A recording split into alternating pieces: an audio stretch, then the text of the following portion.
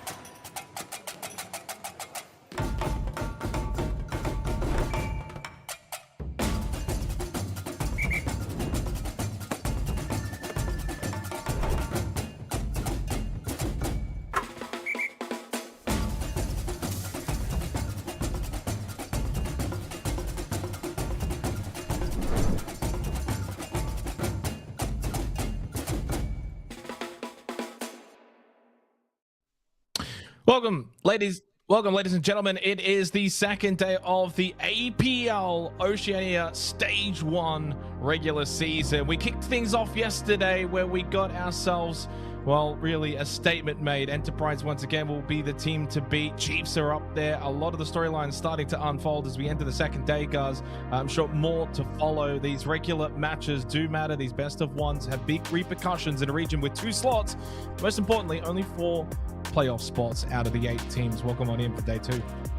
Yeah, I think Playday 1 served as a nice little introduction for 2026. We may not have had the closest of games, and we probably didn't have that many highlight plays either, but the thing that it did was, as you're kind of alluding to, establish very early storylines. EP came out of the gate strong. Plenty of interesting results elsewhere that I think will be intriguing to track, especially heading into today.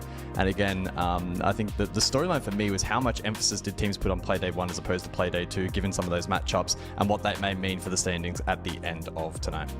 I mentioned as well, of course, the 2 slots, and we spoke about it yesterday, and certainly to the interviewees as well, guys, getting their thoughts on what it means for the region with, I'd say, mixed bag of reactions where the general consensus feels as if, well, yeah, there's 2 slots. Everyone else is going to raise their game, knowing that it's not just a case of, you know, having to topple the kings of the region in Enterprise, that second slot is open for all. But then there's, you know, as we were speaking, I think it was to Salih about the fact that no one really scrims each other anyway. So it's kind of a yeah, mixed bag, if you will. Ultimately, though, it's always a good thing. And certainly for the region, I think so far you've seen an uptake in competitiveness already after the first day. As we go to the standings, as where we sit, again, it is only 1 day's action. But to be honest, and I posed this question at the end of last night, guys, of the top 4, which goes to playoffs, and the bottom 4, of course, miss out. Do you feel like it's, you know, the 4 teams we got are pretty good? So who makes their way into this 4 out of Arcade, Shy Academy, Rival, and 6 targets? I know it's only 1 day gone through, but it's a tough 4 to crack into. No, I totally agree. I think that today, some of the matchups that we have on offer will probably give a bit of indication as to where they may lie. Because you're right, if you look at the standings and the snapshot right now, Playday 1's probably done a pretty good job to paint a picture of what would be a fair estimation heading into the stage. I think if you had have walked away from those predictions with this kind of lineup, I don't think you'd be called insane, right? That the 4-4 split looks pretty reasonable as it stands right now, but it is just 1 play day, and I think that we're going to see some shake-ups and certainly some upset results are expected. We have 7 best of ones. There is absolutely going to be upsets across all of these teams potentially, right? So it's all about maximizing points. And we saw that from the winners in particular yesterday as well, with no overtimes played. Every single winner got a full 3 points. When we start getting overtimes thrown into the mix as well, expect that to shake up the standings as it always does. I mean, of course, with the incentive there as well for the teams in the, you know, the bottom 4 of those teams, Arcade, Academy, etc. There's so much on the line that you've just got to do nothing but fight back in. And of course, you've only played the 1 play day, and like you're saying, I'm certain that we're going to see some shakeups. I think naturally for me, my eyes get drawn to EP, Chiefs, Man, LFO. Certainly the 3 that arguably finished top 3 in kickoff. So you can't really put it past to say, well, they're likely to make playoffs again. So the targets are on the backs. I think most importantly onto Chiefs and Man LFO. We spoke to Nate yesterday, guys, and his thought was, it's, you know, from their perspective, they want to obviously beat Enterprise, finish first, but he's also wary of the fact that everyone else is looking at them to saying, well, we got to beat Chiefs if we want to get second. Yeah, absolutely. I mentioned before we didn't have a ton of highlight plays in the first Play Day, but there was certainly one that standed out from the rest. Bappen, our MVP for Play Day 1, hit this pretty insane clutch last night on the bank matchup against 6 targets. Of course, EP went on to be pretty dominant in this map. It was a 7-2 across the board, but straight out of the gates, he was able to have impact very early on in the match. When 6 targets started to feel like maybe they were building a little bit of momentum, a bit of confidence, Bappen just completely sapped that right out of them. Open area, 1v3, and able to isolate every single pick. Time was, of course, a problem there for 6 targets, and Bappen, just his positioning there was absolutely spot on. And a player that's really pitching himself to potentially be one of the best, if not the best, in the region this year, which I think has been a testament to his continued growth and improvement.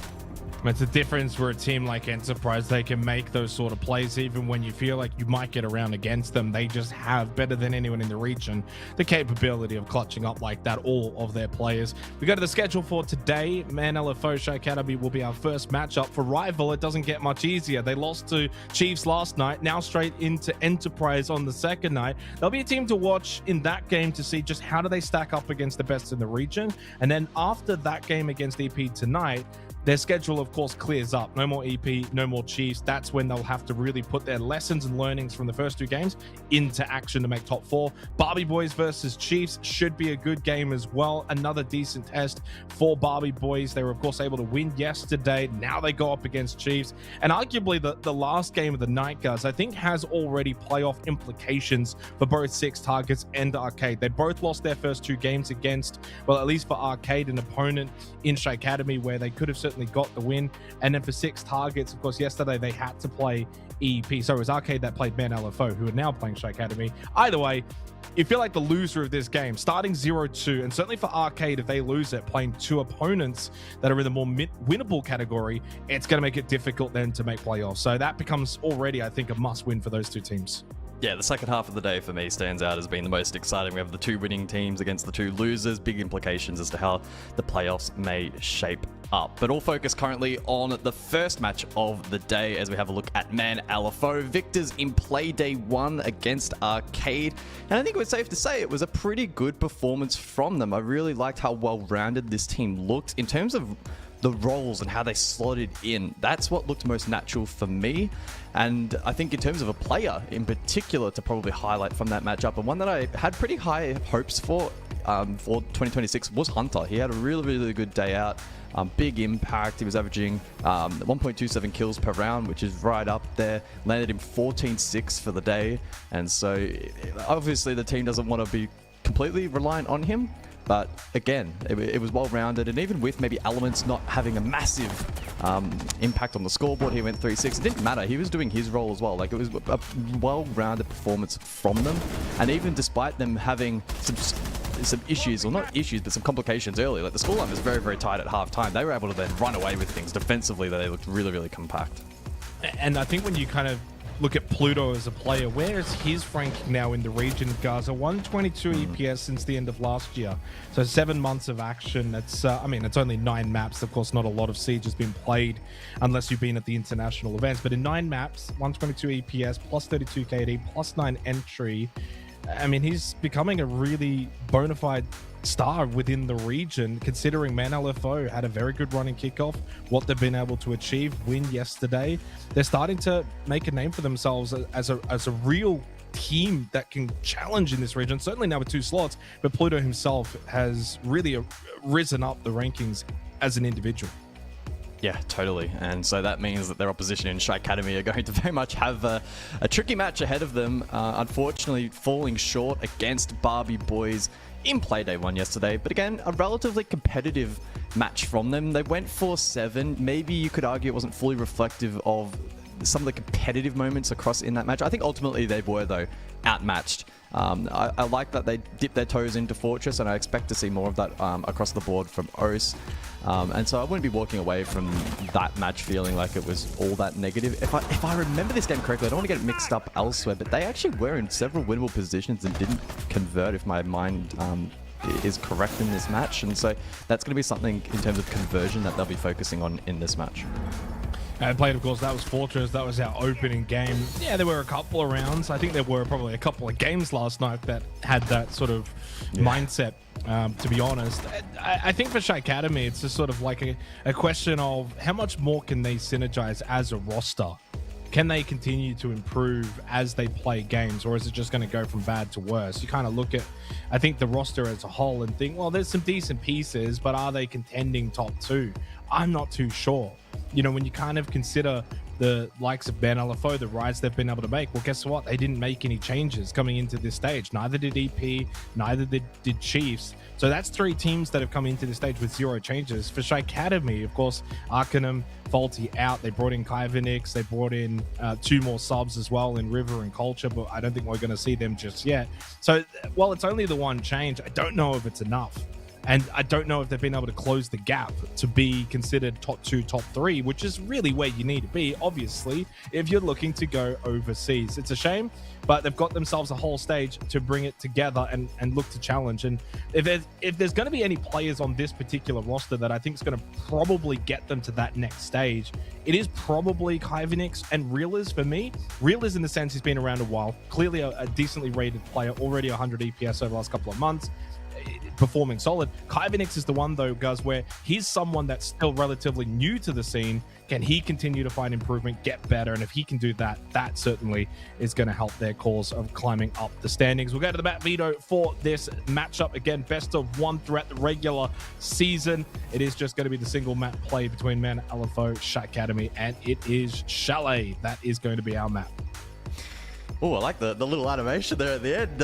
Again, I kind of peeked at it early, so it wasn't too much of a surprise for me personally. But in terms of the context for these 2 teams, Shy Academy in their particular veto in Playday 1, Chalet was the insta-ban of Barbie Boys, so they had no opportunity to even think about banning that out themselves in that particular series. And then, of course, we saw Man LFO play Chalet yesterday. Pretty good success, and again, defensively quite compact. They brought some interesting ideas into the server that were pretty aggressive, and I'm intrigued to see if they're going to lean into a similar play style here, or if they'll rein it in and maybe play a little more default.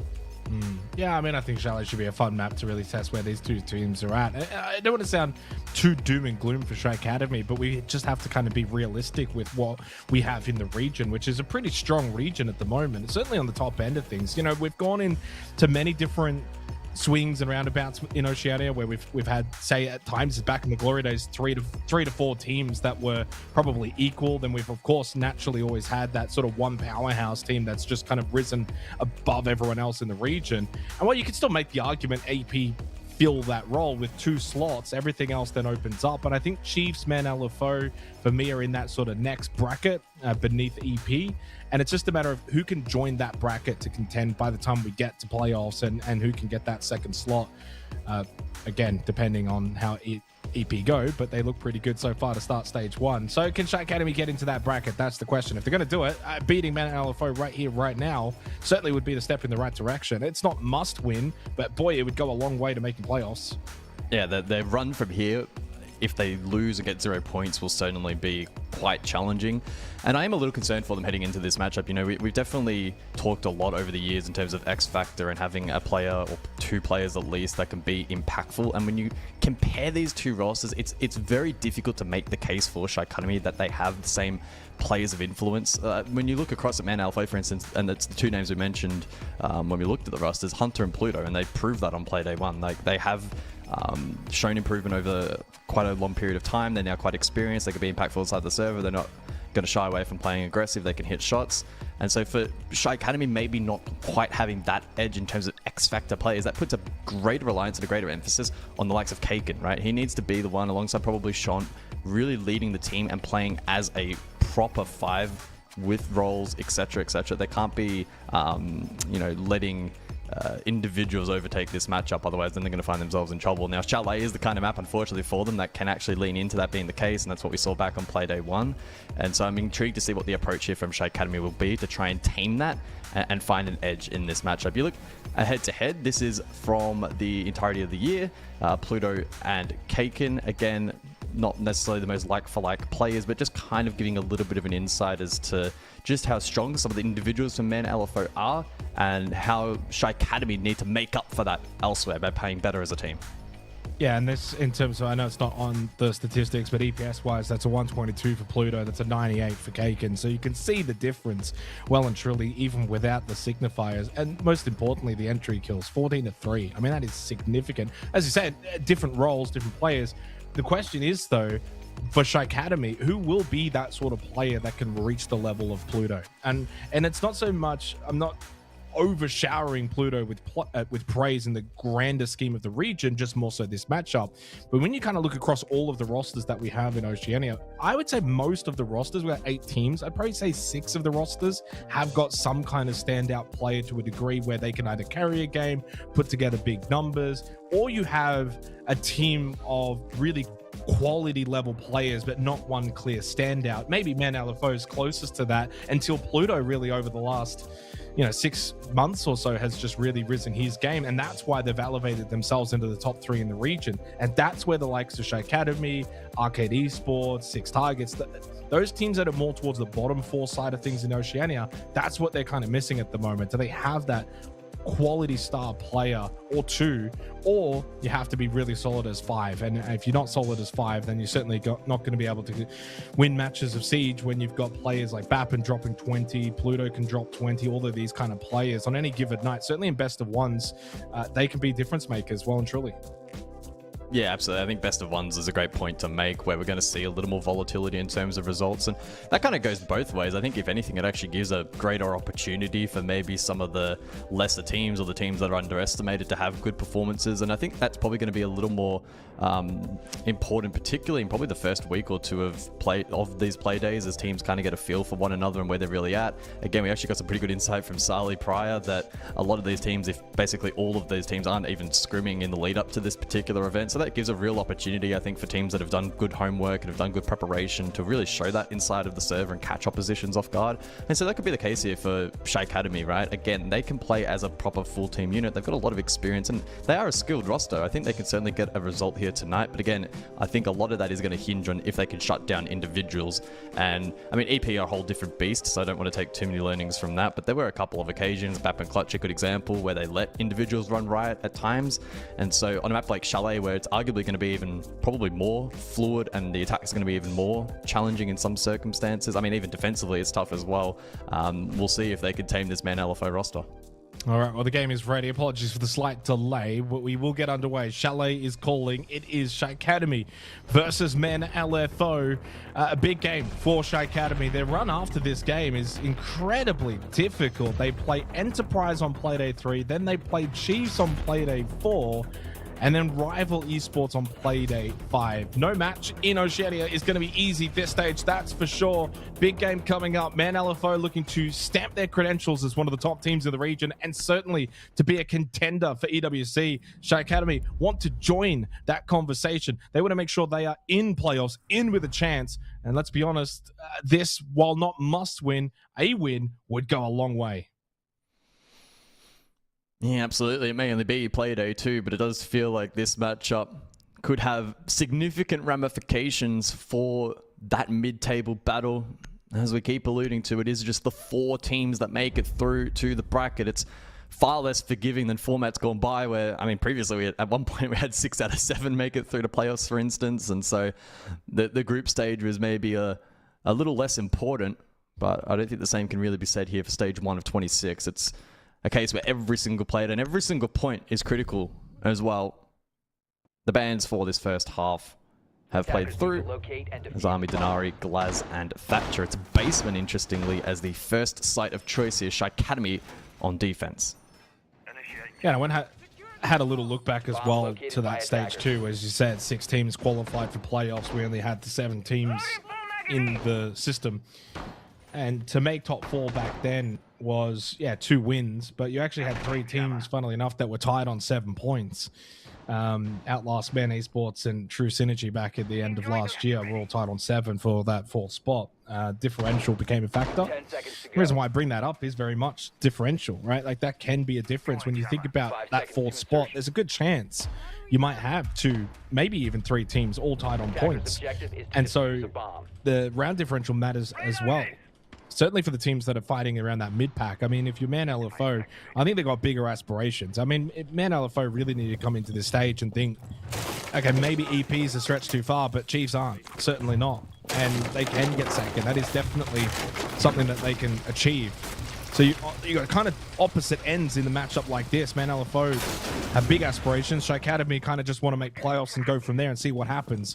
They start on the defense here for Chalet. By no means wouldn't count them out in a matchup like this. Man LFO's been good, certainly over the last 6 months, but they're not an EP. They're not a Chiefs. They can be a little bit susceptible if you bring the pressure. 1-1 start, and there's Kaken that able to then get rid of Sharky. That's the blitz. Good start to the round on the defense for Shy Academy as Man LFO wanting to get inside of the building early. Yeah, pretty active in the first minute of this round, but Man LFO now at a pretty steep disadvantage, and that's greater with Pluto now in the grave. So some good defense early here from Shy Academy, sustaining that pressure. Elements will poke and prod in towards site. Hunter still outside Snowmobile. Elements conscious of the flank potential here, but Carvinix finds a good timing, and Shy Academy are going to take the opening round. So a good start from them, despite the pressure that was mounting early from the attack. Yeah, the funny thing is that's a really good example right there, Guz, where the new Dockerby changes as strong as she obviously seems to be. If that was the old logic bomb, that would have actually rung out, and Kyvanix on the Mozzie pushing down West Main, he would have started to make auditory noise. Whereas that doesn't happen with the targeted payload call, ends up not hearing anything, and it's an easy kill onto the Dockerby. Good start for Shay Academy, because clearly Man LFO wanted to go fast, bring the aggression nice and early, and Shay Academy were ready for it. They got the opening kill as well, then they were able to follow up from there with the flurry. Not often that you see basement on Chalet as the opening site choice either, guys. So, I mean, that's what you want to see from teams like Shay Academy. Mix it up a little bit, throw a bit of confusion into the mix, and it works. They played it well. They win basement site.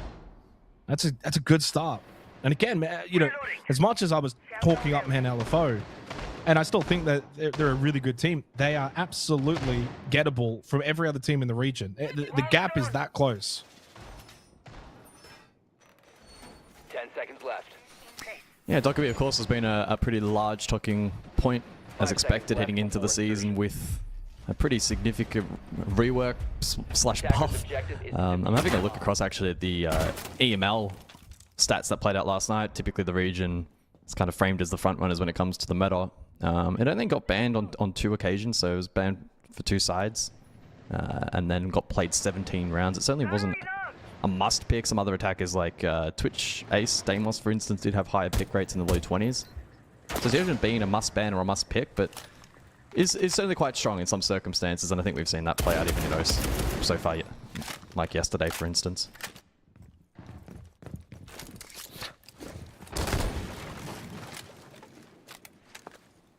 Hold on. I think even just like from the format coming into this stage, it just feels like there's no dead rubber games in the regular season. It was certainly one of the pain points at the back end of last year when you had a regular stage that, yeah, let's be honest, largely didn't matter outside of who just finished last, and that was it.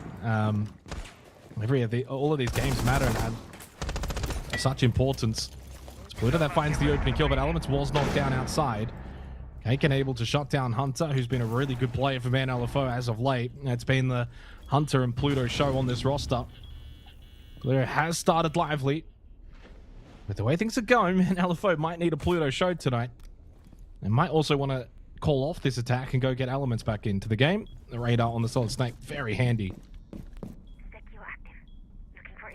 Yeah, it's been a good start for Shy Academy at the moment. It's a matter of conversion now here in the second round. Quite a bit of time for Man LFO to play with, bit of a foothold over towards Trophy, so there is still a bit of a looming threat for the defense.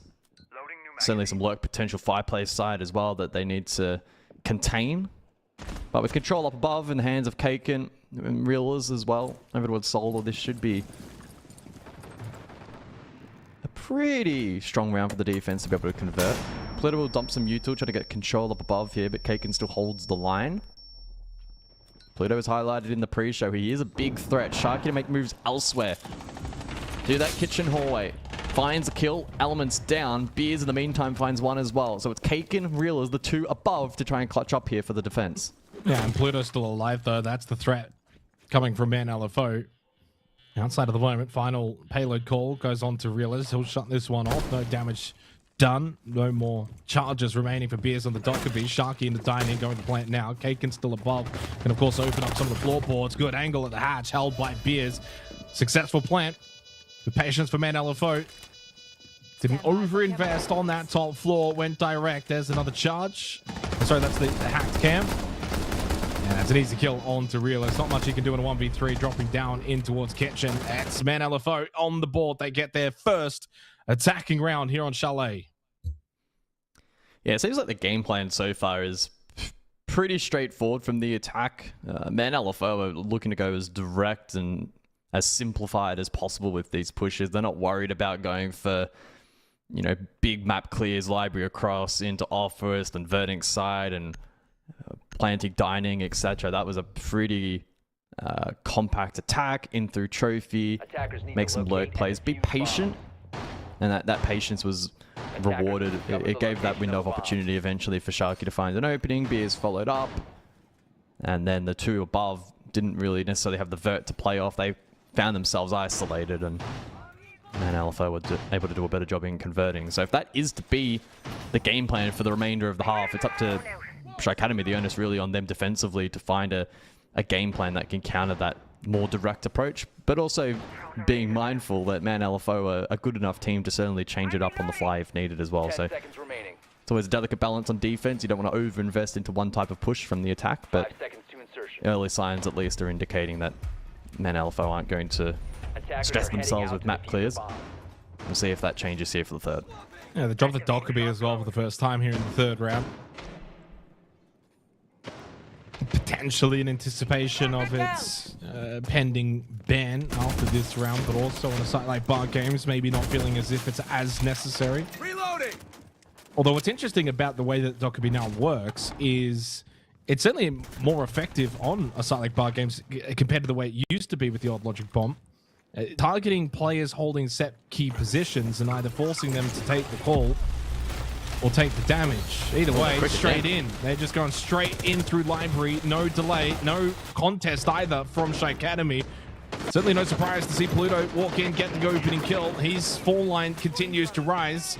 They found a second as well. So Kymedix and Rani both dead early. 3v5 already on the defense for Shy Academy. It's another quick hit from Man LFO. Kaken still up above Piano's side, but he's isolated as Beers continues his rampage, double in the round up to 5 for the half. Pluto as well will join in on the action and find his second in round number 3 as Kaken cut off 1 HP. Bit of information to play off, but little in the way of hope this round. Once again, it's direct, it's quick, it's snappy from Man LFO. Didn't work out in round number 1 down below. Shy Academy were clued in and able to break it down and stagger it.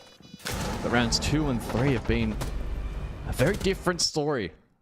Not quite being able to sustain that pressure, and I'm quite liking this approach from Man LFO, given, again, the star power, the firepower, the aggressiveness, and the confidence that this roster has going for it.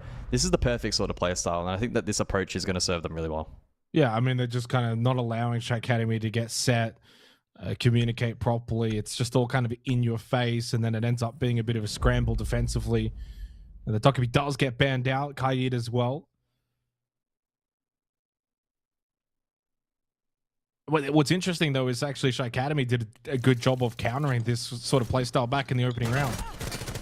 Usually, it's the other way, guys. Usually, the first 2 rounds, you know, Man LFO bring this aggression, very direct, very quick, and then the defensive team adapts, and they figure it out, they clue on, they counter it.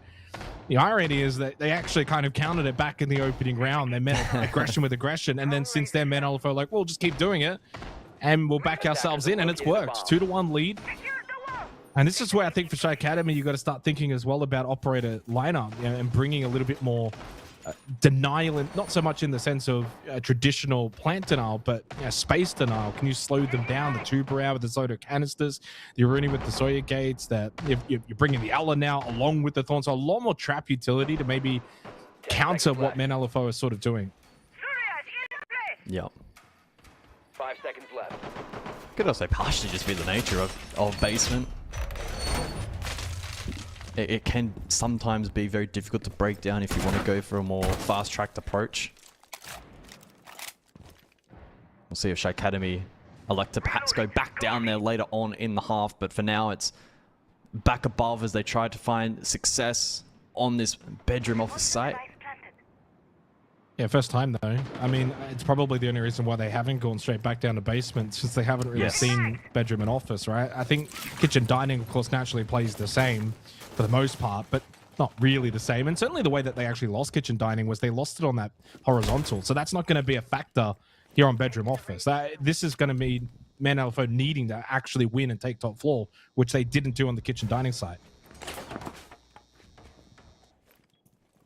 They do have the double lurk deployed in this round, so it'll be intriguing to watch. Shot on the Solace is an interesting addition, considering Man LFO probably aren't primarily going for plant wing conditions. So I'll be interested to see if his utility does have impact in the round. Elsewhere, Sharky finds the open. He's already in solar. So once again, they've brute forced their way into the map. I mean, this is where you got to try and get a bit more pressure to those in solar. Like, naturally, the attack is going to get solar control at some point. That's just inevitable. But put them under a little bit more pressure. Like, they're just kind of just chilling. They're playing the long angles already. They're already wanting to shoulder peek bedroom. We've still got 90 seconds left in the round. There should be so much more pressure. That is a wonderful swing from Sharky. Straight into bedroom. Once again, Man LFO are just keeping foot to the pedal, going into sight whenever they can.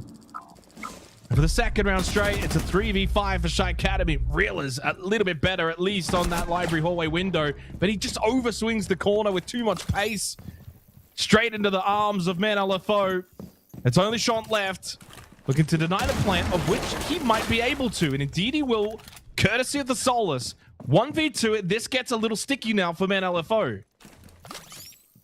Yeah, it certainly does, and this is where the utility for the Solace comes into play. I was questioning if it was the right decision, but Shant in the perfect position to get Hunter off that plant once more.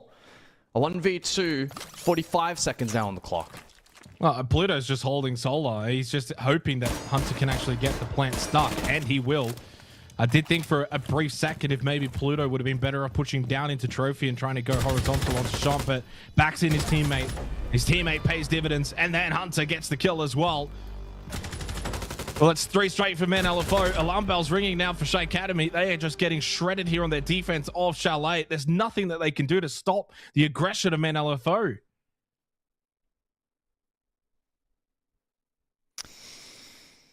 Yeah.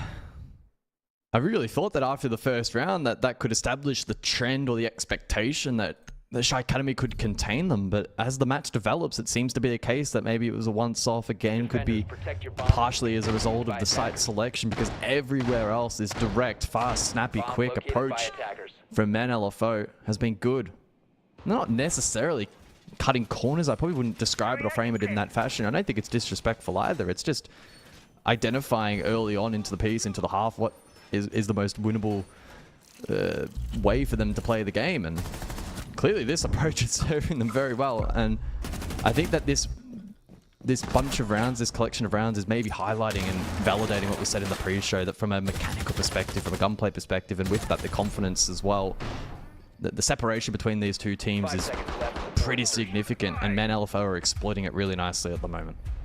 A fun little trend that's developing, by the way. In the first round, opening kill 2-2-2. Second round 1-5-9. Third round 2-2-2. Fourth round 1-5-9.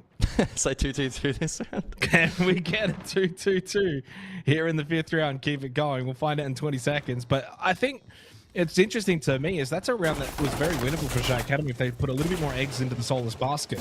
Yeah, imagine if that had been a 2v2 after that initial denial of that plan. 8 seconds. Can we get a kill in 3? Oh, Kaken took damage. 2, 1. No, we do not. Trend comes to an end. But it also signifies really just how quick those opening kills are, right? And how much pace is really being set here in this game. And that's now going to keep Shay Academy, surely at this point, round 5 on your toes. Now at this point, you're expecting it. And this is where Man LFO have got total control. Now they can play the mind game of saying, you know what, we can slow things down if we want, because they're going to be over swinging or holding more aggressive positions. And we can look to punish that once they start getting antsy. This is actually now already the slowest round that we've had so far in the half. And I'm intrigued to see then, does that now favor Shy Academy, who have just been able to settle themselves a little more in this round? They haven't been flushed out and flooded early in the piece. So the smoke play into the ward, and that does favor defense of Shy Academy. Regardless, though, it has enabled hard breach, and with that, the warden flushed out. So not a bad start necessarily for Shy Academy with the time wastage, but Man LFO have still been relatively proficient here. They've taken low risk for some map control. They've flushed out this defense, and Reelers in the meantime has been caught losing the smoke late round, which is a big loss for the defense, especially if Man LFO pivot to the main window plant. The plant denial now is pretty limited with just the one nitro. That's just a big window swing. And so, like, you just can't be dying there at the minute mark as the smoke. Hunter does lose his life though to Kaimanix. Timing. Shot caught. Yeah, good timing. Pluto double. He was lurking piano for quite some time. Eventually makes his move. 6-1 start for Pluto. I tell you what, he's paid us back dividends because we put the spotlight on him coming into this game, and he has not disappointed. As Sharky going to the plant. Nitro self thrown out. Desperation. It doesn't connect. The plant will be successful as Beers and Elements combine. And at the end of the round for Man LFO, it's another round win. Shy Academy up against it here on Chalet. Yeah, Man LFO, they're just looking really clean and clinical at the moment. I wouldn't describe it as being too much of an over-reliance on the likes of Pluto in the match so far. They're certainly pivotal in the game plan, but regardless, again, it's been a good, well-rounded team effort. These plays are being facilitated. They're tempering it down a little bit in terms of the tempo when needed as well. That last round was a really good example where they're still flushing out, they're getting good map control, but they're not having to play their hand early. They then eliminated the smoke, and that initiated the rest of the push. Just a really good structured siege overall. Attackers have discovered the location of a bomb. Been a really nice blend of confidence and execution for them in this first half. I think Man LFO are making a pretty early statement here in stage 1 that they are gunning not just for top 4, but I think their sights are definitely set beyond that at the moment. 10 seconds left. Well, I think the next step in the evolution of this Man LFO roster is everyone else joining the Pluto party, and you're kind of getting that in this game. Beers 7-3, Sharky 5-2. I think that's the next evolution. And clearly, Beers, young, talented player, has now had quite a bit of time in the tier 1 spotlight and starting to come into his own. It's just turning into a really solid team. And always goes to show, we've spoken about this for years, but there's positives and negatives whenever you're either changing your team or you're keeping your same roster. And I think more often than not, you're better off keeping the same roster. Unless it's been 2 years and things haven't worked out, then yeah, sure, make a change. Speaking of Beers, he gets caught by Kaken, holding the angle from office to down below. He'll get the opening kill for Shay Academy. Their first opening kill since the opening round of this half, back on basement, which funnily enough, they never went back to. Credit to Kaken as well. He's stepped up today. 5-4 so far.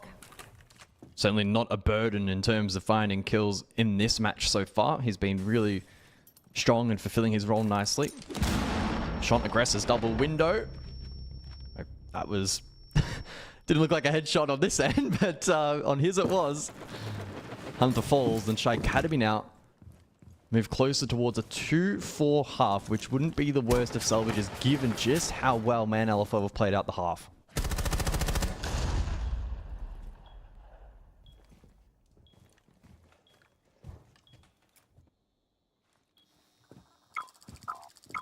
By no means counting out Man LFO in this round, but this is a must-win round for Shy Academy. 5v3, looking for their second defensive round. I mean, who knows what that second half's going to bring? Could end up being a pack side of Chalet. Must close this out heading into the final minute. Ronnie getting a little bit tempted over towards Dining. It's real as though that gets rid of Sharky. Pluto falls to Ronnie. Had his feet set, got the kill. Elements the trade. Seems inevitable that we're going to get a second round for Shy Academy. They end the half the way they started it with a round win. It's a 4-2 half though in favor of Men LFO.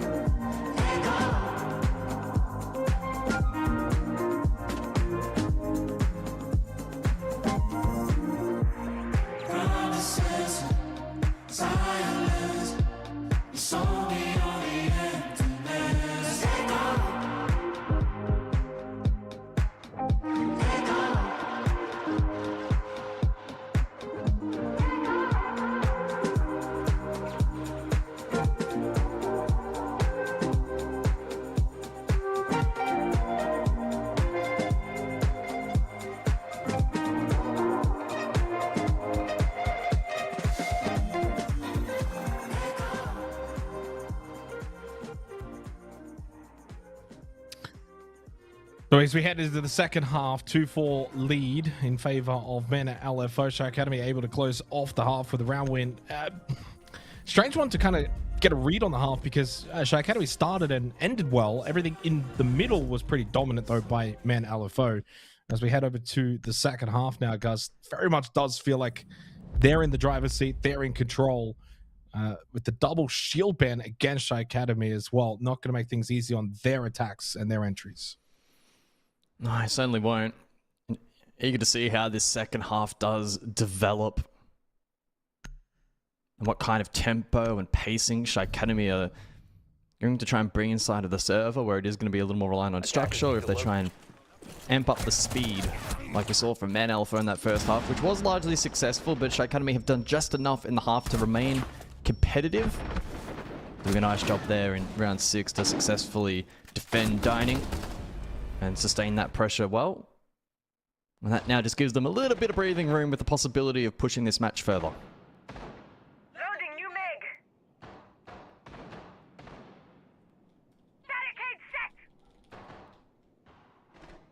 set. Well, the tempo from Men LFO in the first half was outstanding. Good pressure, good pacing early in the rounds. Overwhelmed Shy Academy. Did whatever they wanted. Can they bring that same style now into the second half is going to be my question. Can they play with the same vigor and same aggression? Yeah, these kind of window peaks, taking more early contact battles, then falling back rather than setting themselves defensively from the beginning. Benjamin offers to begin here in the 7th round. And on the flip side as well for Shy Academy, how they're going to play. They can't come into this second half reserved.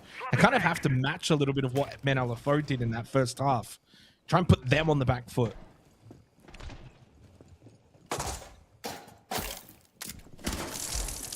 Sharky on the dot kind of says to me, guys, that he's going to get aggressive, and if he takes a bit of damage, well, he can just heal back up. Yep. And he can eat the call as well. We can't hit the nade. Oh, insta-res, insta-res. He's timed it perfectly. Oh my goodness, this Yeah, is perfect. This is literally why he's playing the dock. He's genuinely timed that perfectly. Not the worst util dump the word from Shy Academy, but into the perfect operator for the defense to sustain it. And can't call him again either. So Reelers can't put pressure on him anymore with the payload call. And Shunt goes down to Hunter. They have not cleared out this trophy stairs position. And it's going to be far more difficult to do that now as well. So that keeps a really big power position for this top floor in control from NLFO. And this is a good example of something we did not see in the first half. If you think about how easy it was for NLFO to get solar control, it's fully denied to start the second half. Hunter, while getting the call, finds the kill, answers the call, gets a bit of help from Sharky. This round's done. Wow. And this will go down as yet another round that's been really well executed by LFO. I don't think we can be all too critical of the util clearance there from Shy Academy. It's a pretty default belt. They played it pretty well. The timing was really not that far off. But Sharky with that stim pistol has played it to absolute perfection. And unfortunately, as a result of that, the rest of the push, which fundamentally was centered around that solar control, has fallen well short of the mark. So credit to Sharky in the round MVP here for the 7th. Rest of the team doing their job nicely as well to capitalize on that advantage and not give away any subsequent free picks. As Kyvanix tries his best to fight over towards Mez. A little unfortunate not to find the head there. Kaken's isolated over towards double window. His position will be known as he's made noise. Dealt with by Hunter, 3rd in the round. And LFO to make a statement here on their first defense. Yeah, it's not going to be flawless, but for all intents and purposes, it is. Unless Kyvanix gets the 1v5 ace in the last 20 seconds. It goes for the plant, which at this point is probably the right play. Otherwise, he'll only have a limited amount of time. Yeah, forced off it. And at this point now, he's got nothing he can do. Element pushes up to the half wall, gets the kill. 5-2 lead. Really dominant round, though, from LFO. Certainly, Sharky on the dock was the biggest difference. He just completely offset any potential ability to get into solar control easily and comfortably. Really good play as an individual, but as a team, clearly that was a setup strategy and they followed it to perfection.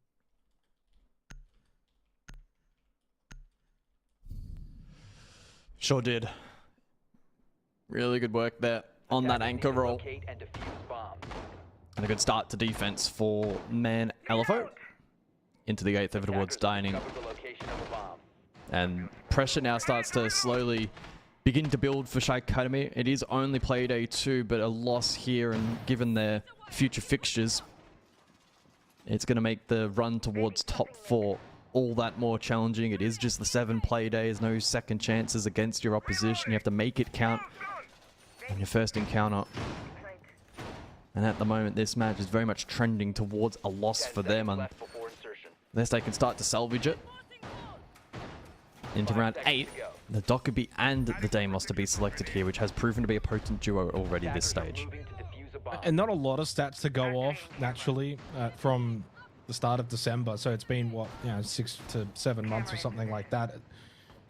Again, have to be mindful, it's over a period of time where the tournaments that are played are your SIs, your kickoffs, which didn't really have too many games, and ultimately then the major, which neither of these teams attended. But a 2-0 record on this map from LFO, 82% defensive win rate. So it's a big strength of theirs. And it's only going to be added to that record now with a match like this, the way it's shaping up. And it's also been a full team effort. Yeah, it kind of started off as the Pluto show, 6-1. But no one's got more than 7 kills. No one's got less than 4. It's a really solid spread performance for LFO. Swing off the contact because Kyvanix swung early, shot through the wall. Pluto then gets the swing opportunity. Good read from him. There is a trade. Almost does go down, and they do get solar control. Yeah, they did. And Pluto is very low on HP, so certainly not the worst of trades early here for Shy Academy. Losing the Capital late, though, may compromise the XC a little bit. You just called him here with the payload. Also a good point, yeah. Reelers does have that target available. You can see him posturing for it at the moment. I guess it's more so a case of putting him into a position where you can't just hang it up. That's going to be the most challenging part of the puzzle here for Shy Academy, but the call should have certainly gone out that the Wamaya was taken low on that swing. Yeah, I mean, that's a good point. You can't just call for the sake of it, but you can kind of bombard him. You're going to have 3 charges very shortly, so you can kind of go back to back to back, add in the death mark. But if he's just kind of tucked in piano, it's not an easy clear. I've gone for Hunter instead. Certainly don't want to also, overinvest either. Hunter actually just eats the call, so he takes the damage from Reelers. Beers gets rid of Rani and then follows up onto Reelers. He shuts down both the Deimos and the Dockerby. Huge power play from Beers. Hunter 9 kills. Kaken with a lot more work to do. He's been tasked with quite a lot in this match, and his job is not done to try and salvage this 8th round. But it's Shont that falls. Beers has got 3. Looking for the quad. Up to double digits. Kaken does find a kill onto Hunter, but it's not an impactful kill. From a 1v4 to a 1v3. I know exactly where he is at the window. Pluto will get the final one. And we go to a 6-2 lead now for Men LFO. They have been utterly dominant here on Chalet. Yeah, I think this match is playing out, I want to say, somewhat in an expected fashion. I did believe it was going to be a little more competitive, but to the credit of Men LFO, they've gone into this matchup, in my eyes, with the perfect game plan, and the execution hasn't been too far from flawless either. Just their willingness to play aggressive like this early on, disrupt, whether it be defensively or on the attack in the first half. They're not giving an opportunity for Shy Academy to settle, to find comfort, to maybe clear comms. They're sustaining this pressure really nicely, playing a really good brand of Siege that this kind of map rewards. B is quietly up to double digits as well. A player that maybe didn't quite get as much praise in the pre-show as the likes of Hunter and Pluto have also been solid today. Beers has had a standout performance, and I think the storyline probably for him going forward through this year is just finding a little more consistency as it progresses. I mean, this has just been very dominant, which, I mean, in a matchup like this, it's more of a great sign for Men LFO that they're not going to be the kind of team that gets stuck in the pack. They're not going to lose the games they arguably should be winning. And that's where they need to be in a stage like this with 2 slots available for the Esports World Cup. They need to be contending. They need to be brushing aside teams like Shy Academy. It's just the reality of the scenario. I said pre-match for Shy Academy. Well, it's not must win. It would go a long way in helping them get playoffs. And unfortunately, it gets a lot more difficult for them in the coming play days. Enterprise up next, then Chiefs. There's a very high likelihood they'll be staring down the barrel of a 0-4 start. And at that point, would need to win 3 straight. Match point round for the first time, and LFO have got 4 opportunities to close this out. Get themselves off to a wonderful start for stage 1. Yeah, I look forward to chatting to Sali about this result. I'm sure he'll be quite pleased with how they've played. Blitz under pressure, the shot getting bombarded at the moment, but Pluto unable to find the kill. Does survive. Zoda canister to Stolen. In the meantime, Hunter able to capitalize. Pluto does eventually fall, but that pick from Hunter is crucial. Oh, Hunter was looking above. Kaken was right in his face. Okay, maybe not done just yet. A little bit of life here shown from Shy Academy. Brought the pressure, cleared out Mezzanine. Yeah, they lost Shont for it, but job was at least executed. Kaken's had himself a really solid game. Call goes out. Beers 8-1 earlier, so he's taken a bit of damage, but can no longer get called. Double Nitrocell still in play for the defense. In fact, that's basically it in terms of utility. No flashes, no smokes either for the attack, so the Warden's usefulness is, well, lowered. Elements a little bit all over towards Library Stairs, overwhelmed. Kaimanix, decent game from him. Up to 7 and 6, and a big factor in this run, and it looks like a 3rd will be acquired for Shy Academy. Beers to disrupt though from above, does deny the plant from going down. 50 seconds here to try and clutch up massively. Gets a chance at a 1v1. Top Library Stairs against Kaimanix. Doesn't win it, and then loses on the second go round. Kaimanix, solid round from him. Shy Academy, stay alive. Yeah, nice tempo early there. Despite Shont falling, they found picks elsewhere. Hunter got traded as well over towards Piano, and so that meant that the 2 typically largest hitters from the team were dealt early in the round. Sure, Beers was still left standing, but he was then isolated in a position where he couldn't be particularly impactful either. So credit to Shy Academy. They did a good job in breaking down that defense, despite it looking a little sketch at the start with Shont under so much pressure. They were eventually able to make it count. Dockerby and Mira to sit out the remainder of this match. And so that will take away from some of those synergies we've seen play out, such as the Dockerby and the Snake, and alleviate some of the pressure onto the defense.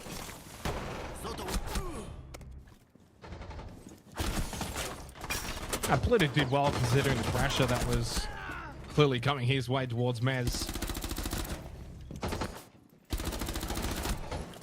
Yeah, just a better round though, and it's pretty simple to look back for Shy Academy and say, well, they win the round because they brought decent pressure early, played together as a team, clearly had an objective, get that Mez control, do whatever it takes, did that.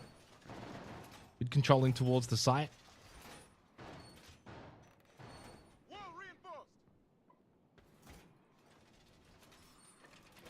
A long way back though, 3 rounds straight required for a team that so far has only won 3 rounds, and all of 10 those seconds left. have been just single round wins. 5 seconds It remaining. would be quite a big shock if Shy Academy could bring this game back, because every single metric is in favor of Man LFO. For all intents and purposes, this has been an utter beatdown inside of the server.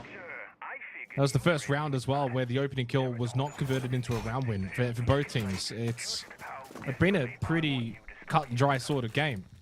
The team that starts well, finishes well.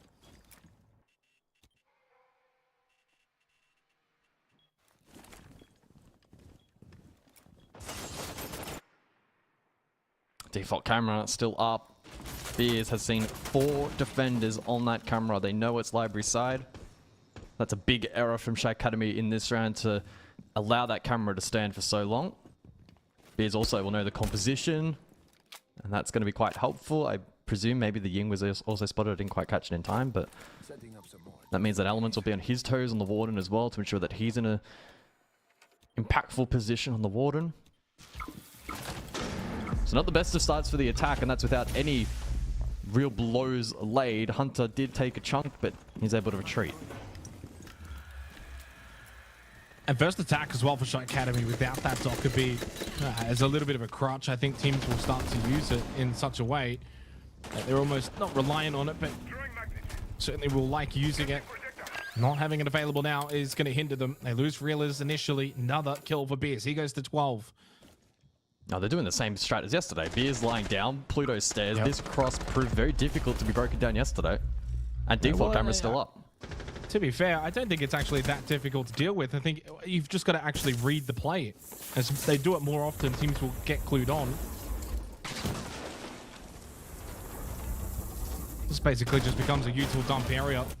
Nice swing from Kaivinix, baited out Beers, got him stuck into the corner, and that's how you can clear it. It's not too difficult. If you take the battle with Beers without over swinging, then Pluto can't do as much to help, because he's also going to be mindful of down below.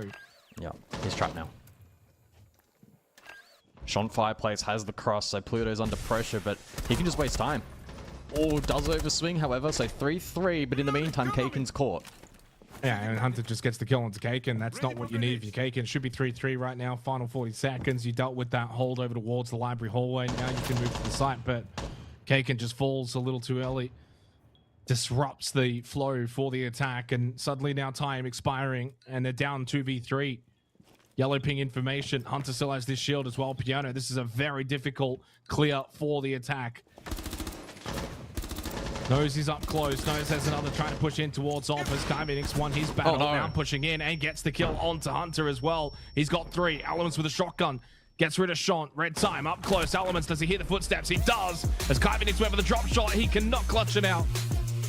Man LFO will secure their 2nd win of the stage in the first 2 playdays. It's a perfect 2-0 start for them on their quest towards the Esports World Cup, because don't get it twisted, that is their goal. A little bit of trolling there in the final round, but I think Man LFO got away from this result.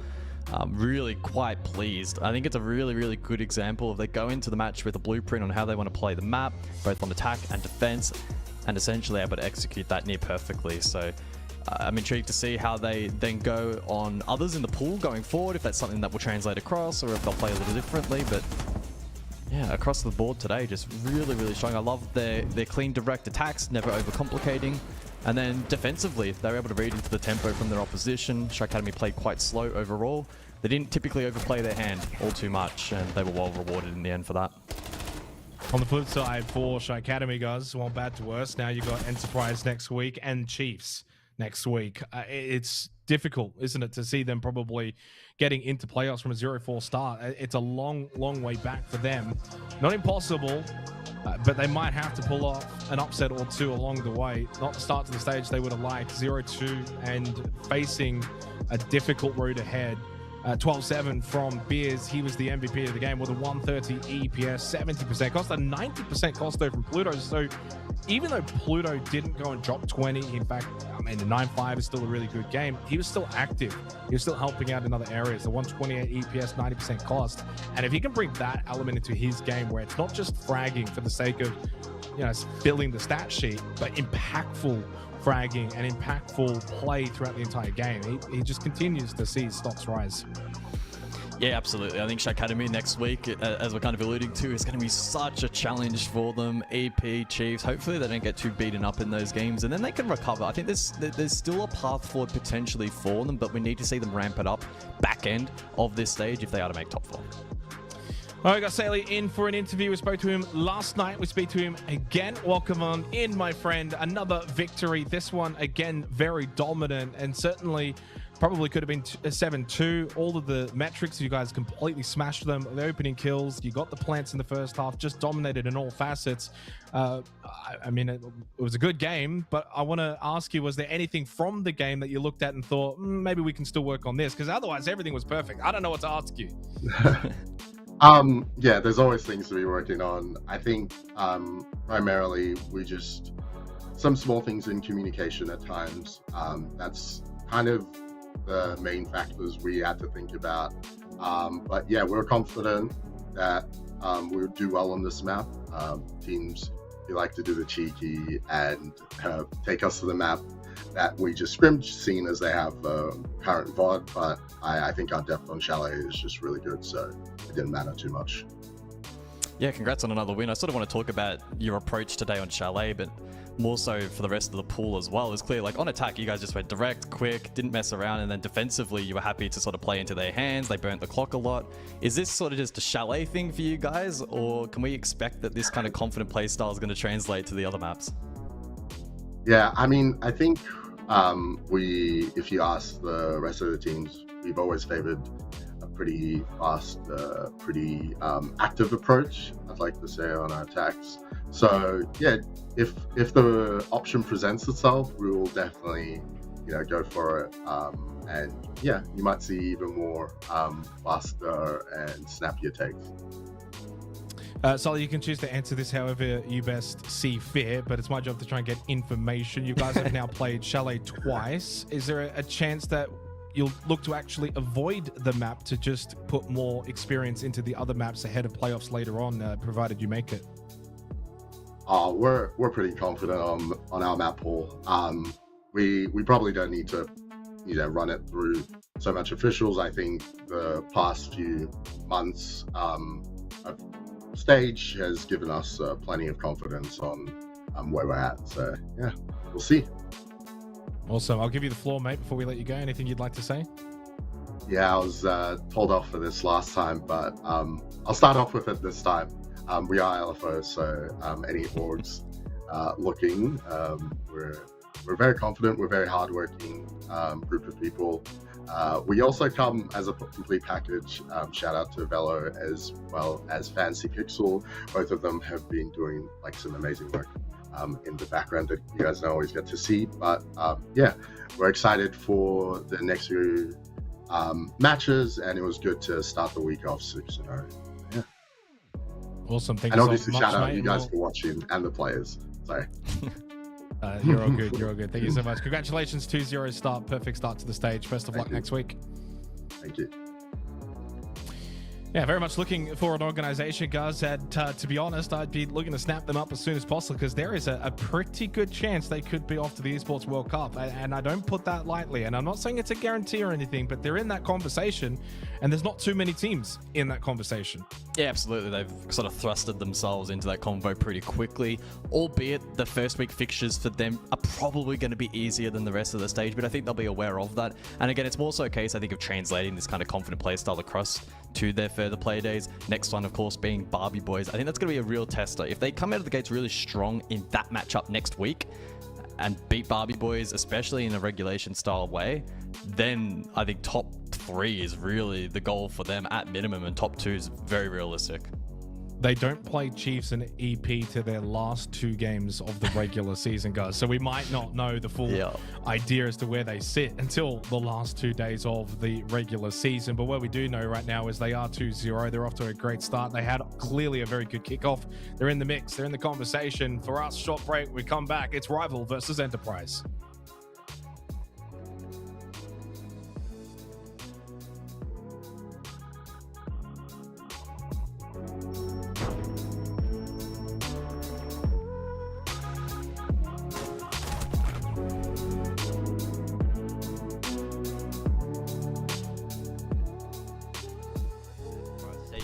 Where I played with Chiefs, and that was like my first proper team of like playing with like really good people like Odor, and obviously with Cairo and like Tex, and obviously Quiz. And I feel like that stage, playing with like very experienced people kind of made me nervous. I had to play to a standard. I kind of played worse, knowing that Jigsaw would come in mid-stage. I played bad, and then obviously Jigsaw came in and took my spot. But that was all definitely a learning lesson for me.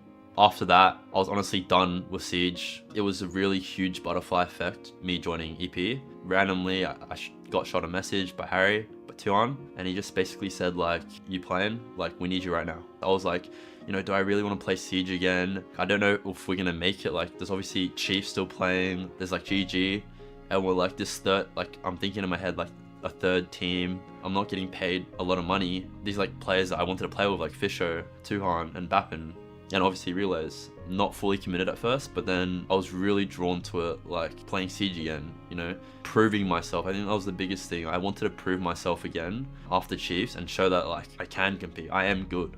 My first impressions playing like under EP in that stage, I knew shit was like serious in terms of with Fisher guy, Tuhan, and just like the seriousness of the team. I knew I had to like put my head down and work. My first game was against, it was like a BO3 I think, against Ludovico. I'm pretty sure on Chalet, I proved to myself that like beyond compete, I can like beat these teams. And I think that really put my confidence up. Obviously with the support of like, with Tuhan, Bappin, and Relays and Fish, like they definitely helped me a lot. Having that confidence for me to be the best player in Australia. I think with the stats, I was looking at it a lot. Obviously being a really competitive team at that time, being number 1 obviously meant a lot in regards of like me only playing playoffs. I wanted to stay there.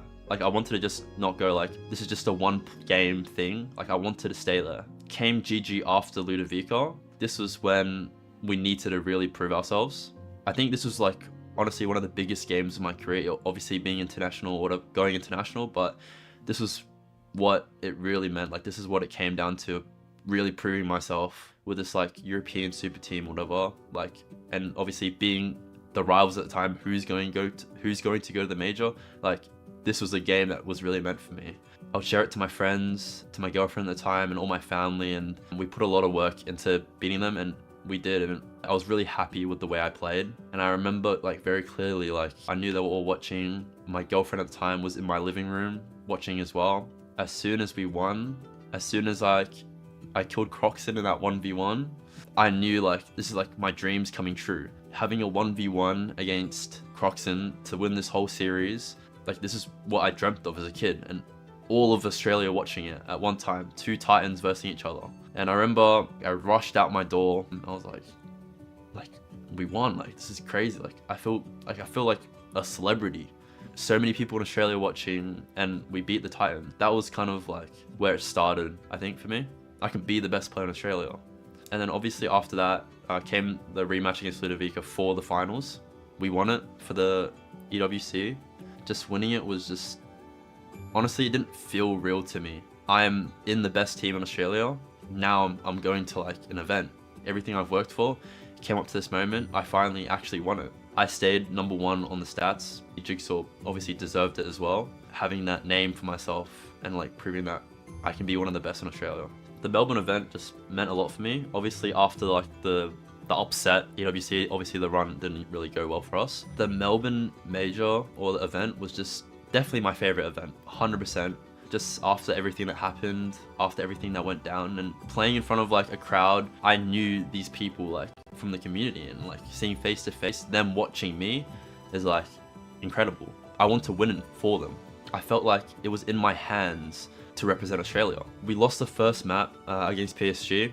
I was kicking myself in the head. I was like, no, I don't want to lose this. Like, we cannot be doing this in front of the home crowd. We need to change something. And I remember after the loss, like I remember it very accurately. I walked with Odar to the bathroom and he would tell me like, you guys really need to put your heads in and really focus up. If you want to make this major, all eyes are on us at that time, and we can't like just stay here and like not go to this major. Came to the next map, it was Bank, and we absolutely destroyed them.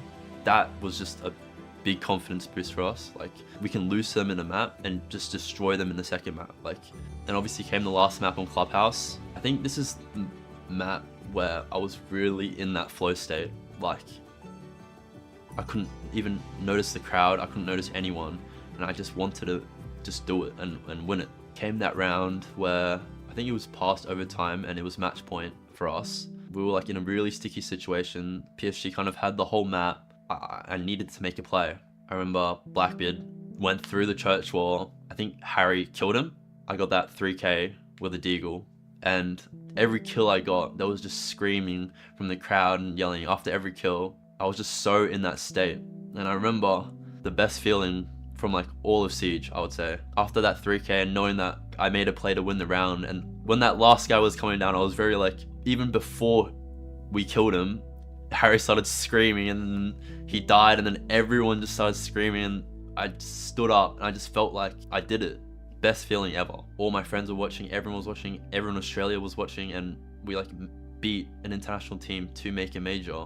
I think playing internationally, like over the year, basically only one Australian team is like going to these events. We're representing Australia. We showed hints of potential, beating Weibo and taking a map of Fura. Like, there was this potential that we could do better for Australia.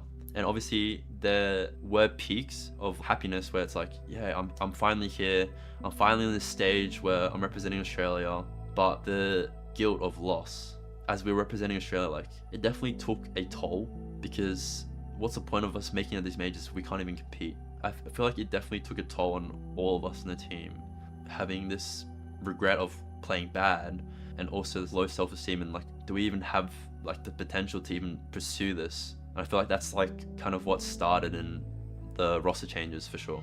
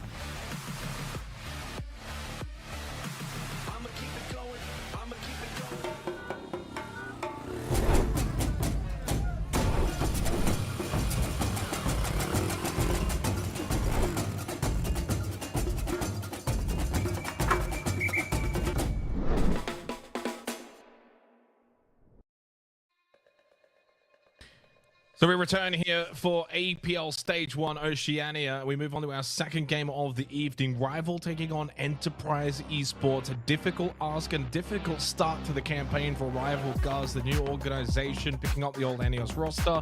Played Chiefs last night, got obliterated. Now they have to take on EP. Look, I guess getting the most difficult games out of the way in the first week is probably the best way to set up your stage, and you can certainly take those learnings going forward. But to make a case for them finding points in this matchup is like defending the undefendable. So it's going to be very, very, very, very, very challenging for them to get a result against EP, who last night themselves looked like they were back to their old selves. Baffin was firing, he was impossible to kill. The rest of the team was doing their job. And so intrigued to see kind of what map this ends up going to as a result of that result last night for both teams.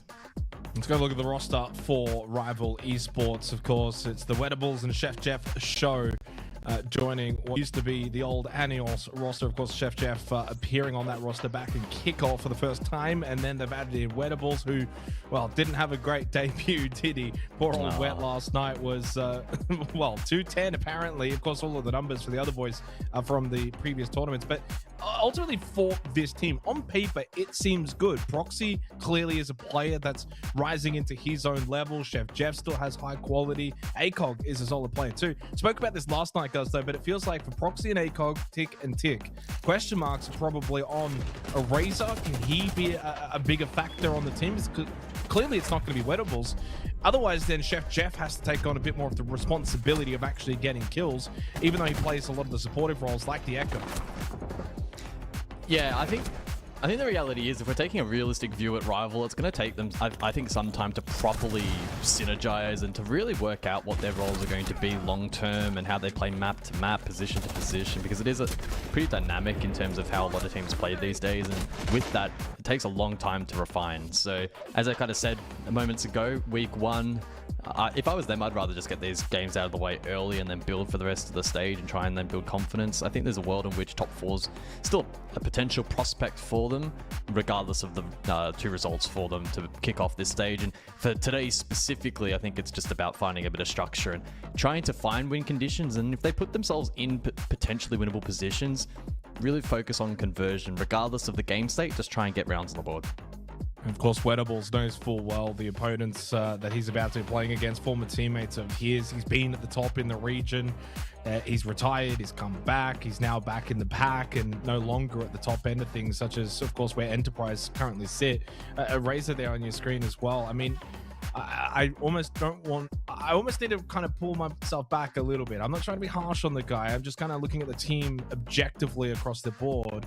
When your goals and your aspirations are always to achieve the best things, well, you need players standing up. And certainly there is a little bit of a spotlight on him, not because of who he is, and I was trying to make this point last night, but just on what the team needs. They probably need a little bit more firepower. Can he provide that? Can he provide a little bit more firepower to just enable Wet and Chef Jeff to play that full supportive role? To do that, to have that proper 3-2 split, it does require Razor to improve a little bit coming into stage one. Of course, as you kind of alluded to, tough ask when you're playing Chiefs, then into Enterprise. As we go to the EP roster, it goes without saying these boys are the best in the region. There are no better 5 players, and you think about in other regions within APL, guys, usually you think about in the past, like, you know, Weibo's dominance, well, there was the likes of Crit J on other rosters and I9 and etc. I don't know if there's another player in the region that you could say is better than any of these 5 right now in OCE. Yeah, it's a tough ask. I think there's maybe a fair case to be made for a couple of players. I think Player at his peak was great. Pinku's an up-and-coming player, for instance, as well, as just a quick comparison. But truly, we are in a phase of OCE where it does feel like truly the best 5 players on paper are on the same team, and they've made it work. I think there's a lot of skepticism heading into this project as to whether or not they'd synchronize together, what kind of impact Mag would have on the roster as well, not to be underestimated or understated how influential he has been, and it's worked. Even at Salt Lake, internationally, they've proven that they can really compete against some of the biggest teams in the world. So the vibes were good yesterday. They'll be looking to produce a similar result today as well. Go to the vetoes for this best of one matchup. Yesterday, of course, Enterprise kicking things off with a 7-2 demolition job of 6 targets for poor old rival. It was a 3-7 loss to Chiefs. That was on Cafe. And we're going to bank for this game. Of course, we saw EP on bank yesterday. I don't think it gets much more difficult of a task for rival playing EP on bank with EP starting on defense. Yeah, it's an intriguing decision for them to allow it through. I think that Border as a comparison would have been probably even tougher, such a gun fight heavy map, and they're naturally going to be struggling in comparison to EP. So they go to bank, probably quickly review the VOD, and they'll try and counterplay what was presented yesterday.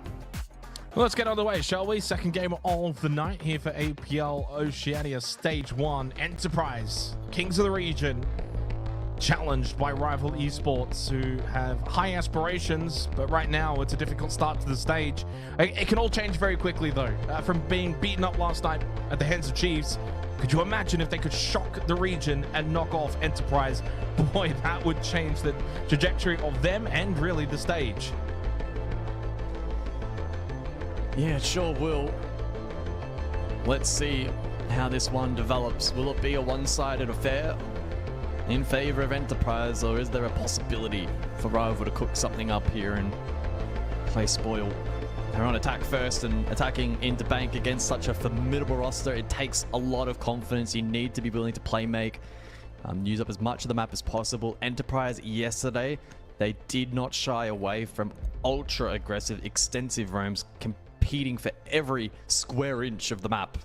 And so if they go for something similar here, rival and their ability to find fights, isolate ones, and then actually win out those duels is going to be tested big time. Yeah, I mean, it's a free hit in some ways as well. If you're rival, you come into this, you clearly got a bit of a wake-up call last night by Chiefs, what you need to improve on, what you need to work on. Clearly, it's a team that, you know, has high aspirations. Chef Jeff, Wettables aren't just here to kick rocks and play around and miss playoffs, and clearly they want to make playoffs and contend for EWC, certainly with the region now having 2 slots. ACOG, Proxy, 2 players that would love to take that next step in their careers, and a razor to prove myself wrong and you know, really stand up. I mean, I'd love nothing more than to see rival really challenge Enterprise in this game, and not just for them, but just for the sake of what is this gap that really Enterprise have over the region. You know, we know it's going to differ from team to team, but we want to see a competitive region as much as we want to see EP roll everyone over and go international and be a powerhouse. We've already seen that. You know, we want to see the rest of the region stack up against them. Not going to be easy for rival. Attacking here in the opening round. And we go basement. EP starting on the defense. They have got themselves already an aggressive looking lineup.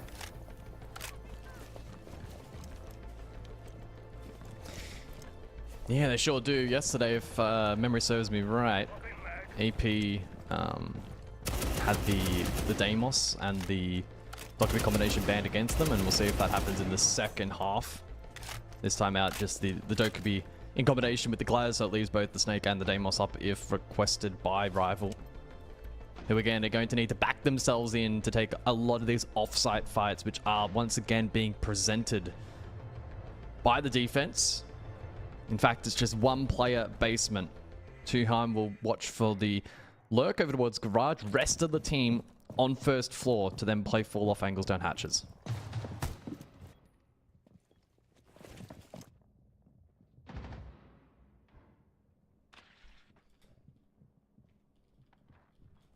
It's pretty early on that rival have clued on to the fact that Enterprise are playing these aggressive, higher elevated positions, elevator, open area, not just playing full flash stack down below, so you've got to be a little bit more cautious and careful with the way that you're approaching that sort of checklist part of the round, but you also have to be mindful of the time it is being into, because rival are taking their sweet time with the droning and the clearing. But I think the focus for rival really does need to be keep 5 alive. Don't worry too much about what EP are doing. Even if they've got 5 on site at the end of this round, you've just got to make sure you've got 5 as well. Don't lose players early in the round. And now they can just focus on the checklist. The question will be what they do over towards blue stairs with Brendo holding Vulcan canister, 3 gas babes, shotgun up close. Typically open up that square hatch and get the pinch pressure. Yeah, but Brendo, you also had Cairo watching anyway, and Jigsaw with the Zoto canisters. It's all just denied. And now he just falls back, keeps the 3 gas babes for the late round. And so far, so good for Enterprise. Yeah, Brendo folds. We saw that last night. He didn't want to hold blue stairs. Instead, he vacated the area, repositioned. He could play deep for smokes late. I mean, 40 seconds on the clock, 3 pocket. It's a pretty good position that EP find themselves in with a wealth of plant denial, and it means that Rival are likely forced deep here. We need to find kills and trade out. Plant is not going to be the #1 win con for them from here, I would imagine. Yeah, I don't even think you think about the point at this point. 30 seconds under, and you've got a 5v5 scenario. You've probably got to look at kills, flood sight. Can you get a vault drop? Can you get main stairs? Just try and find the kills, win your ones. Well, so far, so good for EP as Cairo got the first kill onto a Razor, and, well, they try to flood in. They try to go with the fights, and they just get absolutely decimated. It's flawless. Easiest of life for Enterprise. They would have been bored in that round, waiting, as Suhan says, you guys suck. That is just brutal. It's not even like friendly banter of like, it's just, no, you guys suck. Like, what are you guys doing? Guys, you just start listening. Wonderful. I imagine that the comms against Wettables are going to be pretty unrelenting in this map. Well, good start for EP. They've played it perfectly. Great peel back. A lot of utility available. In terms of the overall approach and the game plan there from Rival, I don't think it was really all that poor. They were able to clear the defense. Didn't lose any picks. They forced the 5v5, which is where you want to be. They pivoted for the back hit because they didn't have time. But yeah, even then it was too time constrained. And then they weren't able to layer any kind of utility in for the final push. It was a lot of filter effect there towards the end, and EP in strong power positions. There wasn't a lot to dissuade them from that. So as Jigsaw said in the chat, it's team ace, 1 pick apiece for each member of EP. And they can't really have asked for a better start here on Bank. I mean, no. I mean, you didn't even really get tested. Didn't even have to really follow through on your own strategy with the denial that was available. Completely blocked off server and CCTV. And as you said, just won the fights comfortably. That's the disappointing thing for Rival is when you have a round where you do actually get some things to kind of go your way. You got the 5v5 at the end, 30 seconds, but yeah, just completely fell apart. Difficult sight. Certainly dust yourself off, go again. Here's second round. But it sets the tone early when EP just win flawlessly, and you already know coming into this game how difficult it's going to be. Got to find a way mentally to block out the external noise of how good Enterprise are, what this matchup is going to be difficulty-wise. Just play it round by round. Take the moments as they arise. Happen towards Archives. Playing off the vault camera set up by Tuhan. They have the mirror available as well. The focus, of course, on the Tachanka ban, which predominantly is for basement only. And then the Kai does honestly leave quite a lot of strong defensive operators available for EP. Bapping off the Nitro of the information. There's a square Easy cam. kill on the Wettables. There's a square cam and they have IQ. They have not identified and taken out these cameras fast enough to support the entry. So that's unfortunately a big strike in the column for Rival. Yeah. Might have been a timing thing. Might have just got there a little too late, and certainly on a team coordination, Wettables then maybe thinking it's safe. It's not. Yeah, that's a good start again for Enterprise. Nothing so far to show in this match for Rival.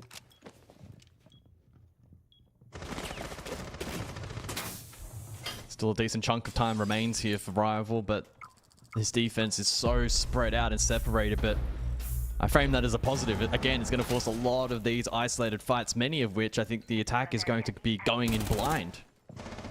Jigsaw peels back, so he goes for the safe route. Probably could have held his ground and maybe found a kill or two, and in fact, he does go back for more.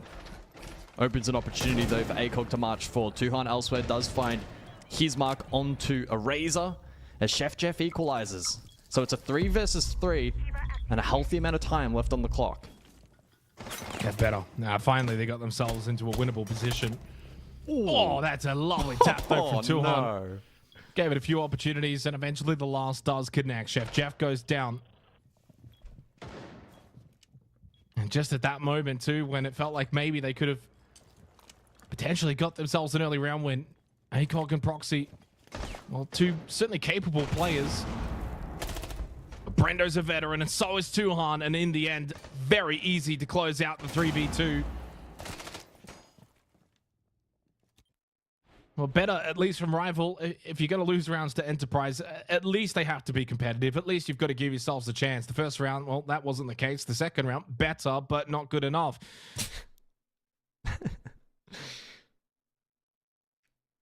And they know they can get into West's head easily. I'm interested to see how many times his name's going to get mentioned in the all chat this match. Might be We're up to the two. easiest target in the region. Yeah, good work there defensively again from EP. Doing a really good job in forcing a lot of these awkward fights for the attack and Rival not in tradable positions. To be fair, they did bring it to a 3-3.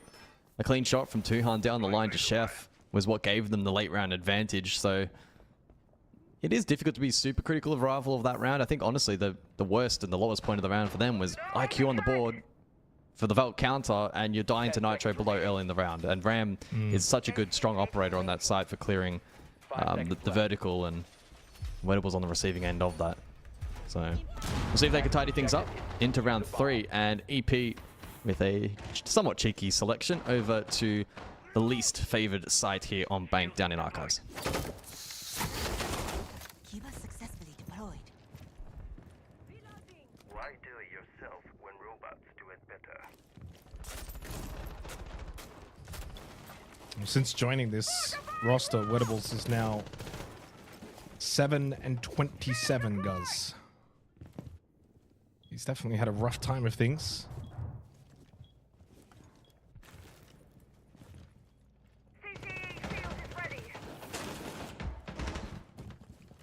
Opening kills on the first 2 rounds go on the way of Enterprise. Bring a very interesting setup here for Talos Archives, which is a site in itself is already quite interesting. Jigsaw onto the Oryx. They bring the Clash. Cairo over towards Stock. I know that Proxy is top square. They have that information. And Tuhan as well has got a Yokai drone playing that square position on the stairs. You could see him maneuvering that currently. So EP have a perfect read on this push at the moment. It's about executing upon that information and preventing no lurks elsewhere into sight. In the meantime, though, it doesn't quite go to plan. Bappin falls, unable to get down that Jan hatch, and it gives Rival an advantage. I think that's just a solo push from Bappin. That goes against the script of Enterprise. Yeah, they had Proxy by himself, top square. Bappin takes the fight. They could have easily tried to go for a pinch or just ignore him, fall back, play the round in the way in which you wanted to play it. Now you lose the Azami. You give Rival an opportunity. Proxy's still alive as well. 60 seconds left, and 2 rounds in a row, Rival are going to get an opportunity.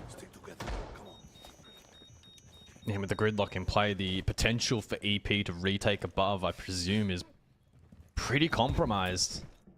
So there'll be a reliance here on info from the Echo. Cairo getting in the perfect position on the Clash, and then the remainder of the team gun up, hitting his shots into required. Archive, straight in. Where's the response?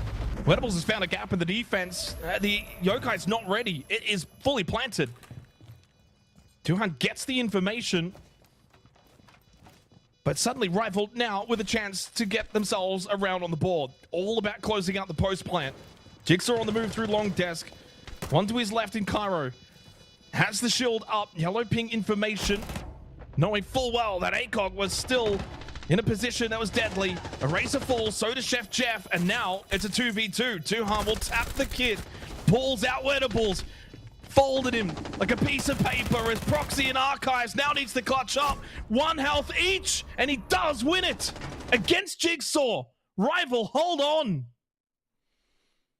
Yeah, they've done a good job there, buying enough time against that retake that even if Proxy lost the fight, Rival were ultimately going to win it out. So an interesting site decision there from EP does not pay off.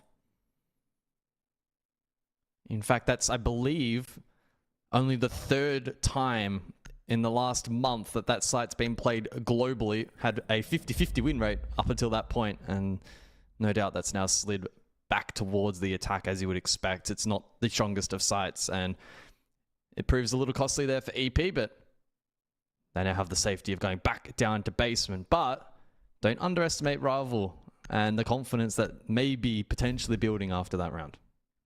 Well, I mean, that's the thing. It's 2 rounds in a row, right, that they've been competitive. If the first round was as awful as it could possibly be, Team Ace, flawless. The second round came down to a 3v3, a bit more of a contest. Third round, you win.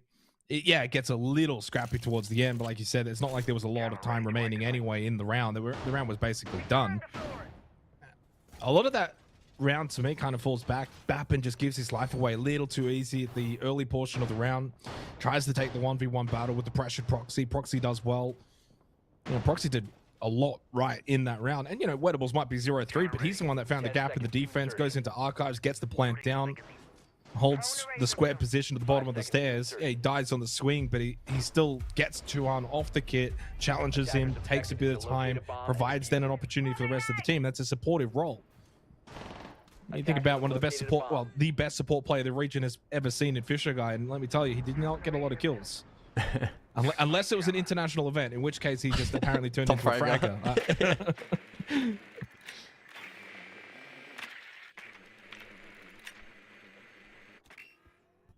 So into the 4th round. And again, look how aggressive offsite EP are posturing at the moment. Last time out, it was 1 site 4 first floor. This time, they've amped it up further with some 2nd floor presence as well. Bappin, though, in a position he should be able to peel back pretty easily, I would imagine. Although he's actually tucked behind the vending machine. This is not a position he can run out of. This is a do or die position, calling for help potentially. But Bappin swings, and Proxy gets completely caught off guard.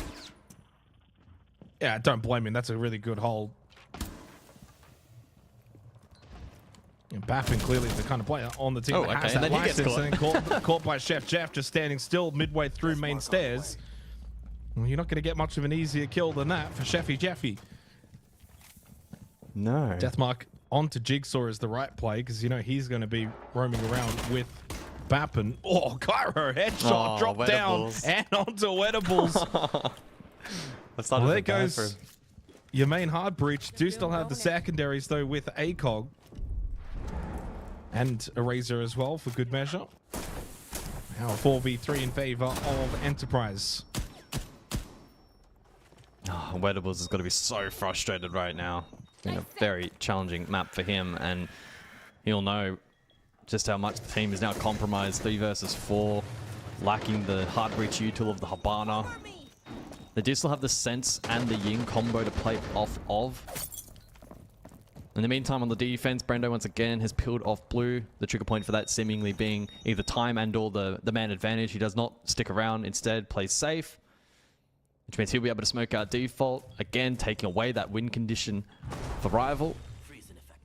Which means they'll be relying on kills for the remainder of this round. And against EP, who have the advantage, that is pretty low percentage. Well, I mean, Enterprise is sitting back. They want them to push through server and go for a CC plant. They got double nitro, still the 3 gas babes, so they can deal with that comfortably. And then if they do go for elevator, vault, main stairs, then clearly already well positioned to take the direct fight when there's not a lot of time. Enterprise are well set up.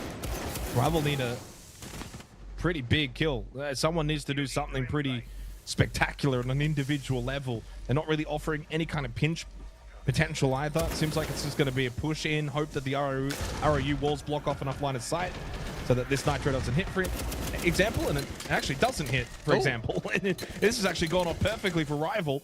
They put all of their eggs into the Sens basket, and it pays off. They've got the plant now. It's a 3v3. Immediate retake attempt mode activated for Enterprise. Brendo shut down ACOG. Chef Jeff over towards Staff. Eraser will stay blue stairs, play close to the kit. Chef Jeff has to win his battle, deny them the push from beepers into open area. As the time starts to dwindle down, it's becoming more and more a possibility that Rival could steal this round. But Eraser, losing his battle, must have won that one. Now Chef Jeff doesn't have the ability to get back to deny the kit. Didn't even matter if he had won that fight because Jigsaw was counter defusing.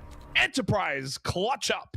Oh, the plant denial did not clearly quite go to plan.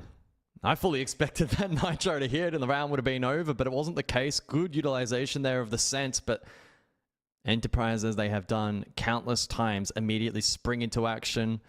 The retake was essentially faultless. Early pick onto ACOG. Razor caught, Chef Jeff then in a pinch, forced into that final fight as the counter defuse was being executed. That was really nice from Enterprise in the post. A 3-1 lead as we return to the top four, and it's starting to feel like this result is, it's not quite officially done, but Rival look like they are trailing by a pretty significant margin at the moment. Well, I mean, they're trailing from us.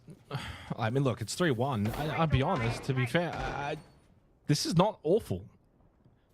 It's the opponent that they're playing against that makes it not awful. If they were playing against someone else, I would probably say this is a little bit, scary. But these are the kind of games where you can take a lot in terms of the learnings against a team like Enterprise. If you say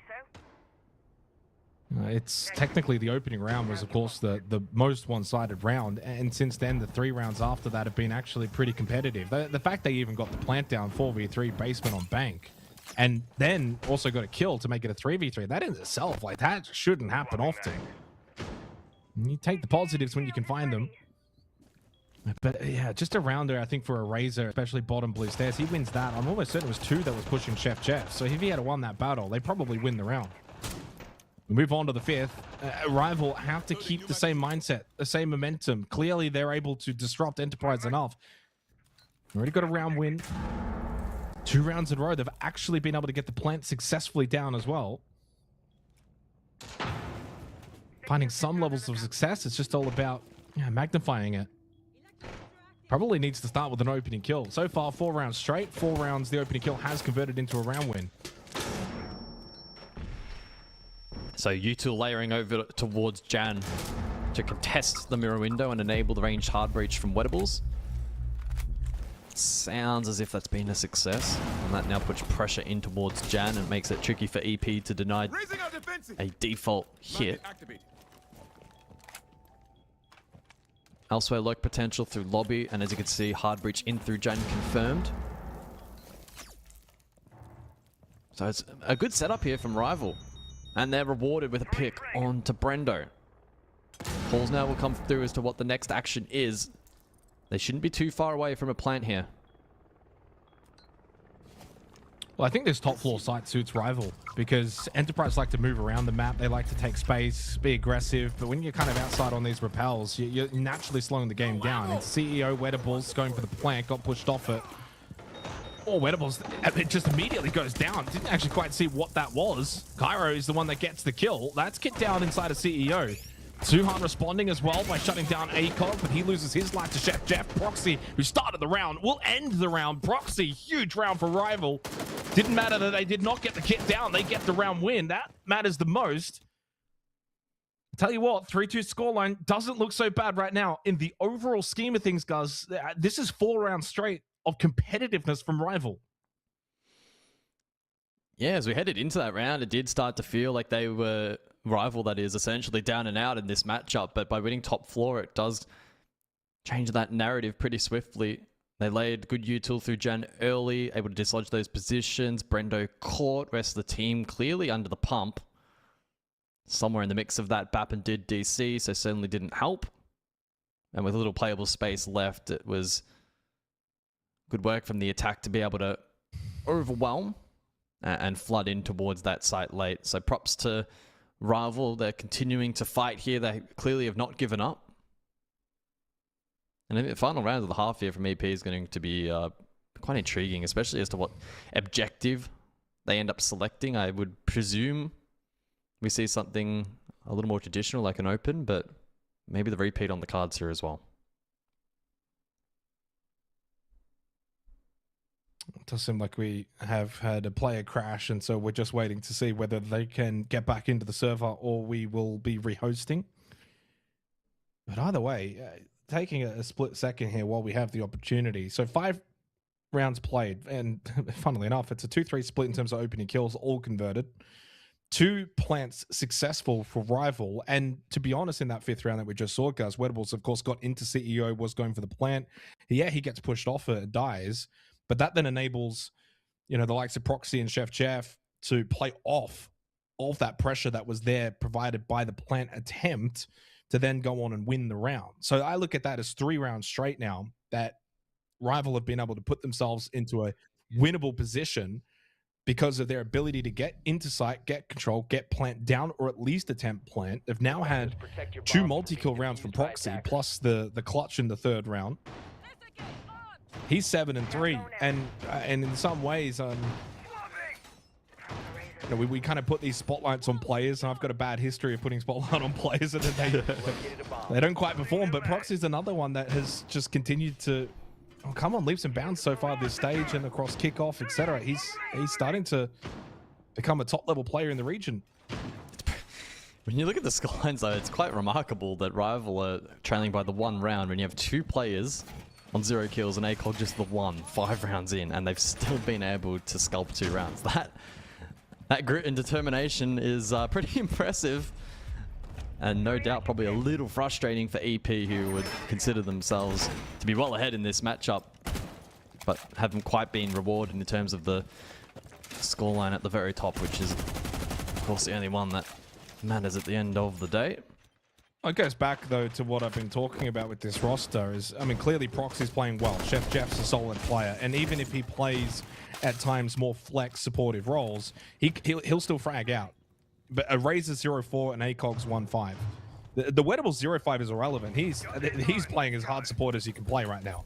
He's literally just sending into sight, going for plant. He's not looking for kills. But you need more out of ACOG and a Razor. And the fact that it's a 3-2 scoreline, like you said, it's strange to look up and think, well, this game is as close as it is. And you got 2 players that have only got 1 kill combined, where of those 2 players, need far more. Well, it's 3 that have got 1 combined. Well, yeah, I'm not adding in the hard support. Like, it's not the point I'm trying to get at. Yeah, I get it. Chef Jeff goes down to Cairo. Towards main stairs, shuts down the Solid Snake. No entry for Chef. Again, puts all over the shoulders of Proxy, doesn't it? For the young gunner, and he falls to the hands of Baffin. Well, here's the quick response from Enterprise. Question in this round now will be, can Wettables get off this donut? And he will, and it's on to Tuhan. Brings it back to a 2 versus 3. With still plenty of time remaining in the round. ACOG and Wettables certainly capable if they can get the next kill. Jigsaw peels back to support those that have also fallen down. And so ACOG and Wettables with a lot to do here, but plenty of time. Unfortunately for Wettables, low on HP. And ACOG waiting for that Thorn debuff to expire, which it has. They have a decent belt of utility that they could look to commit here. Double flash, double grim. Ooh, but unfortunately, beautiful Wettables angle. is caught. Nice work from Jigsaw. And ACOG asked to perform a 1v3. You know Jigsaw's going to type something in the chat after this round. Will it be in relation to the Wettables fact of getting a kill? Will it be the angle that Jigsaw just killed him at? We'll have to wait and see. There will be something. Now looking for the last one onto ACOG. Yeah, the Boss G strong. Enterprise a little bit stronger. It's the halftime break. It's Enterprise in total control. There's the comment.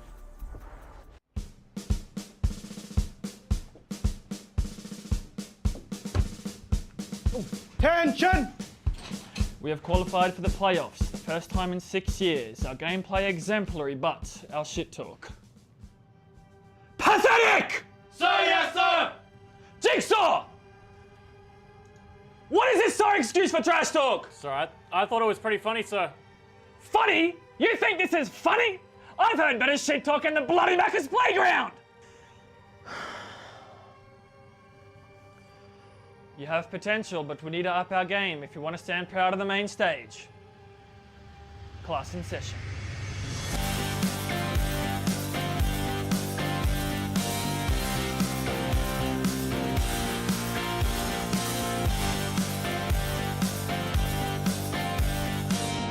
Permission to speak, sir! Permission granted, Private Tuhan.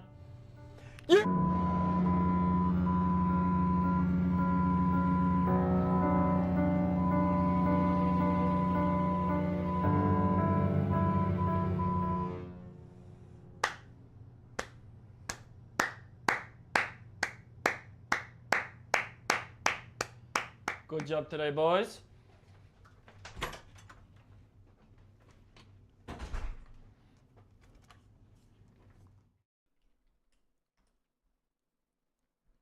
Well, I mean, that was certainly one of the best pieces I've ever seen, guys. I don't know about you, but that's up there. Mag doing some of the coaching, of course, at the moment. During the halftime roll swamp, he's got more pressing issues at hand compared to that video of just about trash talk. Because, I mean, look, it's a 4-2 scoreline. They're in front. They're in control. They've been easily the better team. But you know full well that they want to be winning most games 7-1, 7-2, right? They don't want to have any kind of troubles with any team in the region. Yeah, absolutely. It certainly hasn't been a perfect half from them. It was good. It was okay. Could have been a bit of more refinement in a couple of places, but ultimately they have the lead. They have the foundation to now play off, and expecting their attacks to be pretty relentless here. Rival, look, it must be said, they find themselves in a pretty fortunate position to have found two rounds rather. One kill between 3 players 5 rounds in it's pretty amazing that they were even in a competitive position and still remain in one. So we'll see if they're able to capitalize. They now have defense, perhaps a side of comfort, Mirror 2, Burrell, Dokubi, and the sense to be banned. As we look at the replay package from that previous round, and it was a complete shutdown from the defense. Initially, a bit of fight back from Wet and ACOG, who were left in the 2 versus 3, but Jigsaw able to isolate both of them with the Boss G. I mean, if your rival, what's the halftime talk like? Is it somewhat positive, considering how close the rounds really were? Securing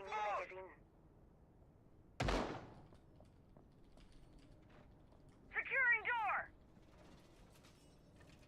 It was not a rhetorical question, Michael. Activating camera. Sorry, please repeat the question. I was looking across at some numbers. Sorry. Okay, whatever. I genuinely have no idea what you said. Attackers must locate and defuse a bomb. 7th round coming up. What can Rival do now here on the defense? If they can, I think, win this round, Lockers and CCTV, the round that you've probably got to be winning, they will fill them with confidence. It's a tough question. I think they need to be positive. That's not on the front foot. question. I moved on from the question. Okay. That was rhetorical. Okay.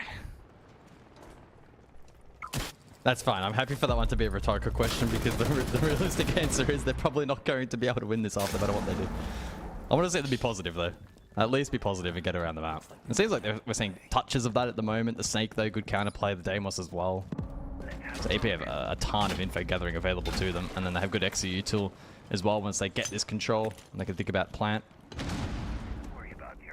Rival haven't peeled back all the way to basement, though initially it's still a 4-1 split. So they're pretty committed to the first floor hold here. Playing for drone economy at the moment. And Wedables inside of open with Hatch open for his peel. Can EP catch a defender or 2? Well, there's one. Chef Jeff falls, and now the onus is on the rest of the defense to make a big call. Do they stay? Do they try and trade, or do they fall back to site and they go for the ladder? You just can't be affording to lose anyone in that moment, let alone Chef Jeff.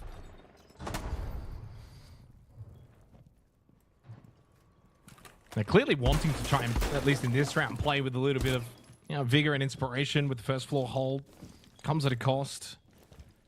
I think it would have been just far too defeatism to have just played the 5-stack down below from the get-go. And even the way they're kind of 3-stack bottom main stairs right now, it does suggest that they want to throw a curveball in this round. But they look apprehensive to do maybe what they want to do, the way they're posturing with this push-up main stairs. That no one's really making the directive call. Watch yourself. Hostile. Kyra just turns for the turtle plan, and I don't know if Rival will be able to deny this. No Nitro, no impacts landing, and a 5v4 post. Yeah, too much posturing towards that bottom main stairs. They look like a team that was caught in 2 minds. They look like a team that was conspiring to do something, and then in the end did nothing. They left CC open. They didn't push main stairs. They didn't do anything. Yeah, that's a head scratcher of a round for Rival, and that's kind of been, I think, the problem with this match. Now it's a 5-2 scoreline. There's been too many rounds that Rival have now been beaten to a pulp in but then couple that with, yes, the competitive rounds, but haven't won enough of those competitive rounds, and it's led them to this position where they're 3 rounds down against Enterprise. Attackers need to locate and defuse bombs.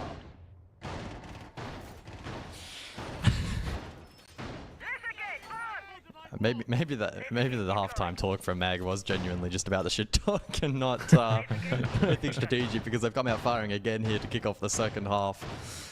5-2 lead. Rival respond by selecting the top floor objective. Without the mirror available, this site is pretty challenging to hold. I suppose EP won't have the sense to rely on, which can enable more direct hit CEO, so we'll see how they look to compromise here. Double range hard breach though is up. They may elect to go Kanto side and contest the bandit, although they elect to switch it up a little bit. So they have just the one in Habana. They'll introduce the cap, which opens up more routes for potentially still direct CEO if they wish. And then Cairo as well. There's a lot of versatility on offer for the Monty this round. Could either elect to go lobby side in combination with that hard breach from Brendo, or can consider top square pressure as well.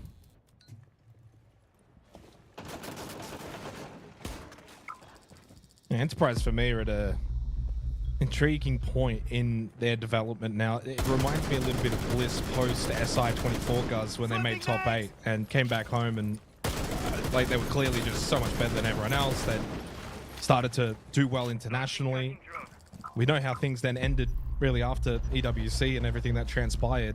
It would have to take probably something Titan-esque to stabilize this roster, as they get the opening kill onto Proxy, who's been the best for Rival and continues to put on a good showing, but it can't be just the one-man army. Enterprise, when they want to kick it up a gear, they have that ability. Loading glass.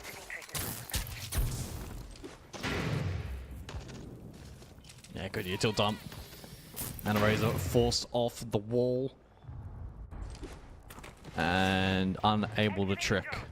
So line of sight, Kanto, and it means that EP can now hold down the line on Repel. In the meantime, Jigsaw's been able to maneuver down below, so there'll no doubt be pressure immediately following that on the Vert. Can start to contest some of these players up towards this front office position. ACOG gets caught. It's been a rough day at the office for ACOG. Just the 2 kills for him so far. Probably had higher expectations on him in this matchup, but yeah, such is the wrath of EP. Such a challenging team to play against. Just in that moment, though, I mean, Jigsaw's opening up the floorboards down below, so you know he's down there, and he just is too slow to react.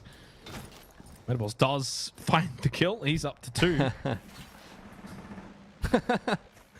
Much to the chagrin of Jigsaw. Bappin, step up, headshot, follow the second. The MVP from day one, starting to wake up, now 8-3. Wedables is not clutching this. Bappin has him covered well and truly coming out of stock. And this one's done. 6-2. One more round to go for Enterprise. Timeout called by Rival.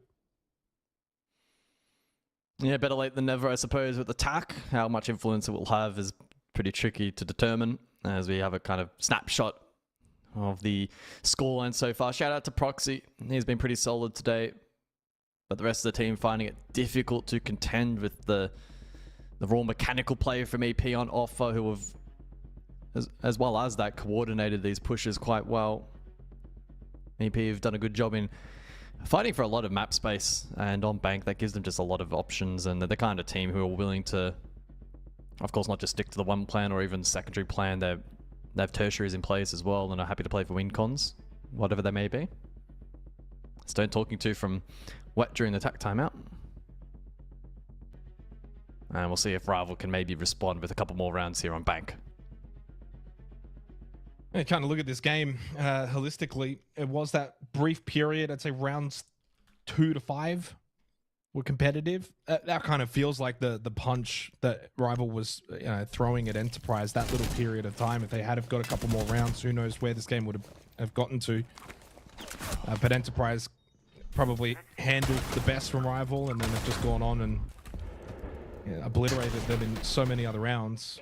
Back-to-back 4 alive for EP, 3 alive in the 6th round as well, 5 alive in the 1st round, 3 alive in the 2nd, and 3 alive in the 4th. So every single round that Enterprise has won, 3 alive or more. And to me, that kind of just signifies the dominance that the rounds they're winning, clearly they're winning them comfortably.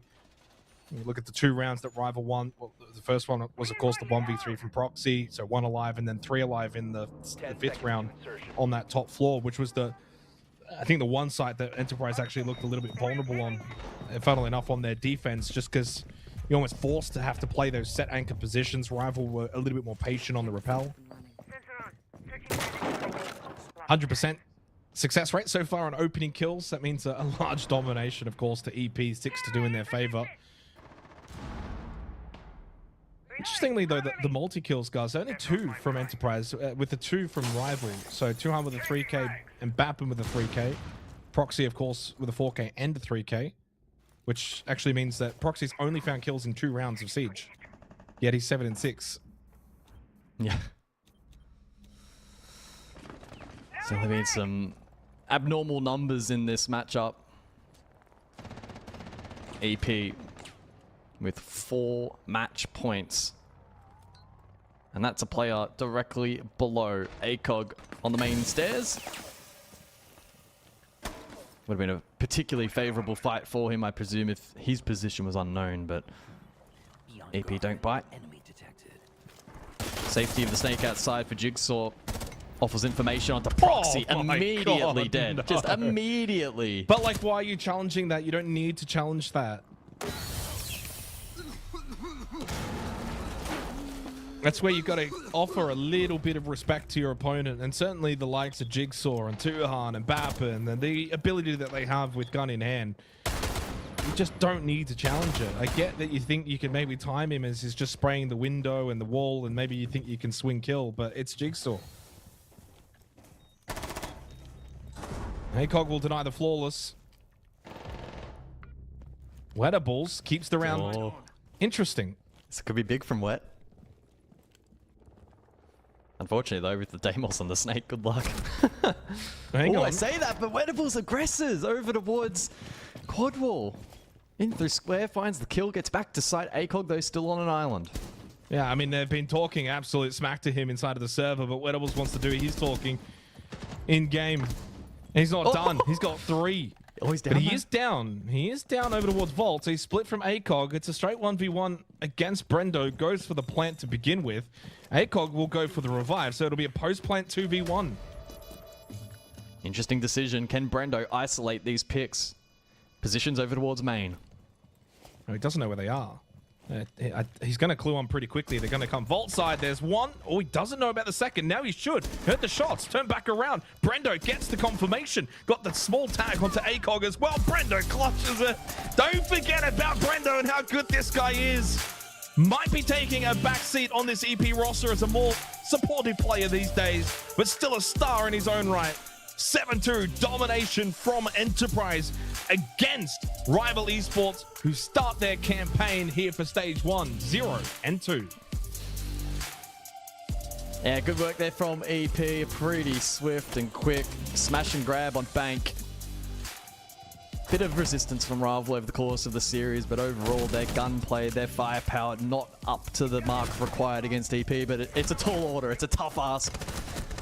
And EP get the job done very, very convincingly in the end.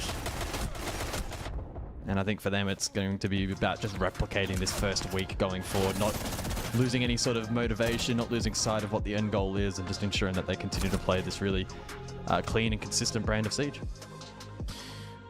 Yeah, I mean, there's not too much more to dissect from this game that wasn't dissected mid-match. Clearly, there was a small period that Rival started to be competitive. Outside of that, yeah, I'd say rounds 2 to 5. That was all Enterprise across the board. Very dominant. And again, a statement, they're going to be so difficult to beat this stage. We know that their direct competitor is probably going to be Chiefs.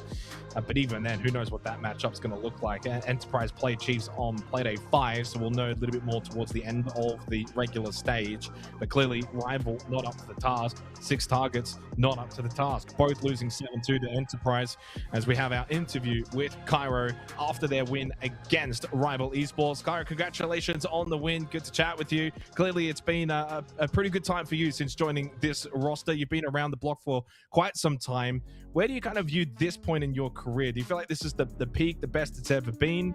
And how long do you think it can keep going? I'm surrounded with tons of experience and you know, growth. This past major, like, honestly, like, we've learned so much, and we're, you know, ready to showcase it to us in the playoffs. It's good that we're playing Bank and not playing another map, and we're hiding a bit of strats, but yeah. Yeah, congrats on the win, mate. Another good Bank. I'd love to talk a little bit about Mag, because we saw and heard, especially during Salt Lake, his timeouts were phenomenal. What's been the messaging from him leading into the stage to make sure that you guys stay focused and ready for the games ahead? We work with Kinchi for like our mental side, but he definitely helps with like the composure side of the game. It's like he really focuses on like comms.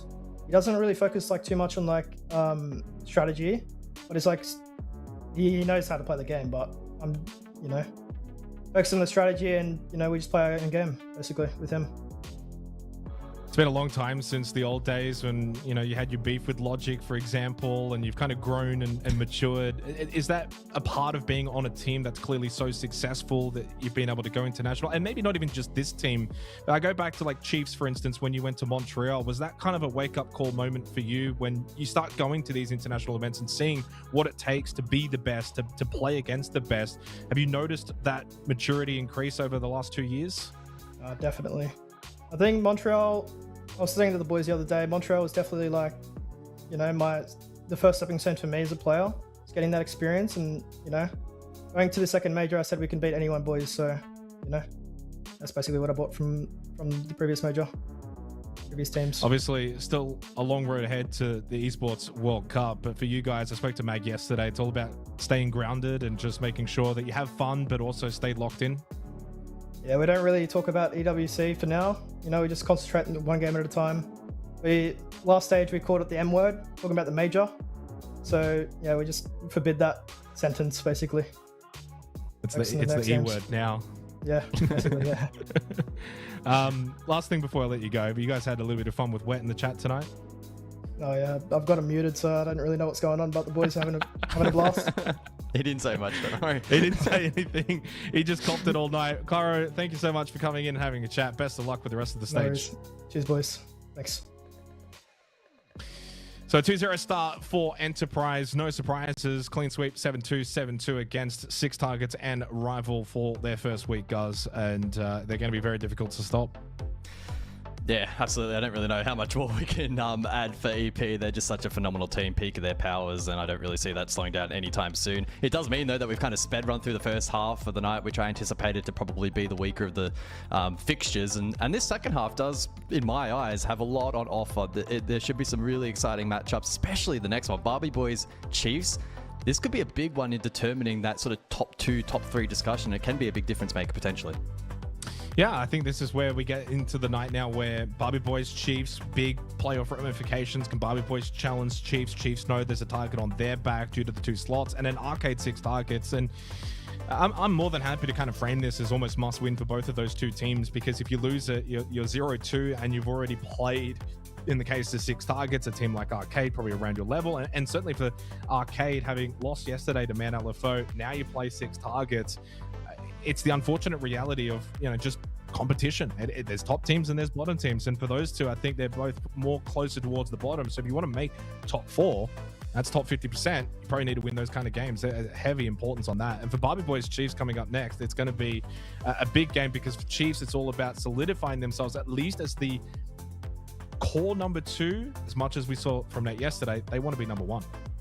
Yeah, absolutely. I kind of see that first game as a battle for maybe top 3, or at least being very solidly in the conversation for top 4 minimum, whereas the other one is maybe a loser of that is essentially going to be out of that top 4 discussion pretty early on, depending on other results. So yeah, both have big ramifications, and hopefully they'll both be pretty competitive. We won't wait too long. Short break. When we come back, Barbie Boys and Chiefs, the do battle next up.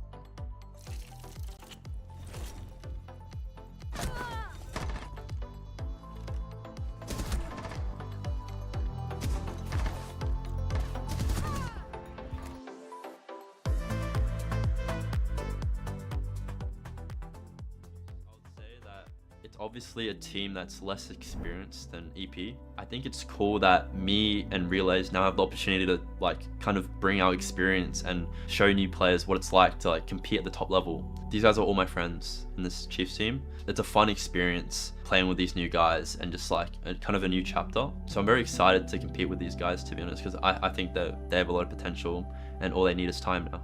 The Sydney regional final was also a big memorable experience. We didn't play the best. Just having the home crowd, my dad watching, all my friends were even appeared there as well.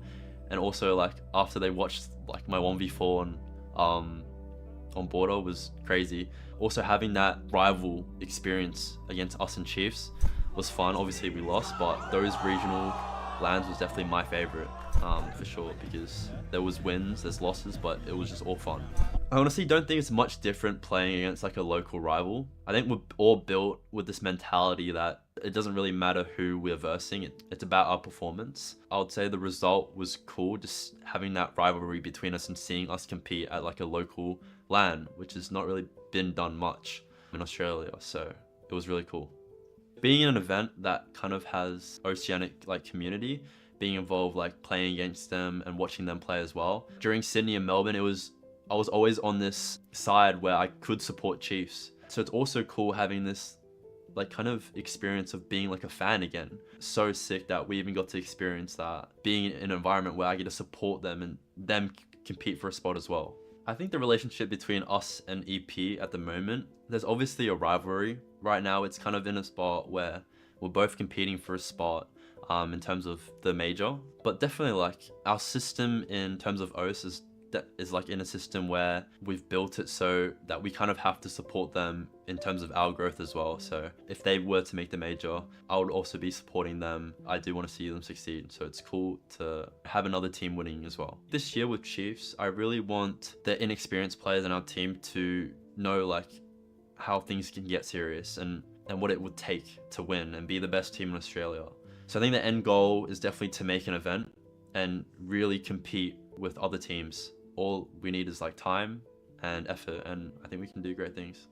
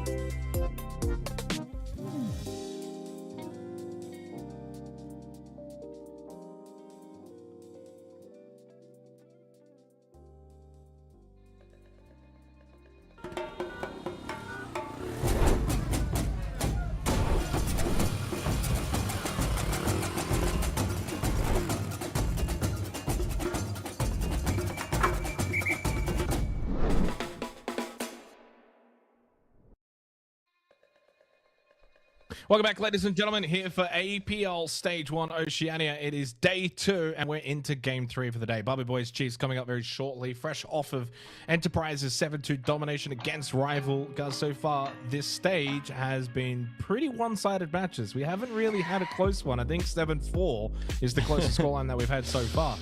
Will that change? We're about to find out. Barbie Boys Chiefs could be a good one, could also be another beatdown.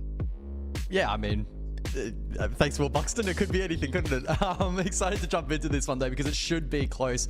And it's potentially two teams that are vying for second, third in that realm. I think is very realistic for both of these particular rosters. So let's have a look at Barbie Boys first. They opened up play day 1 with a pretty comprehensive victory over Shy Academy, 7-4 over on Fortress. Pinku, the MVP, and as his stats reflect, he's been quite good as of recent. And yeah, really excited to see if that was, a one-off, or if this team can take it up against Chiefs, who have a little more experience, arguably better structure. Will that catch them out, or can they still thrive? Yeah, I mean, I think that there's good elements of this Barbie Boy roster for sure. They've got some quality players. They had a very good win against Shy Academy on day 1 yesterday, of course, here on Fortress, where they were pretty much in control. And I think that's the kind of team as well. Certainly Walsh making his debut back in kickoff, now coming into stage 1. Players like Pinku and Bailey being around for a little while, now at that point in their careers where they can take the next step. Pinku is clearly someone that is able to have high impact games and a very talented player. Can he become one of those top players? I kind of posed that question before about EP, the core 5. There's not really anyone better, but as you kind of pointed out, Pinku's maybe in that category where, he's not too far off or too far away from that level of play as an individual. You kind of need a team, though. If you're going to be the best in the region, you still need people around you to make you better. And I think this is a team that's got the pieces there. It's just all about where are they really at. And this is a good test against this Chiefs roster to really see where they're at. They don't have to win the game, but if it's a loss, say 7-5, that's quite respectable. Yeah, absolutely. They need to, at minimum, be competitive. Otherwise, the conversation around top 2, top 3 does become pretty compromised, and they could quickly find themselves in a position where it's a case of can they make top 4 even, because we expect the mid-pack to be tight, to be competitive. Every point will matter. So let's see what they can bring out today, because Chiefs are going to be a pretty formidable opponent again with their experience, their structure. I think it is going to be a challenge of the system that Barbie Boys do have to offer as we look across at that Chiefs roster. Whereas Barbie Boys opened up play day 1, they concluded it a 7-3 victory over rival on Cafe. Lunchbox ran riot. He walked away as the MVP for that one, and a team that has now established themselves as a pretty looming threat in the region, especially given the potential for them to make it to international events with a little more comfort potentially now with the 2 slots on offer. Yeah, I mean, just a wealth of experience. I mean, even Lunchbox now is at that point where he's been around a little bit of time. No longer a rookie, completely raw to the game at the highest level. He's clearly someone that burst onto the scene, plateaued a little bit, but I thought he started really well yesterday, and I think that's where he's at the point in his career too, where it's all about the consistency. He can have really big games, and he can have really quiet games too. So if he can be far more consistent, certainly when you think about a player like Relays, who I think is a very consistent player and has been a very top-level fragger probably over the last 2 years at least now in the region, if you can kind of match that sort of level of consistency, then it bodes well for this Chiefs roster in their quest for the Esports World Cup. And they know full well that they're in that conversation. They're probably leading the conversation when it comes to at least second place spot. And as we spoke to Nate yesterday, though, their goal is really to be better than Enterprise. And I think they're the only team in the region that should have that as their goal, which is to beat EP and be better than them. Every other team is really more a case of, can we get playoffs or can we get top 2? This team, though, they're the only other team I think that's really trying to chase down the top dogs. Exactly, and I mean, potentially those tuning in, we'll have a look at the map video while I say this. Some may be tuning in thinking that's a pretty outlandish statement, but it really isn't. They were quite literally one map off, taking them down in kickoff, and it could have been a whole different narrative. So irrespective of VP and the great things they went on to do at SLC, that there's still a potential world in which if Chiefs can pick it up domestically, they could take top spot, but all focus will be at minimum top 2, and this match here will be critical, I think, in giving them that platform going forward and maybe a little bit of breathing room towards the top end of the table. As we do see that video develop, it ends up being Lair as the decider. Yeah, I mean that. I don't think the map's going to matter too much in a game like this. I think for Lair, it's a pretty good battleground to sort of test out the map pool knowledge. Lair, of course, has become far more prominent within Rainbow Six Siege over time. I don't think it's ever hit the highest points that you see it as often, like the clubhouses, etc. But it's now starting to become a real staple. We're going to go straight into the game though. Barbie Boys and Chiefs battling it out on Lair. Barbie Boys will start on the defense. Huge game coming up because for Barbie Boys, this is the real test. Can you mix it with at least Chiefs? You might not be ready for EP, but can you take it up against the next best thing? Chiefs, on the other hand, well, if your quest and your goal is to be the best in the region, you need to be doing what EP's been doing and start absolutely decimating your opponents. They did it on Playday 1. We'll see if they can do it again. Well, then the stage is set. Hopefully a competitive match between these two, as alluded to before. Quite literally every game so far has been pretty one-sided in OCE so far. In stage 1, the closest being the 7-4s between Barbie Boys, Shy Academy, Man LFO, and Arcade. The remainder is 7-3, 7-2. So we're yet to even have a breakpoint 7-5 situation, and we've certainly been quite a distance off an overtime as well. But we really are pitching this one to be the game of the night, the closest. And I mean, irrespective of the closeness of the match, the one that probably does have the most stakes in regards to the playoff aspirations for both teams as well, when you consider the fact that both will be really, really gunning and hoping that they can make the top 4 and make that bracket at the end of the stage. Top 4 is the side of choice. Barbie Boys to defend. The Monty and the Dirk can be taken out for attack, and defensively, Kaid and Bandit unavailable. Wall secured. What's your early prediction for this game? 0-0. Fresh slate, Lair. Barbie Boys defense. You had to just randomly pick a winner and scoreline. What's your first gut feeling? Well, firstly, I probably wouldn't pick them randomly. I try to use my brain at least a little bit. I think the brain is telling me Chiefs. This should be 7-5. But again, that's not to completely disregard Barbie Boys. If I had to put sort of a percentage marker on my confidence of the pick, probably something in the realm of 75-25 as a regulation win for Chiefs. And so if Barbie Boys are able to activate, get Pinku in the front line, Prez does his job well in the back, the rest connect, and especially starting out on defense, I would not put it past Barbie Boys having a somewhat surprising result here. I'm just putting a lot of this, though, again on Pinku. I think he's going to need at least another, well, at least double digits at minimum in terms of kills. There's such a heavy reliance on him, but then the likes of Walsh, he's still so new to the Tier 1 ecosystem here for 2026, technically a rookie year, but quickly making a name for himself. Quicks and Bailey, capable. Prez probably the only one that I think there's little to no expectation on him finding kills, but certainly to lead the team and stay alive and, as you said, really control that backline.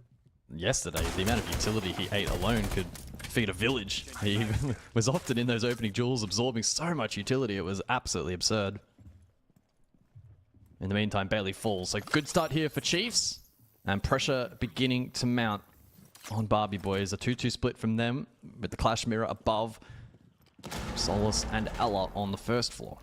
That's a really good kill for Neptune, and he'll get himself a second as well. A really good micro start from him. Quicks does at least get the trade. Goes for the Griswold mine. That will just persuade little old Lunchbox from pushing forward on the blitz. Prez, though, gets eaten up too easily.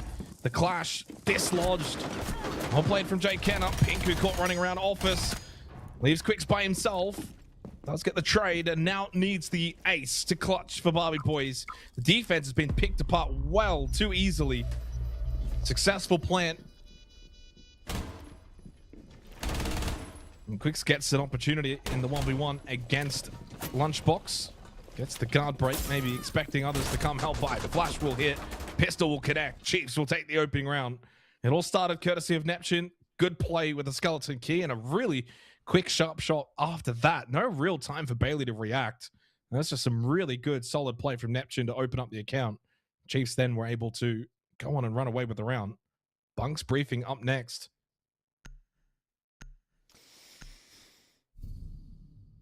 Yeah, not the most conventional attacking round you'll ever see on that site, but they were able to make it work. Pretty cheeky shot there early from Neptune. The vert down below was good. Able to utilize then the blitz down below. And shout out as well to Lunchbox, just not overplaying his hand. Could have been very easy for him to push into Quicks below, into that Grismot mind, and really then given away back into the round for Barbie Boys, but he consolidated his position back towards site. Smart play from him. And the rest of the team was pretty well rewarded, so good start for the attack. And it's a bunks response here from Barbie Boys. 10 seconds to insertion. Reloading! Cover me! 5 seconds remaining. Also pretty unconventional defense too, was it not? Really, for Master and R6, the way that Barbie Boys were sort of positioned, wanting to try and play in that round. Just didn't look really solidified in sight.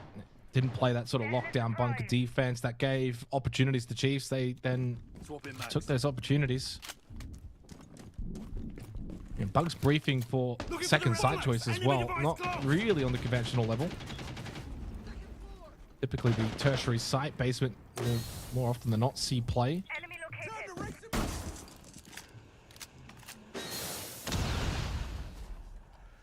Open info for Quicks. The smoke. Blocking the vision in the bunks. Jake Kenner going quickly here on the blitz. Going for the plant. No one to deny. At least not just yet. And it will be successful. The quick hit from from Chiefs onto Barbie Boys has got them off guard. Bailey straight on it though. Immediately shut down though by Player. Perez wins the battle with the SMG. Planted the shield. Found the kill onto relays. Jake Kenner with the pistol shot from the blitz. Gets one. Makes it a 3v3. Time expiring though for Barbie Boys. They need to keep this pace going and do so rapidly. Sure do. 20 seconds, which means it's effectively 13 before they need to get on the diffuser. Up above, Lunchbox. Sharp shot onto the clash. And now just a couple of seconds remain until this defense needs to get on the diffuser. But with all that pressure outside breach and above, it's pretty easy for Chiefs to get the job done. Yeah, I mean, how is this happening though? I mean, we didn't quite get to see the full actual execute from Chiefs, but to just kind of slip straight in and go for the plant quick hit on a site where usually the verticality denies that, that's questionable then. All right, I mean, the whole point of playing bunks briefing holding above is that you can deny the doorway positions with the verticality. You shouldn't ever really be allowed to go for that quick plant. That shouldn't even really be an option. And usually when you see that, it's a combination with the sends and the ROUs. The shield screens can block a lot of the line of sight, but it was just a blitz that just goes straight into sight. Layer with smoke and play off the glass, and that works for horizontal, but it doesn't work as much to deny it vertically. And so Barbie Boy should be doing way, way better in that round. That's concerning. And 2 rounds now to the attack on Lair. The top floor defense was honestly quite poor. The bunks briefing defense wasn't any better. It's not a good start to this game for Barbie Boys. No. And maybe not the best of starts for our credibility. Trying to pitch this as a close competitive matchup. I'm starting to sweat a little bit, getting a touch nervous that Chiefs could dominate here after a strong start.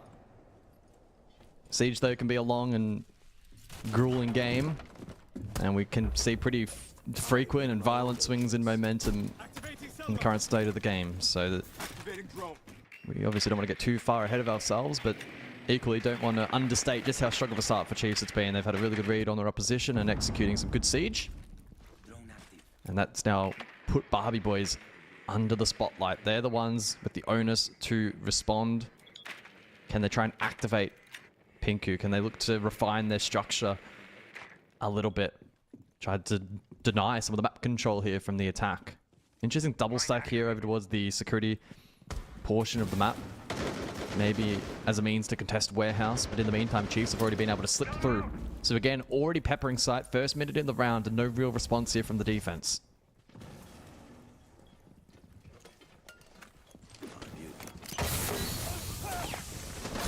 Going straight direct. This time though, it's not going to work for Lunchbox.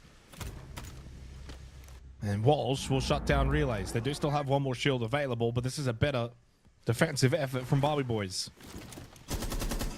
Chiefs evidently wanting to just go direct into sight, and it has not worked. They thought they had the double shield set up. They could just brute force their way in. bit of a roam was set up by the defense, and so you try and catch them and slip through the gaps. But this has been much better from Barbie Boys. And Piku then gets the ability to play that first floor. Wins his battle from above. Neptune, though, swinging close.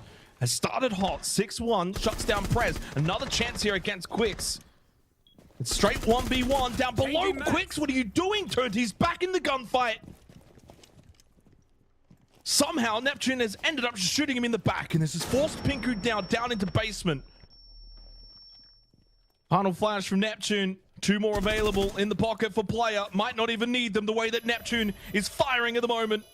Looking for his 8th kill in 3 rounds. He won't find it, but the round win goes the way of Chiefs. 3-0 start. Wow. They look like a well-oiled machine at the moment. They're switched on. They're capitalizing upon some of the mistakes that are, of course, being made here by Barbie Boys, but I think they're kind of setting themselves up for success. The first third to half of the round that they're playing out has been really good. They got Swift Control Warehouse side. They're already immediately pressuring with 2 minutes on the clock in towards side, dumping a bit of util. That's then putting a lot of pressure on those offside to have impact, who unfortunately haven't been quite hitting their mark. And then as a result, the structures of these defenses have been pretty volatile. They've kind of crumbled at the seams. Tack timeout, Barbie Boys. So I like this. It's at least an early proactive timeout from them. They have an opportunity to assess how those first 3 rounds have played. I think they'll have a pretty good idea as to what's gone wrong, whether it be in terms of the structure or if it's communication that's leading to that, etc. And then they can look to come back stronger for the next 3. Yeah, I mean, sometimes you also could be in this position and you're not quite sure what's going wrong, but it's pretty evident. I mean, they're losing all the early battles. 3 straight opening kills going the way of Chiefs. They've allowed 3 straight plants to Chiefs. So you're losing the early game, you're losing the late game. Can you find a way to capitalize a little bit more in the middle portion of the round? Because the survival for Chiefs, 3-2-2. So clearly there has been some kind of fight mid-round from Barbie Boys. You've got to capitalize a little bit better. I'd like to see them around that 1 to 1.5 minute mark. Try and be a little bit more active on the defense. Disrupt Chiefs as they're looking to set up. The problem with that, though, is Chiefs are playing a pretty aggressive entry into the site. When they go, they go. They don't just pull back.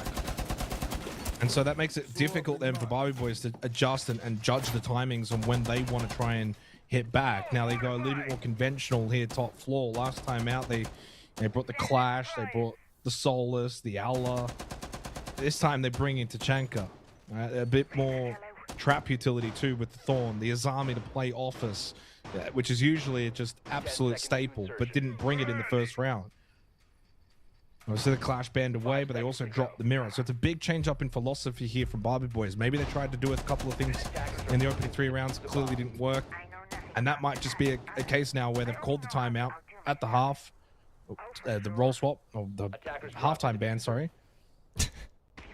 and come back in with a bit more of a default kind of looking setup and see if that works. Yeah. Yeah, I think it's going to be quite intriguing to observe what shift there will be for the next couple of rounds, if any. If they do try and take a different approach, regardless of whether or not it works, I think that's positive. If we do just see the same mistakes being made, well, that's when concern creeps in terms of the long-term prospects for the team. Because a lack of adaptability is not going to be good enough if you are gunning for top 2. And if Chiefs are truly the benchmark for second best, it only makes it look worse on paper. So an interesting few rounds ahead then for Barbie Boys and an opportunity to prove themselves. Chiefs posturing lobby while simultaneously hitting main breach.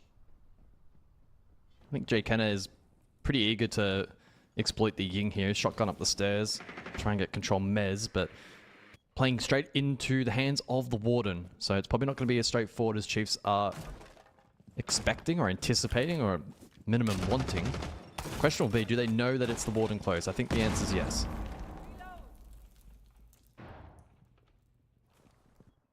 And in terms of the pacing of these rounds, Chiefs hit the go button for sight, but they don't really rush into the building either.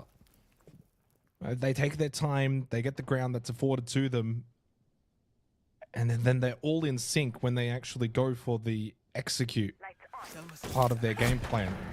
They don't do it early, so this is again the point I was talking about. This is when you want to catch them. Bailey catches Jake Kenner at the doorway.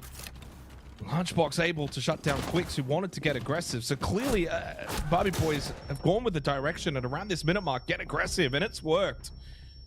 3 versus 1. There's only player left. This is better from Barbie Boys. Disrupt the setup of Chiefs. And Chiefs now left down to just 1 player. There should be a formality closeout in the 3v1. Walsh does not need to peek. He's got keeper barriers. Play the long game if you have to.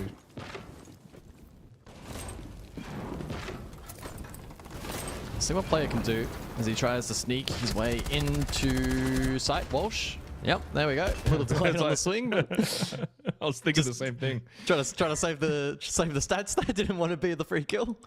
But does a good job to collect it in the end. Shout out to Bailey that round. He was a big part in disrupting the push by finding Jay Kenner. Lunchbox pushed in, found the warden, but then either forgot or didn't expect Bailey to flank as quickly as he did, so he fell. And as quick as the push kind of started, it ended with player then left in a 1v3. Better there from Barbie Boys. We'll see if that's something they can replicate for the next 2 rounds.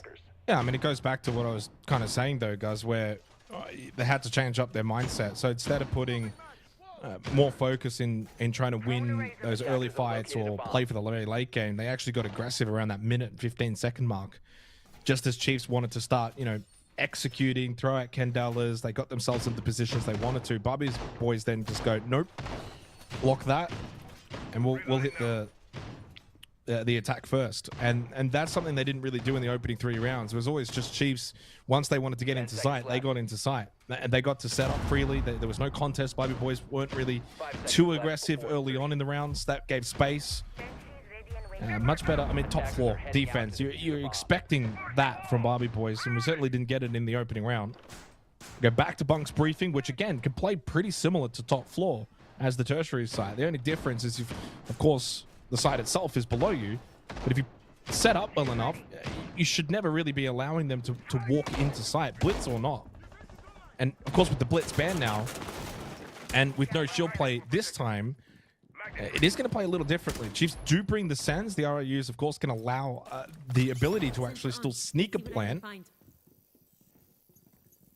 Barbie Boys will need to try and disrupt, though, whatever Chiefs want to try and do. And in an ideal world, defense here, if you can lock down the site from above and force them into that top-down clear, that's kind of what you want. Traps deployed. Yeah.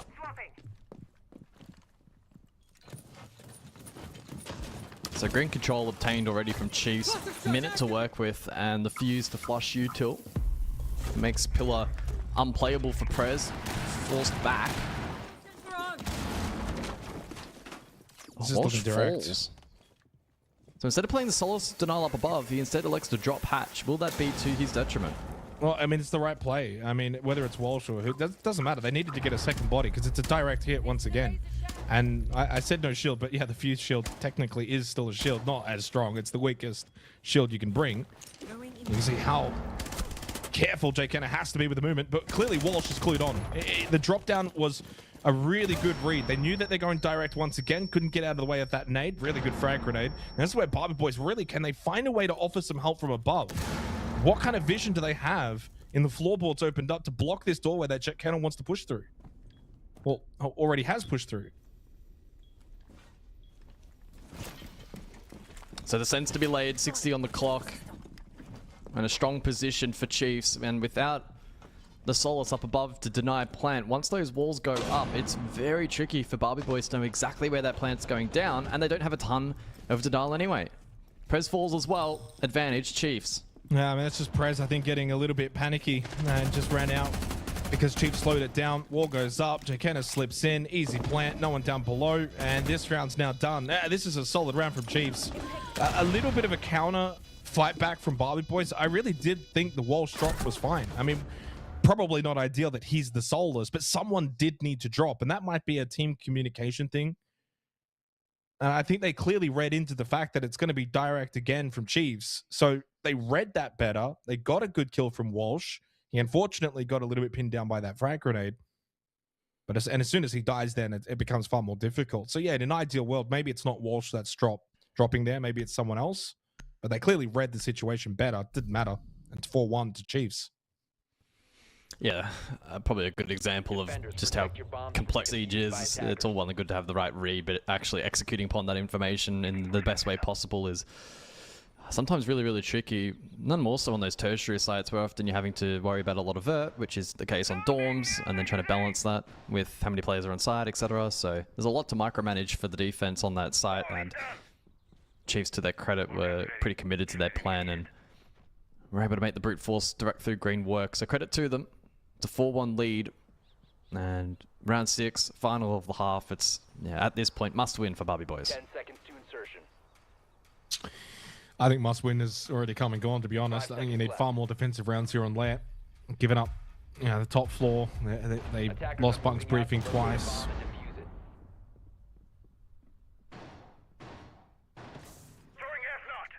I mean, this is my read on this game right now is clearly this is not a skill difference in terms of the ability to shoot people. I don't think there's probably that big a gap, although Neptune has clearly showed his capabilities in this game 10-2, but it's the teamwork, it's the strategy, it's that level. Clearly Chiefs are better than Barbie Boys at, and it's there's work to do for Barbie Boys as a team strategically, especially on a map like Lair. They've been completely just outclassed.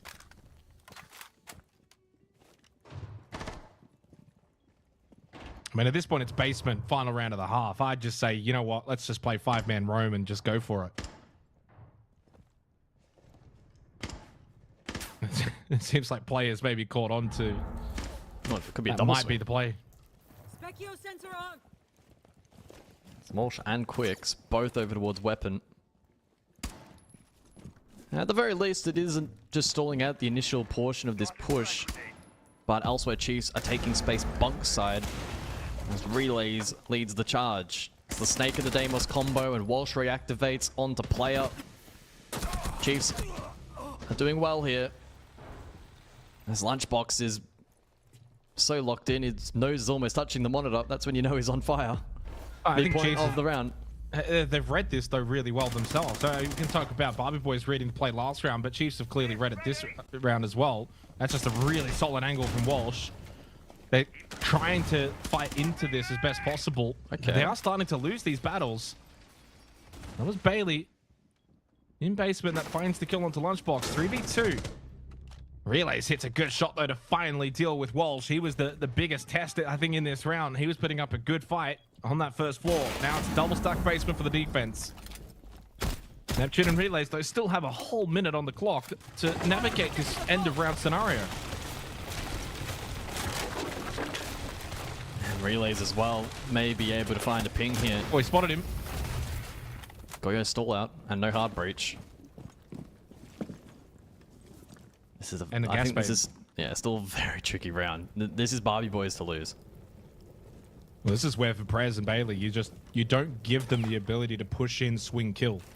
You got to hold the more tucked in angles deeper into sight, force them to maybe think about that plant. Neptune thought about it, tapped it. Gasbabe denies him. Relays goes down. Good play from Prez. Yeah, holding their composure nicely at the end of the half for the duo. Putting Neptune down to the last 10 seconds of the round. He's got to probably think about just going for the kills now. Certainly can't play for the plant. That is now gone. Up close, Prez with a shotgun. Not better from Barbie Boys. Brought a little bit more pressure on that first floor. Played the roam game. Good hold from Walsh. And in the end, they do get their second round at the end of the half.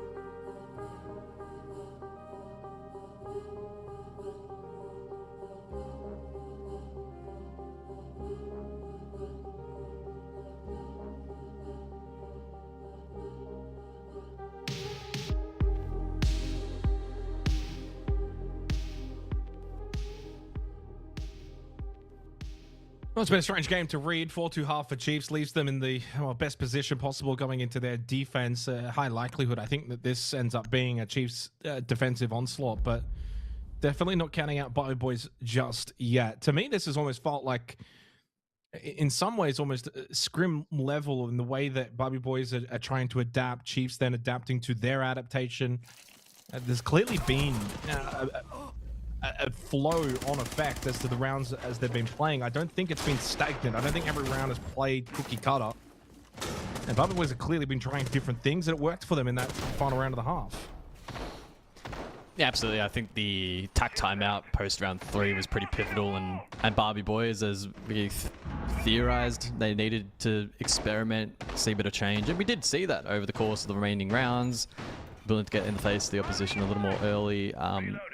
Better linked in terms of some of their roams as well, generally speaking as well, and yeah, that served them pretty well. The question will be, though, is it a case of too little too late? Just the 2 defensive rounds on Lair doesn't bode particularly well for them. Certainly not unwinnable. Nothing's impossible in Siege, but it's still a pretty improbable prospect from here that they go on to win the map, at least in regulation. I think OT from here is probably their most likely path forward if they are to get a win. But of course, a lot still to be seen here as to just how competent Chiefs themselves will be on defense. The bans for the second half as follows: Kaid, Bandit, Deimos, and Blackbeard. Chiba deployed. Suit is secured. Loading new magazines. The Chiba barrier is activated. First round will be telling. Top floor defensive hold here for Chiefs. As of right now, keeping it rather compact. Bit of mezzanine pressure early on. And I like the setup here for Bobby Boys. Can they get some power play off of the Glaz? Don't have a lot of smokes to enable him, so to me it doesn't seem like that. It's putting all of the eggs in the Glaz basket. He's only got his 2 smokes himself. Prez on the Monty can certainly help enable them to get some mezzanine control for the late round.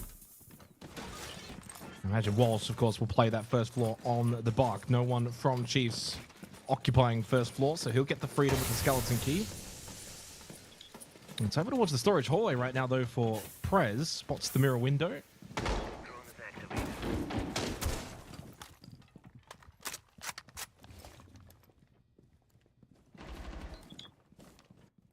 Well, they've been pretty active in the amount of space they've been taking. I like the Walsh lurk down below. Jkenna poses a threat, though. However, into the gridlock. No longer a case of just being able to crawl through those like days gone by. They now take a lot of damage. Jkenna will hold for now. Knows he can't push forward, or if he does, it's incredibly high risk. Minute on the clock now for Barbie Boys as they hard breach in towards R6. Impact goes down. Jkenna on the move. Oh, well, clearly you've got to be a little bit more switched on to the noise that's made. An understanding of what that noise could potentially mean. Just that one simple play from Jkenna is the end of the round. That's 3 kills from that push through the gridlock stingers. Using the impact to go for the swift hit. And timed it nicely as well with a bit of help on the push out of the storage position. I mean, the round's done. Bobby Boys a little too slow on the overall setup. And then caught off guard. Jkenna somewhat doing to Bobby Boys what Bobby Boys did to Chiefs back in round 5. Yeah, all smiles for Jake. That was a wonderful play. Yeah, with the gridlock change and the tracks now taking more HP, it's not like days gone by where you could just spray it with an SMG. It would perhaps be a little bit quieter, then you can march forward. It almost always will call for an impact. And typically that sound cue is loud enough to prompt the attack to turn around, and it may have initially caught some attention. We did see the gridlock turn and try and place another, but at that point it had to have been a case of gun up and be prepared for that potential flank, and unfortunately not the case. So a big play from Jkenna. And now a significant lead for Chiefs, up by 3. It's 5-2, down to basement. Now just 1 away from the match point. And again, it may well shape up to be another lopsided result here in OCE for stage 1. Yet to have a 7-5, yet to have an overtime, and at this point it feels like this match will be much the same like the several others we've had so far. I mean, Chiefs have just had them across all categories. Like that round in particular is just one simply off an individual play. Jay Kenner makes literally an impact play. Whereas so many of the other rounds in this game have been won also from the strategic level of Chiefs, certainly in the first round, in the way that they hit site quickly and then slowed down in some of the other rounds. So from the strategy side of things, plus just the raw, innate ability of certain individuals, they've got Barbie Boys covered. But where you would want to be ideally if you're Barbie Boys is kind of matching them on the more strategic level. You can lose a round like that and just think, well played. Jay Kenner caught us off guard. Impact got rid of the stingers. We weren't ready for it. They win the round. We'll learn from that. But unfortunately, they're also losing the strategic battle too, pretty comfortably. And that's a credit to Nate and what he's been able to do with this roster and getting them to this point where they can clearly contend with the likes of Enterprise and easily then deal with everyone else in the region. A big game for Jake as well off that. Now 6-5, not usually the fragger on the team. Not these days, at least. Hostile approaching.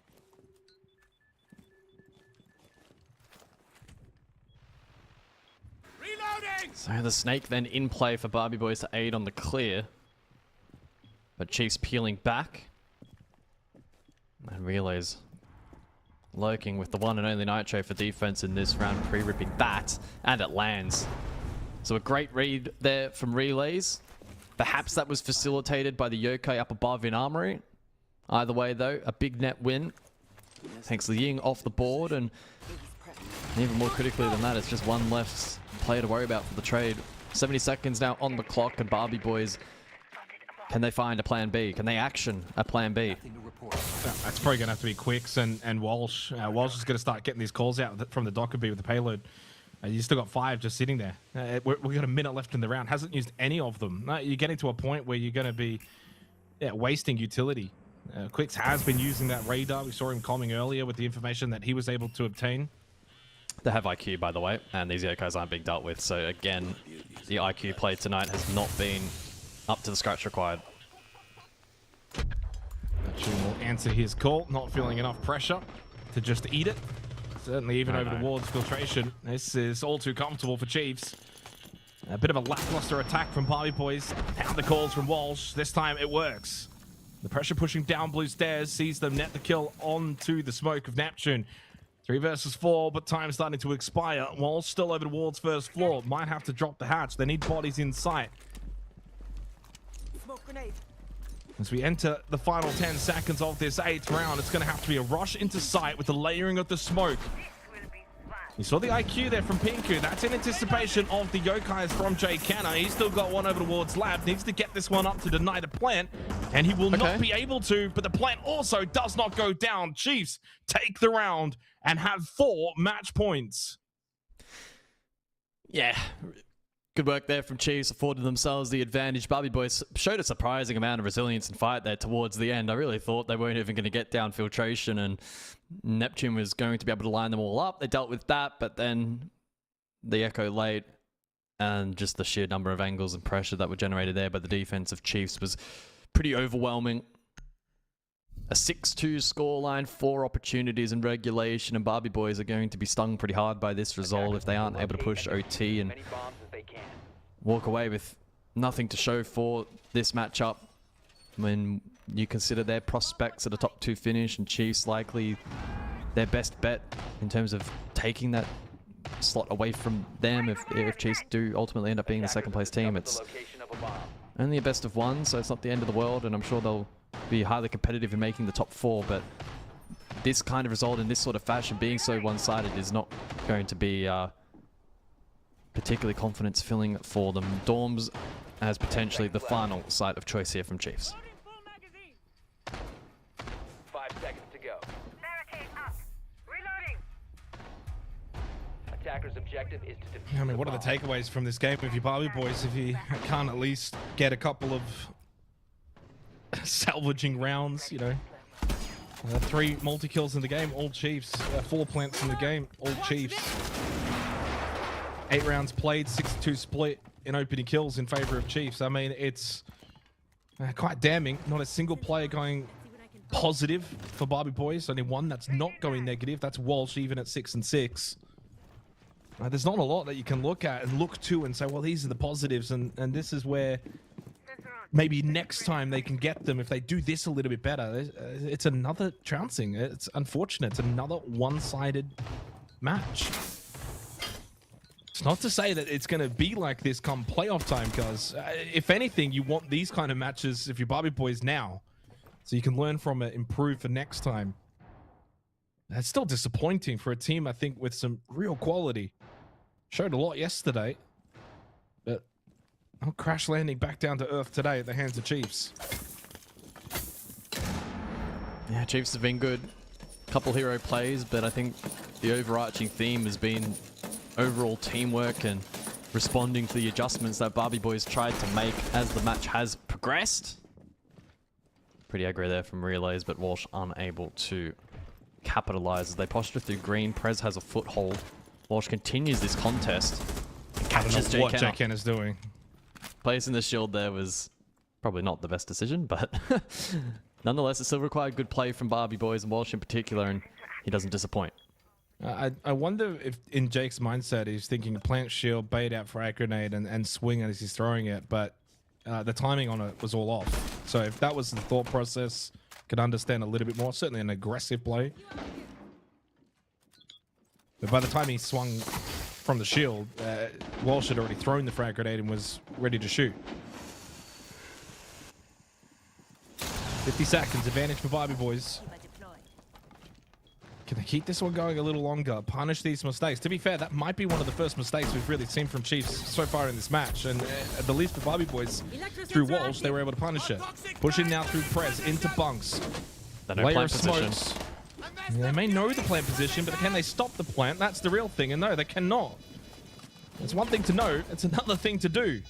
They do at least eliminate the blitz, so he will not be available in the post plant. Player just caught walking through. Bailey and Quick's able to combine, and that gives now Barbie Boys, well, the advantage to keep this game going a little longer, and we will see them get their third round. Much better round for them.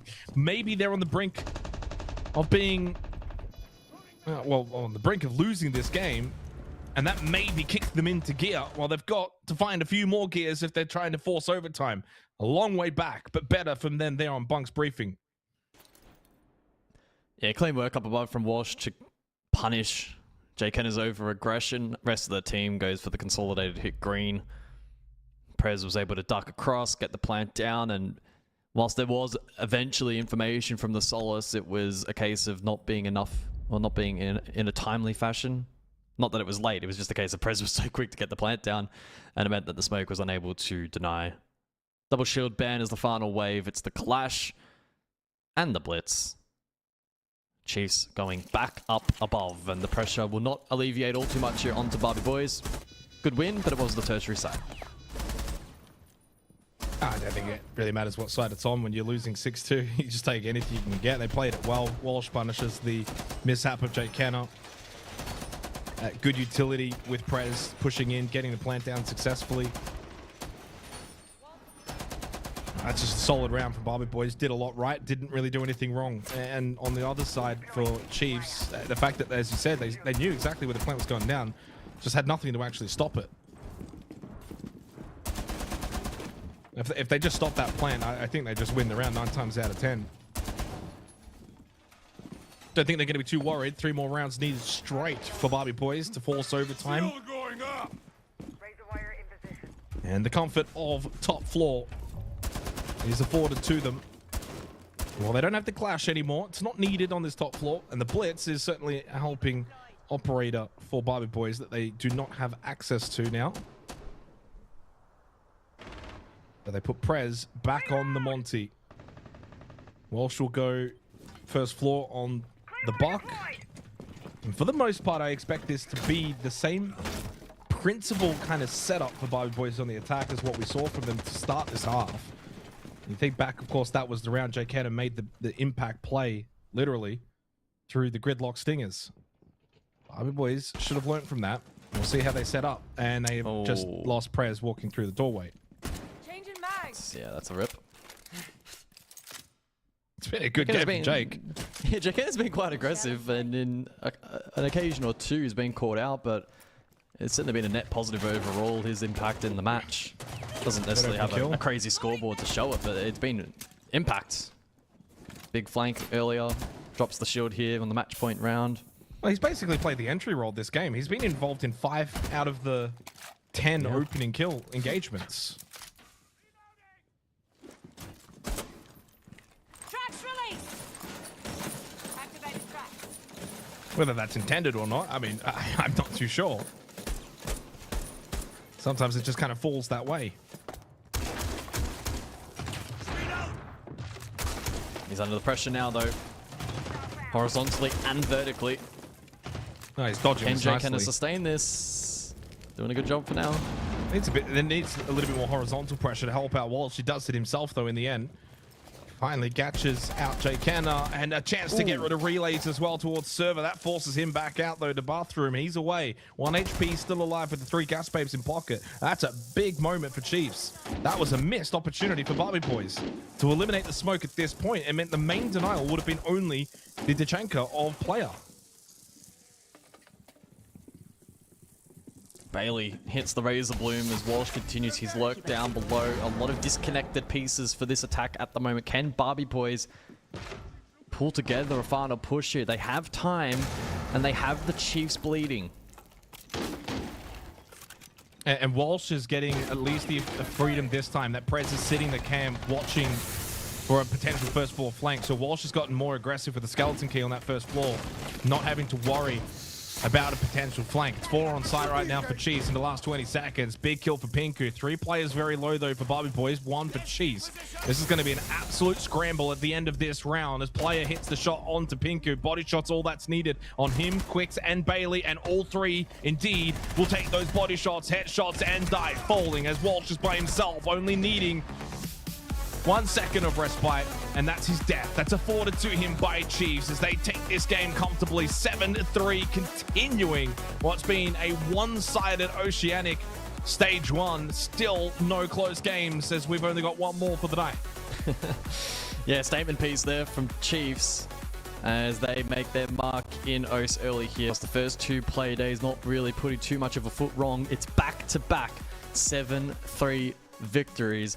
And a slot in the top 2 for OCE is looking increasingly likely as this stage develops. Still early days and still best of ones, but I think they're playing a brand of Siege that's looking really, really good. And I think most critically, in a match where Barbie Boys took that tactical timeout, took an opportunity to reset, tried to play the game a little differently from that point onwards, Chiefs were able to respond. They were able to adapt and able to get the result across the line. I mean, grand finals and qual games aren't won on play day 2 of a regular stage, but all you can do is play what's in front of you and play to the best of your ability. And so far through the opening 2 play days, Chiefs have done just that. They haven't put a foot wrong, building up a good form line.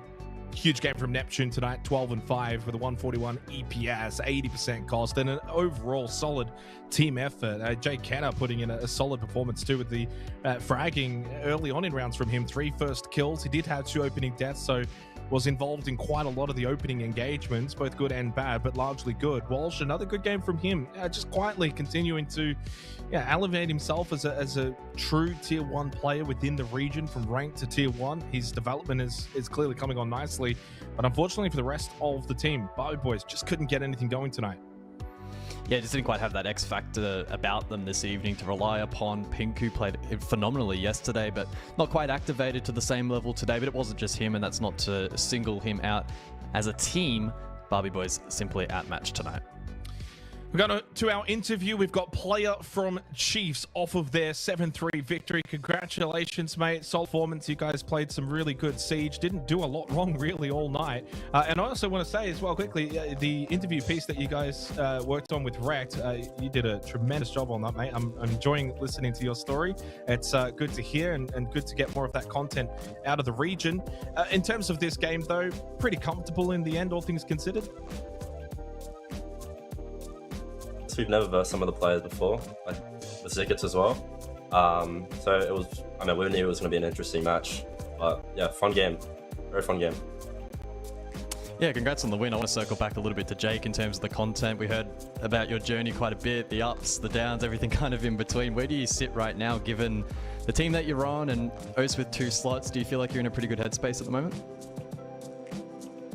I feel like the boys you know, they're very hungry to make 3 of them their first events. So it's like it feels pretty good to be in an environment where everyone's eager, everyone's hunger is like ready for the major. So it's good to like deal with some people that, you know, really want to make it. So yeah, I think it's a really good environment. Happy days.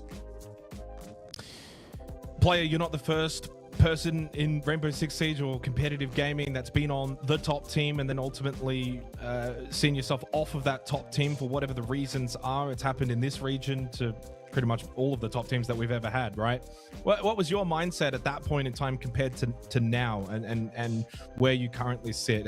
How much has changed for you individually? It was definitely a shock, right? Obviously, like, you know, I didn't expect anything to happen like that, but I feel like I've taken on kind of a little bit of a leadership role, whereas if it was an EP, you know, it would obviously be Fish. So it's, you know, it's a new experience for me, and I'm honestly loving it. With like, you know, these guys are really coachable, and they're obviously very open to listen to everything. So it's good to be around these like, you know, these new players, sure. And obviously with the 2 slots now and the team firing on all cylinders. We spoke to Nate yesterday. Clearly the goal is to beat EP. It's not so much just, well, take second. Of course, though, as a safety net, it's nice to have. But how far off do you think you are from that EP team? I mean, with the 2 spots, the hunger doesn't change, right? The mindset is still the same. We obviously want to be the best team in Australia. I mean, I think with EP, it was really close last time, taking a map of them. So, I mean, I think we're even closer now, so good luck to them. They're definitely looking pretty close. You guys are looking hot as well. Good start to the stage. Congrats on the win. I'm sure we'll speak to you later in the stage. Thanks, boys. Thank you to Player for coming in, having a chat. Of course, the content piece we've gotten from him has been playing throughout the broadcast over the first 2 days. We'll see more of it to come as well, but it's been a really good insight into him, and always really good to have players that are willing to speak about their experiences as they get the win. They go 2-0. I mean, as much as we keep saying it, does look as if early days, 2 play days in, it's still Chiefs EP as the top 2 in a region with 2 slots. Surely someone's got to contend and say, hey, we want to take this for ourselves.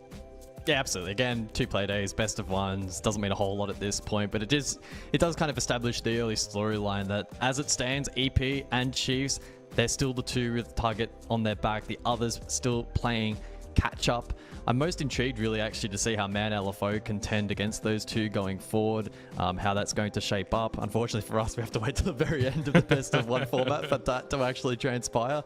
So I think for us over the next couple of weeks, it's going to be a case of EP and Chiefs, how much they can bridge the gap or extend that gap, I suppose, up the top, and then how close those other teams are really in terms of contention. We used to do rankings back in the day, and in some ways, if you do one now, it's clearly EP 1, Chiefs 2, Man LFO 3, but it's a 4-team playoff system. I think that 4th spot is still wide open, and it kind of leads into our next game. For Arcade and 6 targets, you want to be in that 4th spot. You really do need to win this one. Yeah, absolutely. Well, Jake, the game's almost ready. We'll go to a quick break, and on the other side, it's the final match of the night.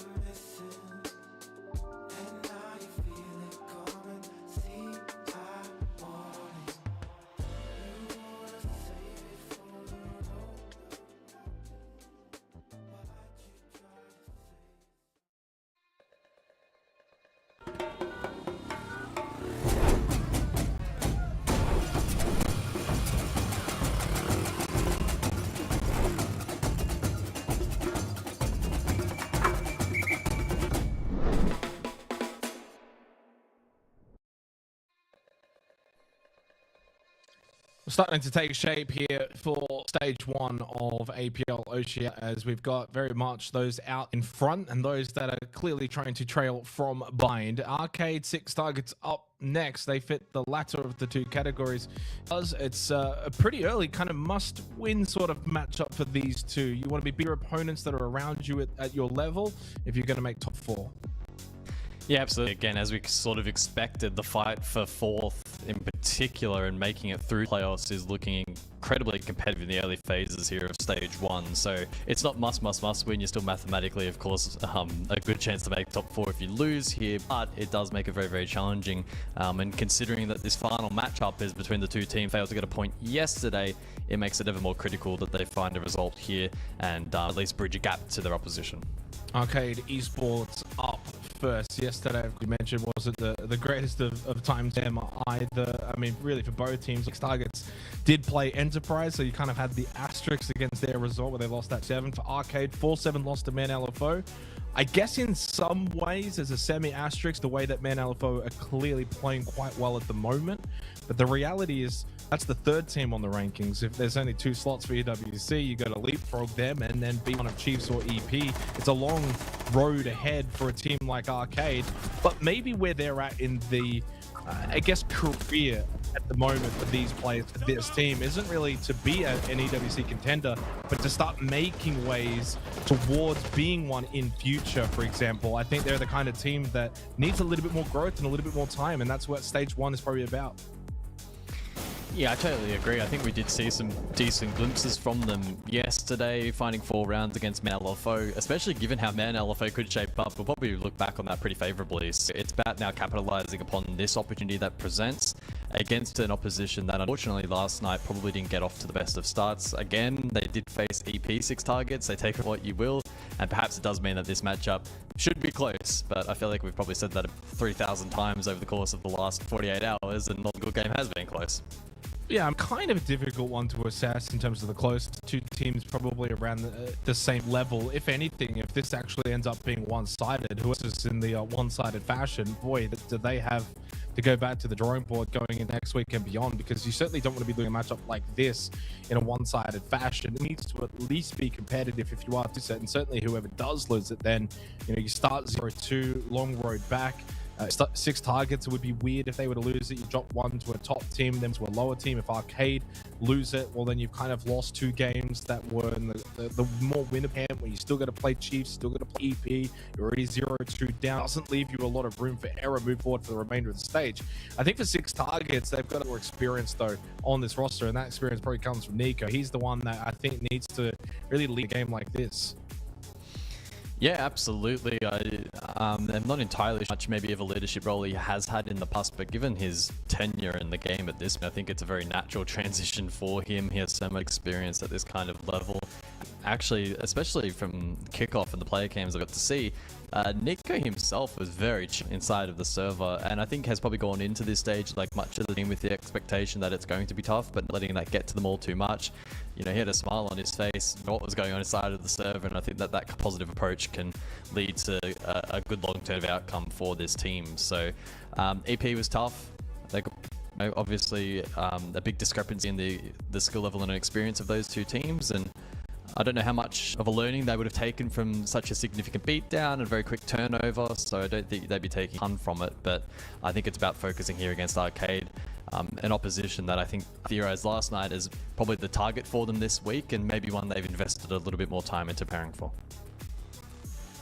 So we're going to go to the map vetoes for this matchup and see which map we will be playing in this match. This is, of course, best of one, so only the one map. It's our final game of the night, and we will be spinning the roulette wheel, which I kind of like this new feature on the map veto graphic. It's Clubhouse that we go to, which feels very fitting to close out a night of Oceanic Siege.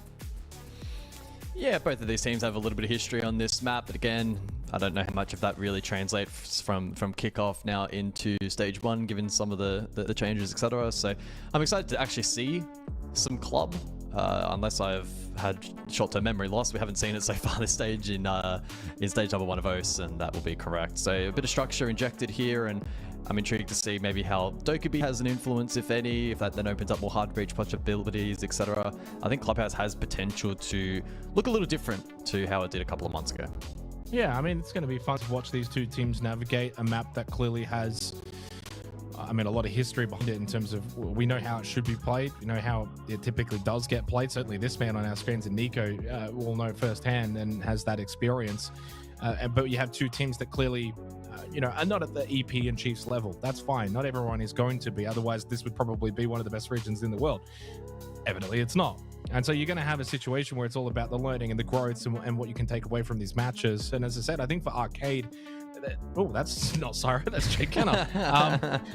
Obviously, I think they're at a point where they're going to use this stage as a really good learning opportunity. 6 targets may be similar as well, although you think about a player like Nico, who I think is the oldest player in the region. He doesn't have a lot more learning time in him. Yeah, look, I think in terms of long-term prospects for the team, Karma for me stands out as being the big name on the team that has potential, if he can prove himself once more, to potentially find opportunities elsewhere, or maybe even elevate this team to a level where they are competitive for a top 4. Still very early days. I don't know if stage 1 top 4 is particularly realistic for them. I mean, it's certainly possible. I know last night I think I made the point that they are, in contention, and I think that's more so based on the thought process that the 4th slot kind of feels open to anybody, but still a lot to develop here and a lot of development for this team in particular to be undertaken. So Clubhouse is a good test for them. I think we might see a better 6 targets on a map that's better known, more structure, and against a lesser opposition in comparison to EP. They might just have a little more confidence and not necessarily be forced into a lot of these isolated fights and getting slammed by the 5 best players in the region, etc. They might look a little better here on Club, and I'm excited to see if that's the case. Yeah, I mean, I don't want this to almost be too doom and gloom really either. I think there's actually a lot of positives that you can get from a match like this for either team. If Arcade were to win it, that's good growth early in the stage, good bounce back from day one. You get a win on the board, and then who knows what can happen then for the remainder of the stage.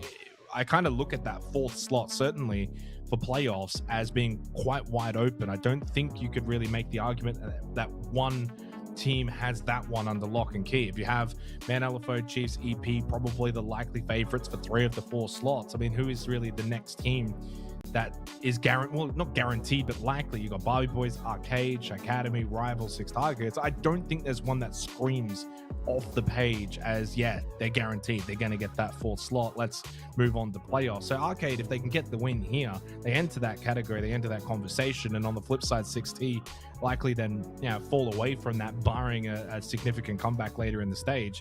And on the flip side as well, for Six Targets, if they can win this comfortably, deal with Arcade, put Arcade as the low-ranking team in the region, then they can turn their attention to playoffs as well. And as I said, Karma, certainly as an acquisition for Six Targets, gives them some good firing power. You've got Nico, old ahead. So it's really then, can King, Orion, Zethi, can they, really formulate a cohesive unit around Nico and Karma and really supplement them well to be a solid team overall. But at the end of the day, you're talking about a team that also was 4th ranked coming out of Challenger Series. You can't have too high expectations. Yeah, I think that's very much a fair way to frame it. And I suppose another compounding factor as to why there feels like there's quite a big emphasis on Six Targets doing well today is you look ahead at their fixture. Play day 3, the final game of the night against Chiefs. Play day 4, Barbie Boys. Play day 5, Man LFO. So the 3 after this are going to be quite tough. They'd be going in as the underdog to all 3 of those matchups, unless they do a miracle tonight, and then maybe if they destroy Arcade, Barbie Boys, they could be going in on a bit more of an even playing field potentially, depending on how other matches play out. But that's why there's an emphasis on this one, because it does feel like on best opportunity to get some points towards the standings and keep that top 4 dream alive. Apologies for the delay as we load into this one. Just a couple of issues being sorted in the background, but we should hopefully be jumping into Clubhouse in a moment's time. And looking ahead to the schedules for these two teams, just to kind of get a little bit of a glimpse, since this is the last game of the day for Playdate 2, then everything starts back up again next week. Six Targets play Chiefs, Barbie Boys for next week, and then after that they've got Man LFO, then Rival, and then they close out with Shy Academy. So I mean, the schedule for Six Targets actually I think looks pretty nice on paper, where they get probably on each of the given weeks, where they get one team that is probably going to be a bit more difficult, one team that's going to be a little bit more of an even competition, and it's somewhat similar for Arcade. Next week they play Rival, but they also play EP, so the Rival game is probably must win. The EP game, good luck. Then they play Barbie Boys and Shy Academy, and then they close with Chiefs. So I mean, the path forward for both teams is, I think, pretty decent for the winner of this game, and then maybe a little bit difficult for the loser as well. So again, as much as I don't want to circle this in as the be and all, where I think the reality is you probably don't lose this game and make top 4. That's where it really is drawn the line. I don't think you could lose this and then go make top 4. Yeah, I think that's a pretty fair. And if you win it, assessment. it doesn't guarantee top 4, but it helps. No. Well, we've just had word that the game is indeed ready. So let's jump into the final best of 1 of the night. Arcade, Six Targets in what feels like a big match for both teams' aspirations to finish top 4.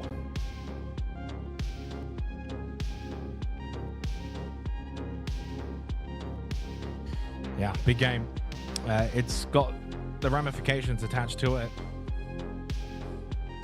It's also a good opportunity to see where these two are really at in contrast to each other. If this ends up being 7-5 OT, I wouldn't walk away from this game being as down on the loser, if that makes sense. Yeah. But if it ends up like a lot of the other games that we've had so far this stage, and it's anything 7-3 or below, well, I mean, then there's some worrying alarm bells for the loser of the game.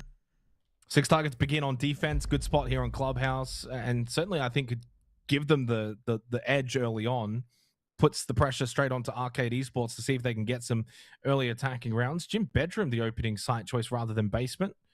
Not totally left of field. Certainly a very strong defensive side on this map. Bans, Dockerbee, Daymore. So removing a lot of the, what I would say, easy pressure operators from Arcade. And Arcade probably the kind of team, certainly ranked players who want to abuse these sort of operators, take those away.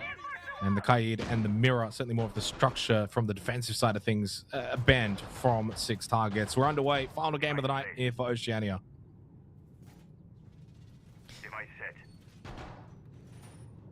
Yeah, and over to Bedroom first. Six Targets, they'll be eager to try and build and establish a foothold for themselves to play off, and 10 seconds left. defense naturally can be a little more comfortable, but the numbers on Clubhouse can sometimes be a little all over the place.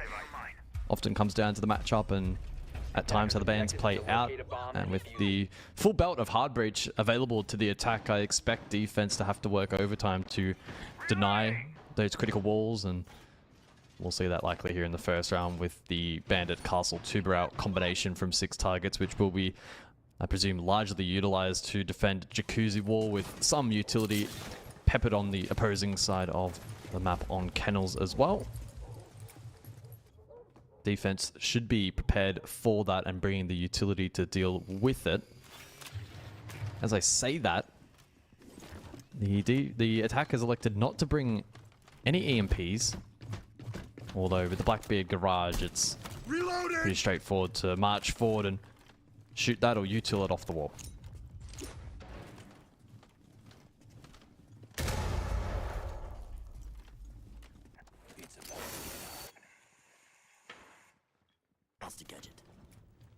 Yeah, pretty default looking setup right now for 6 targets. Nico catching the feet of Syro. That's unfortunate for the Blackbeard. The whole point of the Blackbeard is to get up close and push them out of these positions with the shield. Syro just gets tagged up heavily from the onset.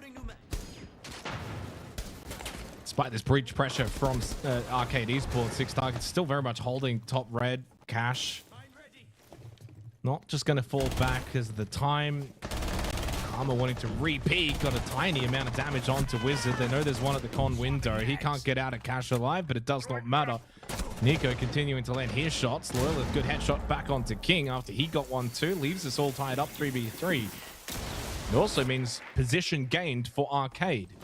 I consider this somewhat of a win, although of course Syro is still very, very low. They have got themselves through Cash. They can get into con, and the last objective now is the site. Yeah, the one-shot Blackbeard, though, is very, very concerning. All it takes is for Syro to put 1 foot wrong. And 6T with a well-placed shot will be able to find that, and in doing so, be up 3-2, and should then be able to close out the round. Maybe the Snake, though, could be a point of difference for the attack. Gaining information, Logi, almost an opportunity presents, but not quite. Syro to take that space. 35 seconds on the clock. And as you can see, Syro having to play so carefully at the moment. He cannot put a foot wrong. And just noticed that Sword is in, by the way, substitute for 6 targets. He's making his debut. Ryan with the headshot onto Wizard.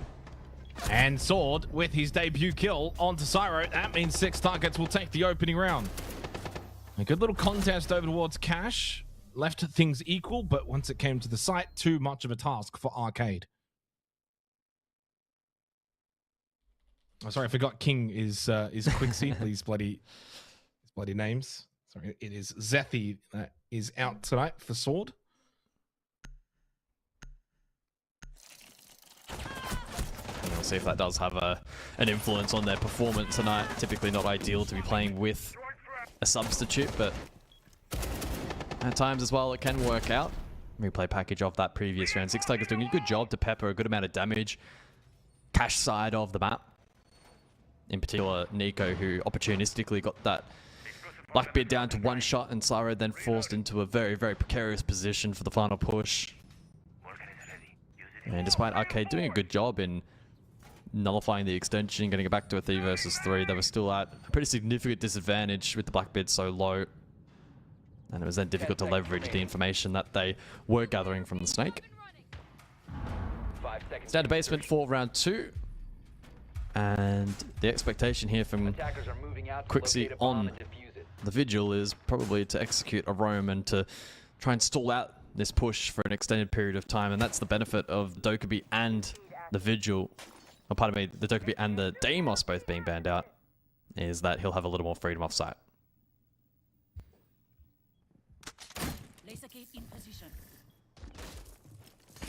I mean, in terms of the opening round, though, the fact that it got 3v3, good contest, sure. Once it got to the site, 6 targets were pretty locked down. Just get an early sense, especially with that opening kill from Loyaleth onto Karma, who starts 0-2. We might have a game on our hands. So far, 2 rounds in, and that's been not bad from Arcade. more work to be done, but a 5v4 opportunity on the basement side of Clubhouse leaves them in a solid position.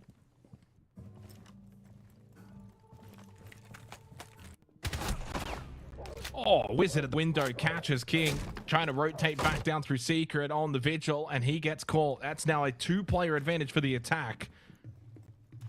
And leaves Sword thinking about wanting to counter-aggress over towards main stairs, but he might have to fall back. They might have to just cut their losses here.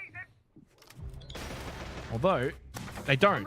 Sword decides to hold the angle at main stairs. It's an easy peek for Loyalith, and he teaches him a lesson. It gets from bad to worse for 6 targets. His defensive hold has been absolutely shredded. Arcade on the verge of getting themselves an early attacking round, and on basement as well. Orion and Nico then to aggress over towards Secret, and Nico plucks one, but Orion in the meantime did fall. Nico's good, and he does have the clutch gene about him, but with 4 members to find, I think that this one is going to be one of the more difficult of his career. Minute on the clock as well, as the Sharks begin to circle. Nico inside of Church does a little damage onto Syro. Swing to follow, taken low, but overwhelmed, and Arcade round. take round 2. Yeah, I mean, it's not the most strategically won round, is it? They just win a couple of gunfights, and the round kind of just unfolds from there. So if you're 6 targets, you're not going to sit back and think, boy, they picked our brains and kind of beat us with strategy. They just kind of ran and gunned, and that's kind of what you want to take away from them ultimately on this map of Clubhouse. You want to deny them the ability to win rounds like that, and yet in the second round, 6 targets are giving it up. Now, admittedly, you don't really always want to just play 5-stack basement. It just gives up too much map control. It's a very defensive-minded approach. But you do need to be careful, because Arcade, I think, are the kind of team that can certainly run around the map and shoot heads. And they did that really nicely. Loyal with 4 kills inside 2 rounds. I think if you're 6 targets, it's keeping this as default as possible, especially on your defensive side of Clubhouse. That's where you can make things more tricky for Arcade. You want to force them to beat you by having to go into the strat book. 10 seconds to go. So over to Cash then for round 3. 5 seconds to go. And yeah, I'm also intrigued to observe sort of the strategic depth between the two as the match progresses, and whether or not that actually is a decisive factor or not. Arguably 6 targets will be the ones that are hampered a little bit with the substitute in play tonight. Although so far Sword holding his own, and now committed to the double rafter stack alongside Karma.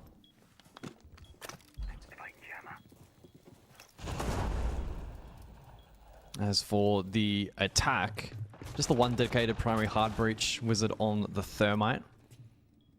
The rest of the utility, namely the Capital, probably the Lion as well, indicative that Arcade are going to shape up for a Rafters clear this round. Yeah, don't opt to bring shield play to combine with the Capital and really lock down that Rafters hold. But in return, you get the sledge. You can certainly open up con side of the map as well. Go for a pinch later on. Don't have to put all your emphasis in clearing Rafters and making that your absolute sole mission. Does give them some flexibility on the attack for Arcade. Breach opened up. That's a pretty good job considering it was being contested by the Bandit. That's a win for Arcade through the early checklist. Oh, lovely angle though from Sword. Loyalith wasn't quite ready for it. Maybe thought he'd be standing up at the window, but he's holding prone and watching this angle vigilantly. 2 kills for Sword. Yeah, putting the Org to good use. It's particularly strong at the moment. And on a position like Rafters where you can hold down the line, it is difficult for Arcade to clear. Looking to try and connect that utility with the line down. It makes it tough. Snow as well. Chip down. It's looking a little messy at the moment from Arcade as Karma aggresses, but just needs to contain himself. Doesn't want to give away anything here for free. Has shadow advantage and looking to exploit that as Wizard creeps up. Sword falls. Karma cashes in. Karma still with the shadow advantage and looking to exploit. Just needs to be careful now though. His team has the man advantage. It gets caught. Wizards walk straight in the breach. You can see the call from Karma. Wizard looking to overwhelm 40 seconds. Oh, big nitro from King. No more nitros remaining, but might not be needed. Hazes and Snow. Shoulder peek into Orion. Orion doesn't hit shots. Landed one bullet tag though into the shoulder of Azes as he makes his way into garage. 20 seconds doesn't leave them a lot of time remaining. Snow and Azes need to try and play off each other as the duo. King with a good angle to watch, making sure they can't push up into Orion, playing over towards Cash. One up close left. That's Snow. He wasn't ready for it. Got the down onto Azes though. Snow needs to win the 1v2. Hold your position. Don't need to swing here. Orion will make sure that Snow has no real time. Orion has played that perfectly, guys. He couldn't have played it better. Holds the angle, baits him in, buys a lot of time that even if he dies, there's very little time left to stick the plant, and he still had a teammate up. 2-1 lead for 6 targets. Much better in Cash and CCTV. Yeah, it was good work from Sword initially, the Debutant, to make that garage clear a little more precarious. Without the Lion, Arcade started to get a little bit stalled out.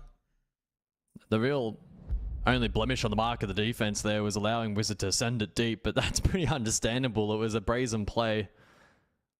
It worked out initially, but then that too fell short of the mark.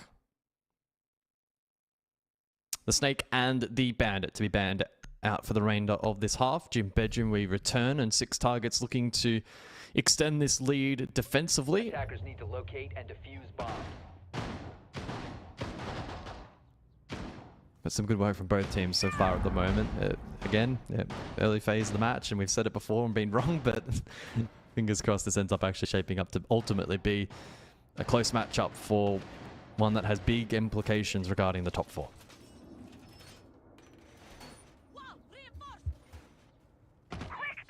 Yeah, but it's early days, and I think so far we've seen good things from both teams. Which gets me excited that hopefully we can get a close contest. Been sorely missing so far this stage of OCE. 5 seconds to go. Especially when you factor in, you know, you're bringing a sub into this team as well with Sword. His first ever time playing at the tier 1 level as well. He's been playing tier 2 basically for the last year. And most recently played in Rivals very much not that long ago. He was playing for Mattress Esports, which was a combination of Sword, Scars, Owen, Karma, and Molosca. Of course, gets to play with Karma once again, now on 6 targets. They did not make playoffs either in that tournament, so it's a big step up for Sword. Yeah, he's played well so far. And good exposure for him as well at this level of play. As into the 4th round we go, and it's double primary hard breach for Arcade. Hibana being utilized to counteract the castles on the exterior, and Wizard able to create a traversable hole over towards Jacuzzi. Exterior con as well exposed. Pretty straightforward and easy work with the Bandit and the Kaid banned out, of course, but still done in a timely fashion. Curious to see as to where Arcade actually want to spearhead the push. If it does end up being direct facilitated by the Blitz, do they then split that elsewhere maybe? Drop Logi, push up main. Options are aplenty as Karma finds himself under fire below and currently pinched with Jacuzzi opened. Ooh, but takes the fight and wins it. Yeah, Sword elsewhere, wins his. King falls, still advantage 6T. Turning into a bit of a nothing kind of attack though for Arcade, but it's based off the fact that 6 targets just had some good angles over the last 10 seconds, found 2 kills, disrupted the attack, what they wanted to do. You deal with the blitz, so you lose a little bit of that pressure that you can bring later in the round. Obviously, the Thermite's already done his job. Jacuzzi's opened up. And Snow over towards this balcony position has to get a kill. Nico is the one that jumps out con of all players. And he does convert his kill and looking to solidify this round now for 6 targets. Just starting to get the edge in this game, but it is on defense. Realistically, this is the kind of matchup where 2 for Arcade could be job done in the half. I'll have 2 more opportunities, but it's down to Loyalith and Azes in this 4th round to try and clutch up 2v4. Somewhat possible. Karma low on health, so is Nico. They have to do so quickly. Okay. Here's one. They got good information on that drone before. 2 defenders low. It's possible. 15 seconds. But they have split themselves. They're going to go for a split. Tam, oh, shot in the back. Nico not ready for the drop down outside con window. And then able to clear out Karma and Sword by himself, and he too will fall, and it is a huge clutch. Arcade Esports stealing the 4th round away from 6 targets. They got lulled into a sense of comfort.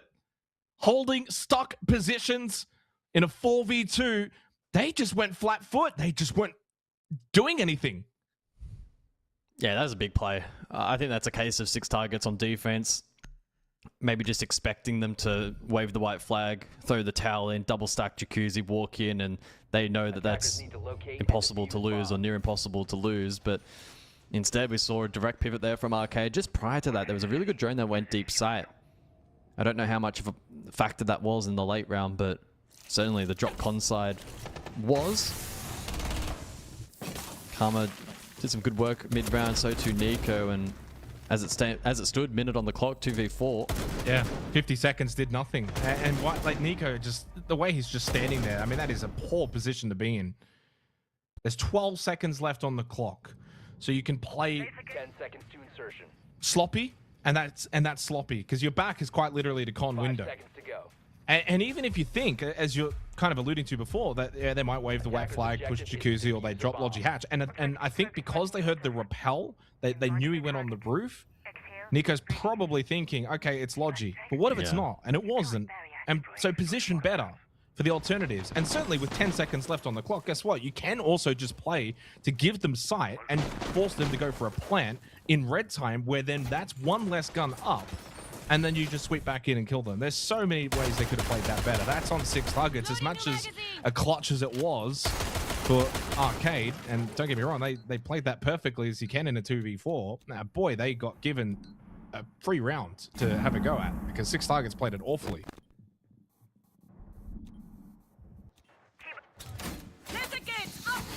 So 2-2 scoreline, the basement we go. And it's a bunker down strat from 6 targets.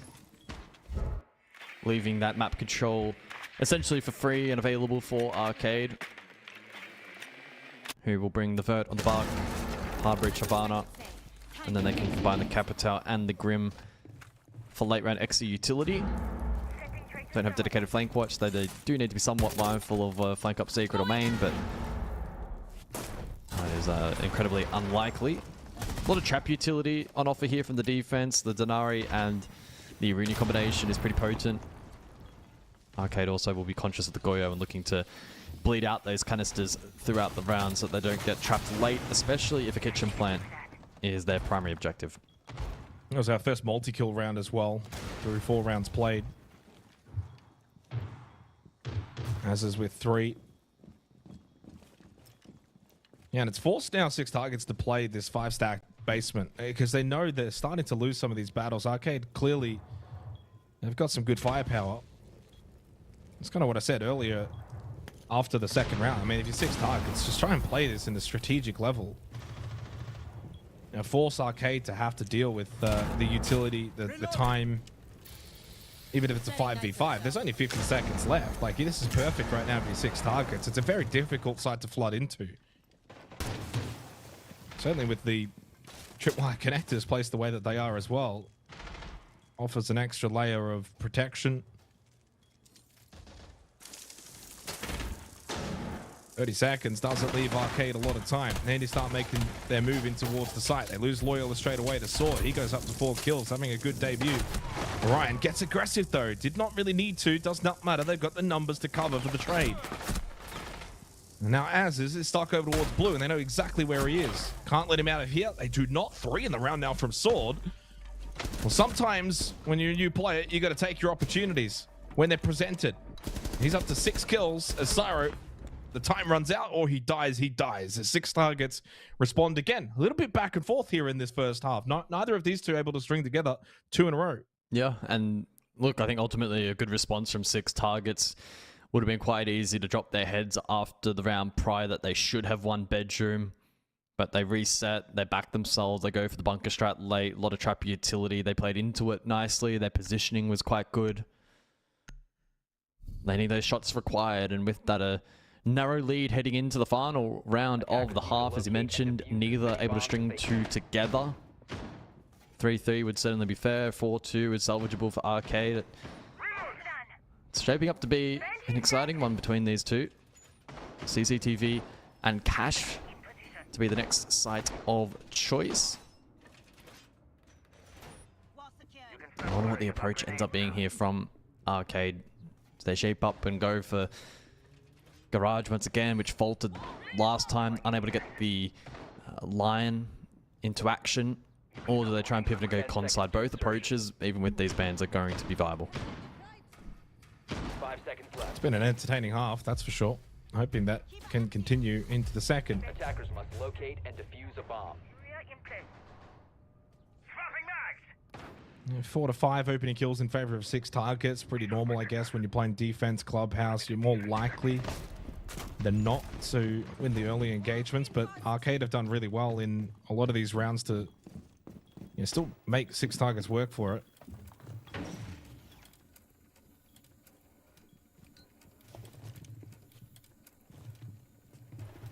Last time out on Catch CCTV in the 3rd round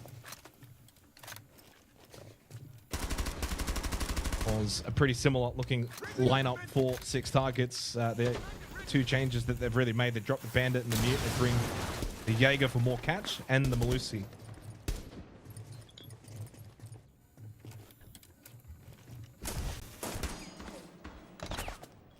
Yeah, 2 minutes on the clock and 6 targets continue to poke and prod around, but the onus now very much so on Arcade to make a move. What kind of belt of util they wish to play here for Rafters, which is going to be the target once again. They have a couple of frag grenades, they can combine that with the Capitao. Karma does have a decent amount of catch and support with the Jaeger, but burning that alongside the Wamai is certainly still possible. Midpoint, Arcade will begin to make their move. Drone down below from Snow, indicative that maybe he starts thinking about a bot red play or at least having some access to lounge.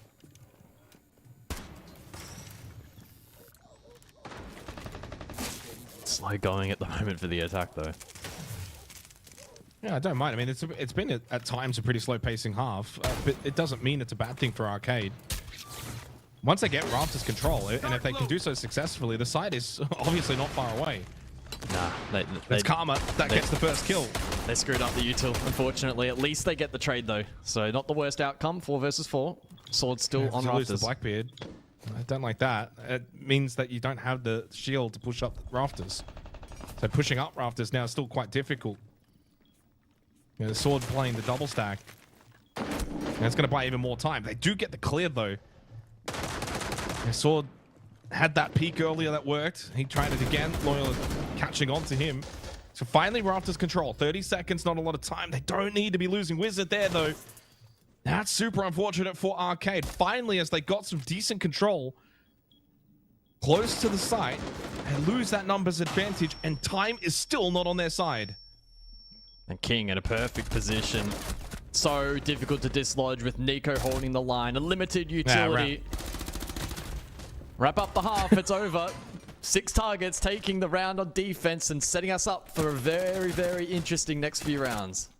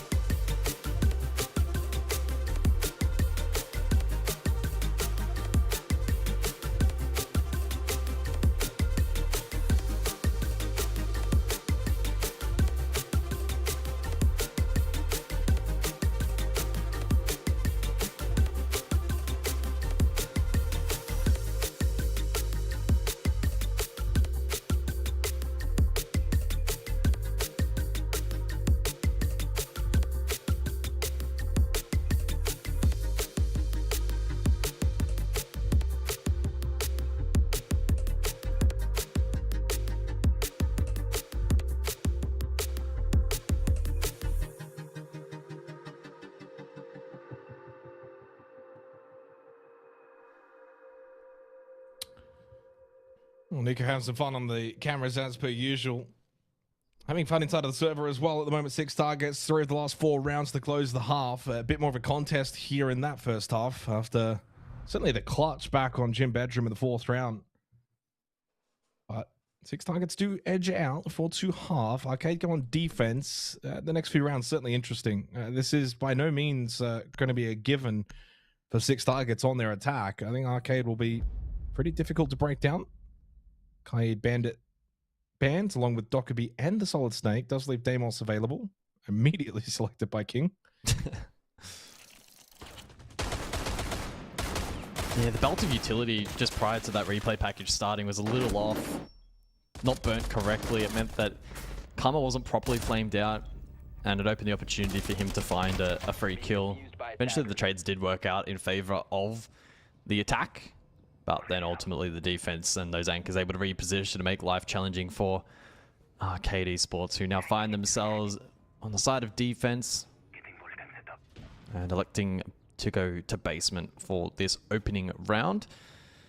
Reinforcements and some of these operators suggesting that it is going to be pretty aggressive on the top floor and surrounding areas. Lots of traps on offer here, so 6 targets need to be mindful.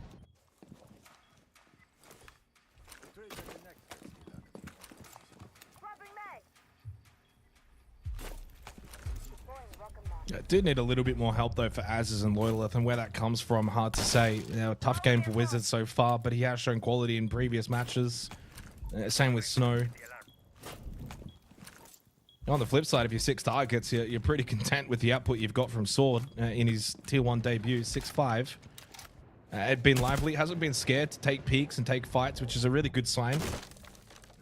You're not going to come out of the gates in your very first game and go drop 20, but if you can just be active and try and make these plays and feel confident in the server, well, that's already first step done in your initiation at this level. Even then, just didn't look apprehensive to push in, open up, try and take the fight. Even if he loses it, it's good signs. And he does lose it. He'll learn from these moments and get better, but it's the first step is to not come in and be scared, and clearly he's not shown that. Yeah, a lot of positive intent, which is great. Kind of got caught on an island in that round. Rest of the team was elsewhere, not able to offer support. And with that top floor setup from Arcade, it was pretty simple for Saro to waltz alongside, get the kill on Vert. Karma with a good lurk potential here. Through blue. Only 3 sight. Player up close, 2 still right. top floor. And if you didn't have these 2 top floor, he wouldn't be able to get in this position for the free kill onto Loyalith. And so now it's 2 sight. So Saro and Snow have to be pretty quick to react. Good kill from Wizard. He does react to shut down the immediate threat. He's still got Saro top main stairs, logistics as well for Snow. Nico goes down over towards Jim. It was the frost mat, and it will be his demise, and Arcade will take the round. A strange one. Yeah. A 2-3 split, like, I mean, it's worked, but it did leave that gap for Karma. Yeah, the round plays out differently if Karma gets 2, but unfortunately it was a good response there from the anchors on site from Arcade. And 6 targets didn't properly or fully commit to the clear, and it left the second floor in quite a strong position. 1 versus 3. Not impossible. 3, 2, 1. Okay, you're a bit slow there. That's okay. Yeah, a little bit slow. Oh, I didn't expect him to just sit there for half a second. He took a little nap. I mean, the other thing as well in the round too is, so Arcade bring a 2-3 split, that's fine. Punisher, Karma's clearly found a gap in blue. He could have easily called the troops and just said, hey, I'm kind of deep blue here. We know there's 2 up above. Why don't we just kind of group up, hit site directly? And I think that could have really worked out for them. More bodies kind of playing around what Karma wanted to do in the round. And it almost goes back a little bit too to the very first engagement with Sword. As you said, he was kind of by himself. Everyone else is around the map doing their thing. You need to be playing as a team. Bring numbers to these fights. If Sword had a little bit of help, they could have won that battle around main stairs in that kitchen hallway. And the same thing as well with Karma over towards blue. You have an extra player or 2 there. You can maybe win those gunfights, get site control. And it's the same as well up above. I mean, they just took every fight they took, they were outnumbered. 6 targets were way too split on the attack. Yeah. 10 seconds left before insertion. We'll see if that teamwork and coordination can be improved upon here for the 8th round in the bedroom. And they're going to play very old school, pretty bog standard lineup on the side of the attack, but a util clearance. They'll play the ace hard breach, often regarded as the best.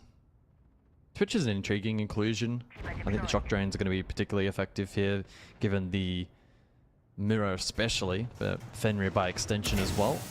And so King will have his platter pretty full this round and ensuring that his util clearance is appropriate.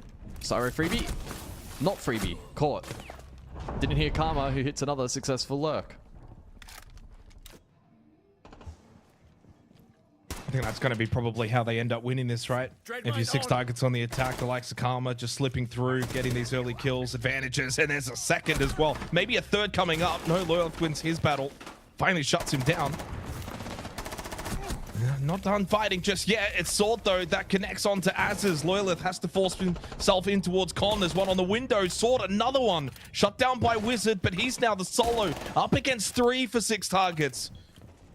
And maybe about to be swung by Logistics. It will be King that converts, and 6T get their first attacking round of the half. And they're back in the match now. They've been able to lock in. That immediately prompts a tactical timeout from Arcade. They've seen enough already in this second half. They want to try and put a halt to any potential momentum that could be built here by 6 targets. I think the biggest talking point is going to be, how do we deal with Karma on these lurks? What do we do to try and slow that down? Do we go more trap heavy? Do we fully invest in that regard? Do we just positionally change a little bit? What's the game plan here? Because that's now back-to-back rounds where he's been threatening. He's a difference maker for sure, isn't he? He's the one that's unlocking things for 6 targets. And it's so difficult. You don't want to, as a team, certainly as defense, to say, well, how do we stop Karma? Siege is not that kind of game. It's just too difficult to put so much focus on one particular player when, especially, he's on the attack and he can enter from any direction, pick and choose where he wants to fight and how he wants to fight. You almost can't really put too much stock into it. It's more about what you're doing and how you're playing. What positions are you holding? How are we responding when he gets these early kills? I mean, for Syra, that's just poor timing. You even actually saw him holding that angle for a split second. Snow, just holding a bit more of an open angle rather than allowing him to push up, then swing on your terms. I'll tell you what, though, Sword is not going to die wondering in this match. 8 and 7. He's obviously having these deaths, but he's also getting the impact before it. He's got the most kills on the team. You're the substitute. This is your tier 1 debut. How do you then send him back to sub after this? 5 seconds left before. He's been good, and he's actually been given the responsibility of playing some pretty key positions on both sides of the coin, on attack and defense. So defense especially, some good positive signs. And I guess a bit of a safe role here on the Flores as he looks to counter, most notably the Azami here in the 9th round. The Clash to be introduced into the lineup from the side of Arcade. Wonder where Arcade looks to pivot, and it's currently a focus over towards the main breach as that's opened up. He almost gets caught. Very narrowly avoids that. It's another Karma lurk in through Garage, and almost netted himself another kill early on. Drone activated.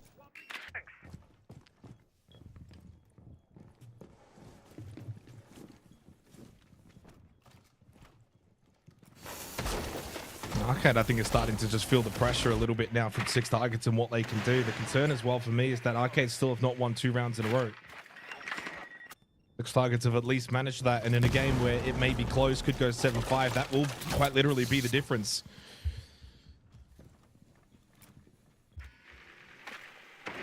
And pace slows down as well for the first time in this half. The first 2 rounds, opening kills at pre-2 minutes. I mean, this is a little slower. Loyalth, though, gets an angle, and it's on to Karma. While we're speaking about shutting him down, Loyalth will do just that. Good swing logistic through Con, finds the pick. And they can look to consolidate now, still with Wizard alive on that clash. 5v4, time starting to dwindle in the second half of the round.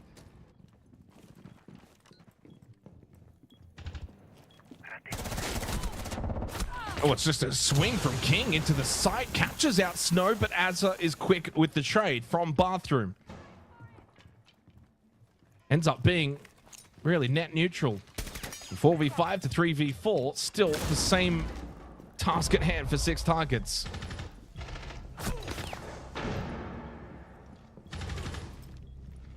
That's Orion. Couple more to find, but the clash in his face. And it's only a matter of time until Arcade are able to wrap up the round and silence 6 targets, you would assume. As it is down. Sorry, with the safety of the clash to play behind.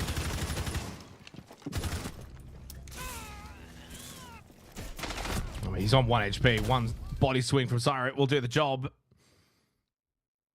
Yeah, concerns not so much concern right now for Arcade in terms of being able to win the odd round. The concern is being able to win back-to-back rounds. They haven't done it yet, and so at 5-4, things look nice, things look calm. But 6 targets historically now go on and win this next one. No more clash as well.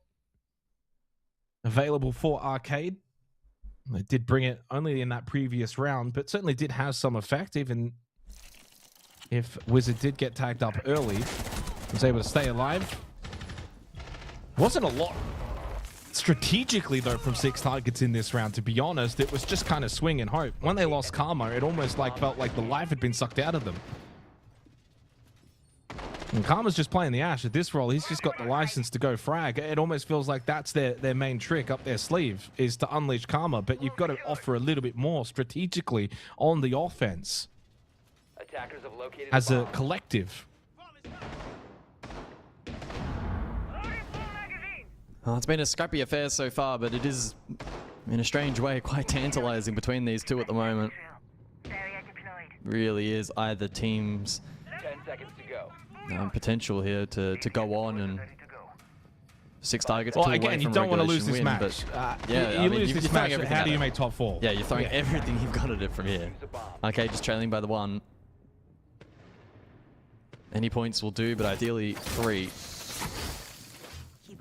Cache CCTV for the 10th round as we enter double digits and the pressure starts to compound. Sorrow over towards Secret, pretty aggro from him. Immediately contested on the upside down rappel. I'll be keeping a key eye as well, a keen side eye on Karma over the course of this round as well to see if once again he looks to go for a lurk. It seems like Arcade are maybe being a little more proactive about that with the play over towards Secret, for instance. Sorrow having the responsibility to ensure that no one sinks through dirt. Karma drops Logi though in the meantime, and the rest of 6 targets posturing for a con-side hit. Watch this!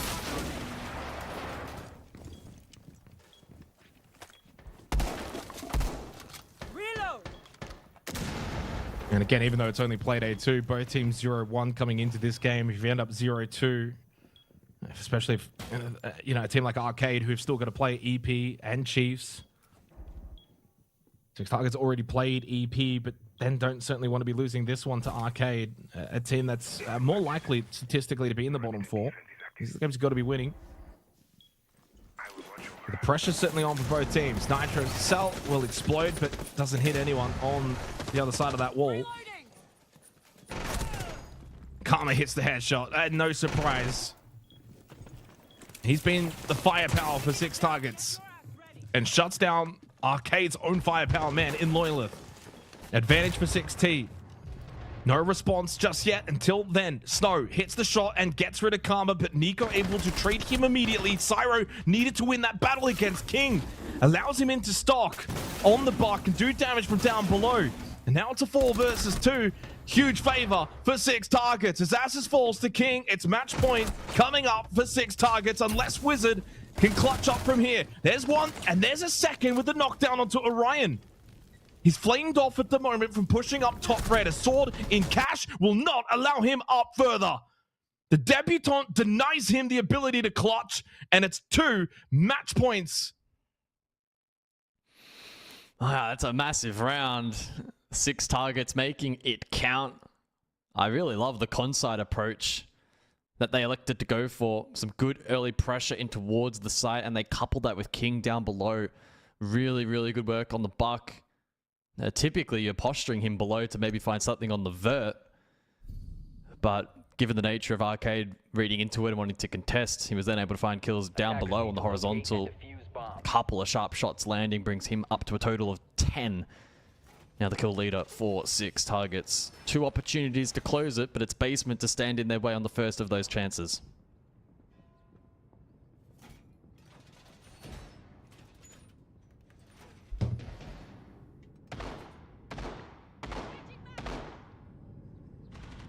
I think Basement should be a pretty good site here for Arcade. They've only given up 2 rounds straight to 6 targets once so far this game, so I think we might get our first 7-5. 10 seconds left. I'm hoping we get our first, well, at least 6-5, and then whatever happens from there, you know, whatever happens from there, I don't mind. But desperately want to see Arcade win this round to give us our longest match of the stage so far.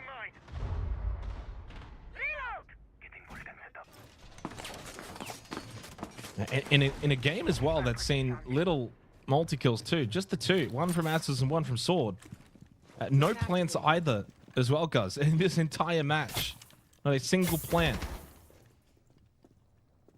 So they've kind of gone equal in 2 of the big metrics. The one that stands out though is opening kills in favor of 6 targets. Add 1 more to the list. Karma beat me to the punch. Yeah, well, the lurk's been reactivated. Good impact early in the round, and losing the keeper barrier regen for the remainder is going to make on-site anchoring increasingly challenging for the defense. They still do have the Fenrir, the Goyo to play off. Grismots as well will be deployed, and the mirror windows, of course, left standing, but those 2 also being countered by Karma. So big impact from the Ash so far in this round.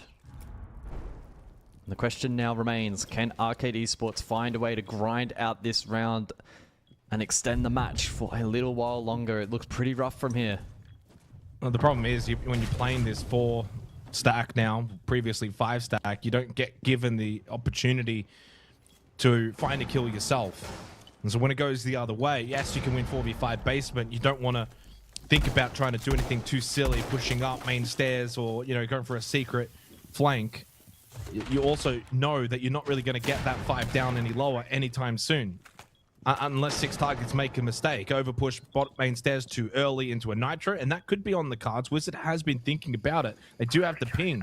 They know that Karma is bot main at the moment. Grismot mine and good combinations. Lovely play from Snow. Yeah. Knew that Karma was tucked in the corner, used the Grismot mine to get the concuss, swing kill. This forces a drop from King. But a little overzealous. 6 targets did not need to respond in that fashion.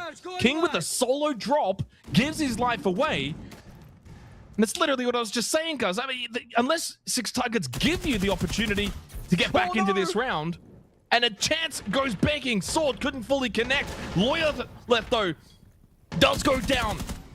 And then a shot in the back onto Azaz. This has been a strange old Basement to close this game out, but it seems as if it will be closed. 6 targets just kept on going and eventually overwhelmed the defense. There was fight back from Arcade, but certainly not enough. And we do not get 7-5. 7-4 we'll have to do once again.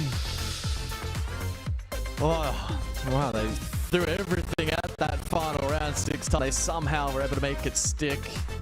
Good result for them and their prospects towards potentially a top 4 finish this stage. Unfortunately, on the other side of the coin for Arcade, they're now in a rough spot for the remainder of this group stage.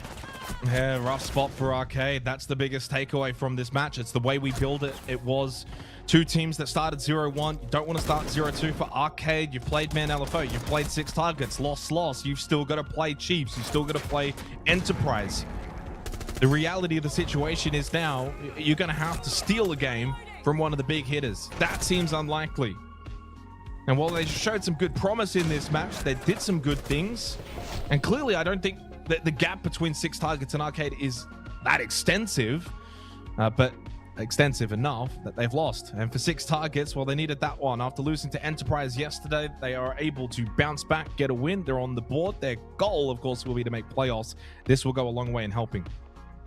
Yeah, good even spread statistically from 6 targets in this particular matchup. Just the one player trailing below 100 EPS. And I mean, the standout for me ended up being probably Sword in the end, right? On his debut, had a phenomenal day at the office, big impact defensively in some strong power positions and made his opportunities count. And then on the side of attack was given, you know, a pretty key responsibility, the Flores on a couple of rounds and even the Deimos in the last, for instance, and he made his mark on the match. And yeah, excited to see if there's more of him on offer for the rest of the stage. Yeah, I mean, it's the interesting proposition now. Whenever a substitute, you know, comes in to replace, and we don't know all the facts. We don't know if it's maybe a straight up, you know, full-time call into the main roster or what it may be, a one-off. We don't have all of those facts, but it's hard to look past, say, just sending him back to the sub position when he puts in a performance such as this. And it's not just the fact that he got the 10 kills, because clearly, you know, he still had 8 deaths. His cost percentage wasn't the highest. What I liked the most, though, was he didn't look scared. He just took the opportunity, you know, and said, okay, well, I'm playing tier 1 Siege for the first time tonight. How am I going to play it? I'm not just going to sit back, try and get a read for the game, play slow. What does my team want to do? He just kind of went and just played his own game and clearly had some success. On the flip side for Arcade, obviously a rough result for them, 0-2 now, and a long way to go for the stage, but also a long way to get to playoffs. Yeah, again, no one knows how the rest of the stage is going to transpire. There's every world in which there's a couple of upsets that are favorable towards them in their potential catch-up back towards the top 4, but at this point, it's a really, really tough start for them. They'll need to scrap points most likely against one of those 3 big teams, whether it be an overtime or an outright win, to kind of make up for the start of this stage. So we'll need to see some big development from them. Unfortunate for them, this match was close. Like, even despite being a 7-4, it was really, really close. And I think 6 targets were just able to capture a little bit of momentum, more so towards the tail end. So I don't think they could beat themselves too much based on this individual performance. It's more so going to be towards the tail end of the stage. Are they better than they are right now? I think in the game itself, when you give up, well, you played 11 rounds of Siege, you got 3 opening kills. That already sets you naturally on the back foot. That's a big split, 3-8. So more often than not, you're playing 4v5. More often than not, Karma's getting those opening kills, and he's just dominating you early on. He had a 5-2 scoreline when it came to those entries. So he was in 7 of the 11 rounds, and he went 5-2. Funnily enough, actually only went 9 and 10 overall, but clearly his impact was in the early portion of the game. Yeah. And then you just didn't really have anything yourself that you were dominant at. You, like your opponent, didn't get plants down. You, like your opponent, didn't really have multi-kill rounds. And so ultimately you end up in a situation where there may be only one category that you're kind of really losing in. That's the difference in the end, in a close game, as you kind of coined it. As we go to our recap of today's schedule, we continue the domination through Playday 1 yesterday, then into Playday 2 with a 7-3, 7-2, 7-3, 7-4. 7-4 still the closest scoreline that we've had across the 2 days of Siege. Yeah, if you had have told me that at the beginning of the stage, that we wouldn't see 12 rounds played in a match, nor overtime across the first couple of play days, I would have been a little shocked and surprised, given some of the fixturing. Expected several of these games, not just in Playday 2, but Playday 1, to perhaps be a little closer. But I think the quality of the Siege overall has seen an uptick and is only going to improve as the teams ready and prepare themselves for potential best of 3s and the playoffs to come with 2 slots on the line. So yeah, OCE continues to excite, and that fight for the top 4 continues to get more intriguing as we get through these playdays. It took a little bit to get this interview ready to go, but excited for it. Sword coming in for a chat fresh off of his tier 1 debut. Congratulations on the win, Sword. Congratulations as well on the debut. Welcome on in. Firstly, I just want to say, how are you feeling coming into tonight? And talk us through your situation, substitute now into the team. Is it a one-off? I don't even know how they would send you back. You played so well tonight. I don't really know how many games I'm going to get. So I'm just taking each game by game and seeing how I go. Trying to perform to the best of my ability and stuff. Yeah, I mean, you played exceptionally tonight. Talk us through how it felt inside of the server. Did you see a noticeable uptick in terms of intensity in tier 1? Did you just feel immediately comfortable? What was it like? Well, they just played like they do in ranked normally. Just bait, and take forever. But yeah, it felt good to get the first kill in the first round. It eased a lot of nerves. Just to sort of learn a little bit more about you, mate. What's your kind of goals, careers, ambition? Is it to be obviously doing this full time over the next few years and to really, kind of emulate what we see from the, the EP boys and the Bliss of the old days, etc., and going international and really making something out of this? Or is it just kind of see where it takes you? I plan on doing this whilst I'm in uni and maybe beyond if I'm good at the game. But yeah. Basically, I think that's the right approach usually. Yeah, usually that's the OCE model, right? Yeah, start early, start while you're young, do uni, and then if you've made it, you haven't, then off to do whatever you want from uni. But ultimately for you now, obviously, as you said, you're not sure how many games you're going to get. What does that discussion now look like going into next week? Because clearly you got the rest of the week until next week. Is it going to be discussions about you staying in this team? Was it a one-off coming into tonight? Well, I don't really know because we don't scrim. We just turn up on game day. Okay, well, that's bad. 2 hours before, we'll run either ranked or TDMs, have some fun with it. But yeah. Well, I think you guys should start scrimming. Let's change that up. I think scrimming absolutely should be something that you guys do. But look, honestly, thank you so much for coming in, having a chat. Is there anything you'd like to say? I'll give you the floor. Can I shout out just a couple names real quick while I'm here? Mate, if we let Jay Kenner shout out, you can shout out.